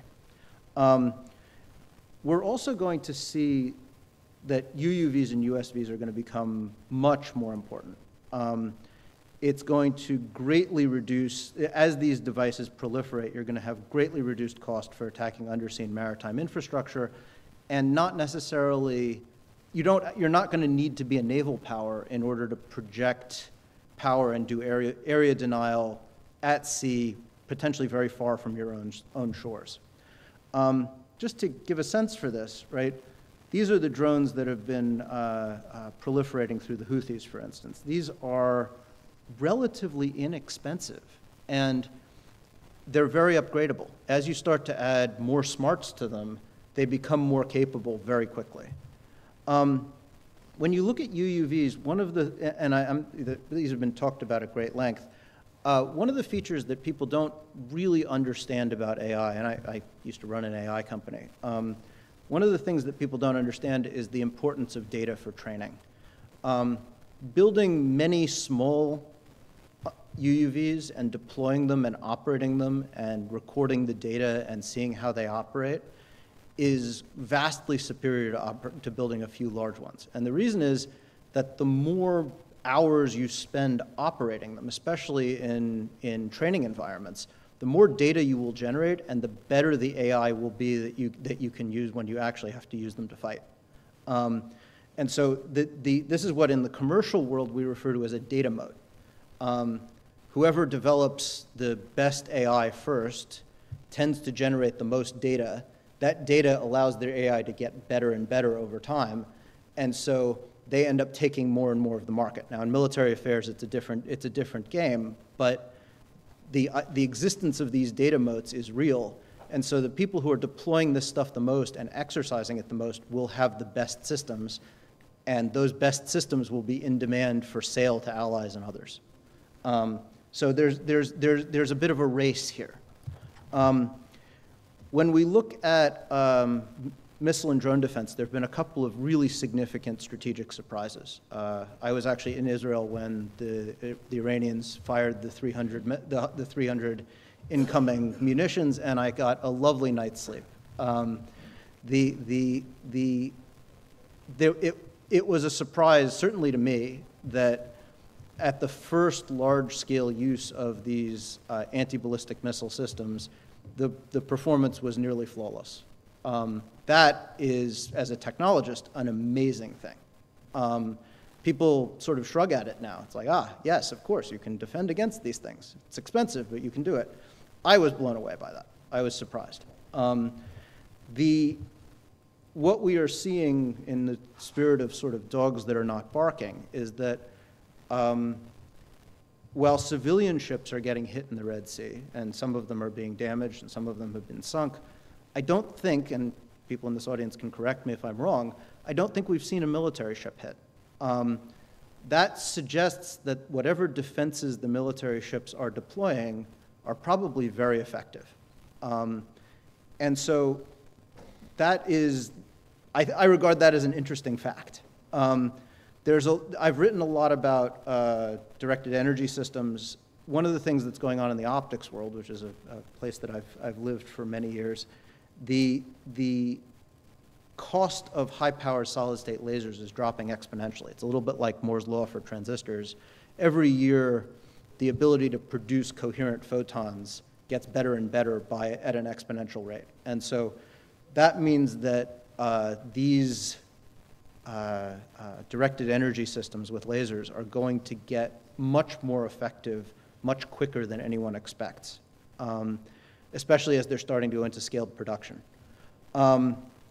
This is something where I think there is a potential shift toward defensive dominance for air war, especially against drones. Right now, drone defense is almost entirely offensive dominant because defending against drones is just really expensive if you can't do it with electromagnetic capability. That's changing rapidly. I think that's a big deal. Network warfare is another big deal. We've seen that cyber attacks, for at least 20 years, we've seen that cyber attacks can cripple physical hardware, in some cases beyond repair. Networked systems are wonderful in that they're flexible and they're very capable, but they are subject to scaled attack by sophisticated digital opponents. We've certainly seen GPS spoofing and other problems. There are technical solutions for that these days in the sense that there's been huge progress lately on inertial navigation. There are now little optical gyroscopes that are chip-scale inertial navigation systems that are available on the commercial market that are just hitting the market now. There's a lot of work that's being done in a lot of different domains about how to blind and cripple optical sensor systems, whether they're on satellites or on drones. It turns out that if you have an optical sensor that needs to look out at the world and that has a lens in front of it that is concentrating light onto the lens, shining a laser at it is a pretty good way of destroying it. We've talked so much about the attacks on undersea infrastructure that I'm not gonna cover any more about that, but it's a big issue and it's going to get bigger. Now, one thing that people don't appreciate is that the architecture of the internet is set up to be relatively robust to things like cable cuts. People have understood that cable cuts were a real problem since the very beginning. And so the internet actually degrades quite gracefully against those kinds of point failures. They're certainly not convenient and they're not easy to repair. But if you're talking about individual cable cuts, where it's a moderate fraction of the overall capacity, I guess I'd give the example of what happened in COVID, right? At the beginning of COVID, there was a between 2x and 4x surge in demand for internet bandwidth. And yeah, Zoom ran a little slowly for some people, but it basically worked, which is a remarkable thing in terms of the way that the internet protocols are designed. There's not very many other infrastructure systems in the world where you could surge the requirements by 2 or 3 or 4x in terms of bandwidth demand, and it would just continue working and maybe degrade a little bit gracefully. You certainly couldn't do that to the electrical system. You certainly couldn't do that to the water systems. So cable cuts, unless they're done at a mass scale, are more of an annoyance than anything else. They're a very expensive, very inconvenient annoyance, but they're not a catastrophe. There's a lot going on with space-based networks. I think most of this has been talked about earlier today. Right now, most communication to ships is either through radio frequency channels or through satellite channels through radio frequency links. I think we're going to start to see some optical links showing up. The space-based systems that are going to start to exist in low Earth orbit, I think, are going to be quite powerful in terms of getting very high bandwidth to very remote places in the world. Because if you want to be able to cover New York and Los Angeles with space-based communication systems like what Musk is doing, you kind of have to do the rest of the world, or at least most of the rest of the world, by default, because those satellites are whizzing by every minute or two. So you need a lot of them in order to have full coverage in time at any particular location. These communication channels are quite vulnerable to electromagnetic interference, which makes them a little bit brittle in an adversarial situation. I think this is one of the most important curves for the last 20 years and certainly for the next 20 years. The cost of satellite launch is in the process of dropping about 2 orders of magnitude over the course of 20 years. That means that access to space is getting dramatically easier. Now, that means that there are going to be difference in kind changes in terms of what kinds of capabilities are worth putting into space. Now, the interesting thing is that this is not widely distributed, right? The point on the curve here that's for Starship Block 3, which is a few years out, or it's just coming online now, where it's $200–300 a kilogram. That's right now. It's going to keep dropping. There's only one place in the world that knows how to do that. There isn't a competitor for that right now. So that's going to be a technological and physical choke point until and unless someone stands up a competitor. A choke point on cheap access to space. I think that's kind of cool.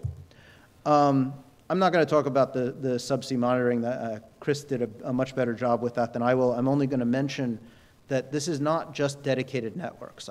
There's a team at Bell Labs, and there are teams in other places that are showing that you can actually use the existing telecom network infrastructure as microphones in order to monitor the subsea environment. There's a reference to this here. I used to work with the Bell Labs guys.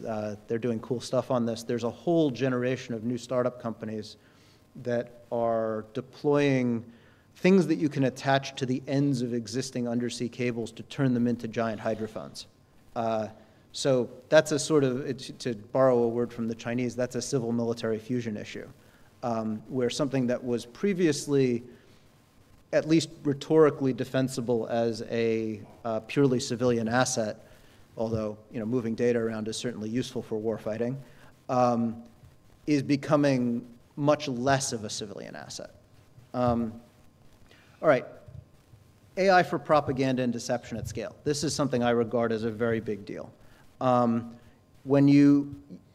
In short, what we are seeing is that the AI systems for, not just for text interactions, but for voice and video, are becoming very effective at spoofing humans. There are examples of people getting on Zoom calls, thinking that they're surrounded by people they work with, discovering that later that many tens of millions of dollars have been transferred to a group of deepfakes and as part of a scam. So when you're talking to the people who are operating your ships, they may be talking to you or they may be talking to someone else, and you better figure out how to make sure they know they're talking to you. I've got some ideas about emerging trends in AI. I think the most important one to keep in mind is that the cheap or free AI that you have access to is going to be very different from the AI that is closely held, expensive, and relies on millions of dollars of computation.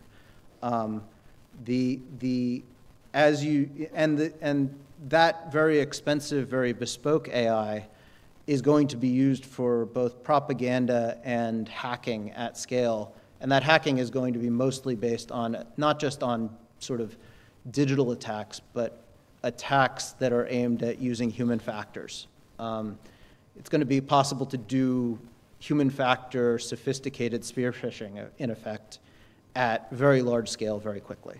I'll wrap up. One last thing.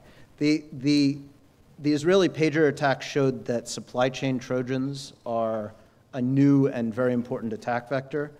I think we're going to see those kinds of supply chain Trojans as a threat vector where you could put a bomb in a container and use that as a way to shut down a critical strait.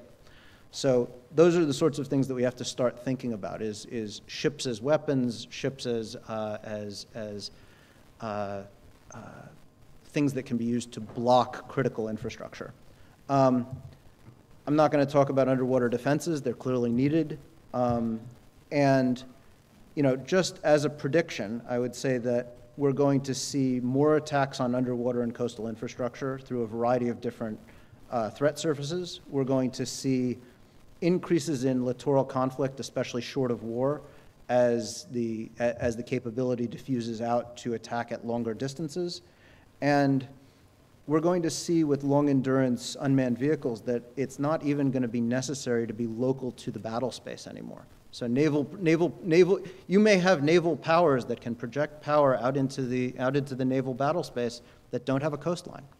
So I'll stop there.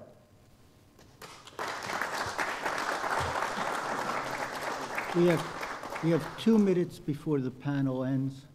Athanasios asked me to try to pull together the points that were raised. I will attempt that as briefly as I can by way of asking a series of questions that each of you will find answers to as you reflect on what happened today. The first is, did the end of maritime hegemony bring about an end of the liberal international order? The second, if in fact maritime hegemony and the liberal international order are closely linked together and one has come to an end, what has emerged? Is it a bipolar world of territorial autocracies and maritime democracies? Or is it a multipolar world in which neutrals become actors that are of great significance? This has implications for, among many other things, it has implications for whether or not international cooperation for safety issues in the maritime sphere is the future or is the past. Those two theories of bipolarity or multipolarity are not the only geopolitical theories available to us. For instance, to the extent that the Chinese attempt to create enclosed seas or politically controlled lakes in their marginal seas, creating an Asian Monroe Doctrine, to the extent they do that, is the American response to create a new Monroe Doctrine in which Panama, Greenland, Canada, and other areas are once again brought within the American sphere of influence? And if that happens, what about Europe? Will Europe attempt to do the same in the Mediterranean and with regard to former colonies in Africa? Three great spheres of huge regions, each dominated by a metropole and a southern periphery dominated by a respective metropole or core area. That's a possibility. And if that were to occur, you need to ask the following questions. What about the Middle East? Does that remain a shadow belt between these newly emerging large regions? What about the Anglosphere and areas that had been previously dominated by the French? What happens to those areas which might fall outside of one of these regions or another? What about Russia? Does it attempt to dominate Eastern Europe or the Stans and create its own metropole? What are the new geopolitical flashpoints if, in fact, this other theory becomes the future? We have many questions to ask, but as we think about the rise of geopolitics in this moment of geopolitical transition where we don't exactly know what the direction of the globe and the politics of the globe might be, We have to think of Clausewitz again. Has tech innovation become war by other means? Has ethnic identity become war by other means? Has migration become war by other means? And of course, has sea access become war by other means? And with those questions, thank you for attending. I very much appreciate it. I'm sure Athanasios has more to say. Thank you.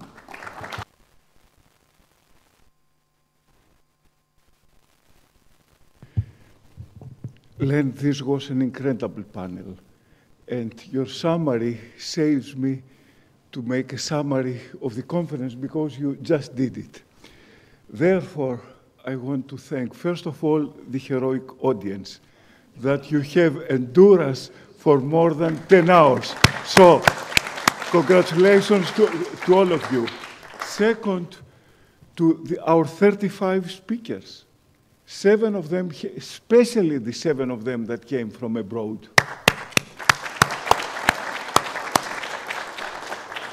I represent the Council of Foreign Relations, but we did it with 4 other organizations. The Propeller Club of Piraeus,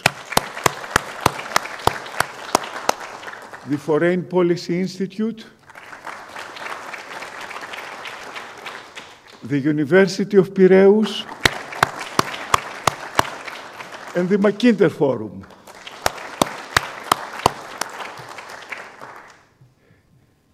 The only thing that I can add to the summary that Len did was that the academics and the think tankers, we presented a gloomy idea about the current situation and about the trend.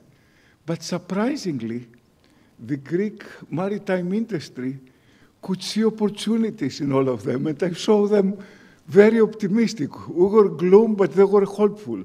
So I hope they are right, and we are wrong. We will find out next year, with the support of the same organizations, we are going to have a bigger conference, and I would like to invite you all next year to our 3rd Maritime Conference. Thank you for all of you.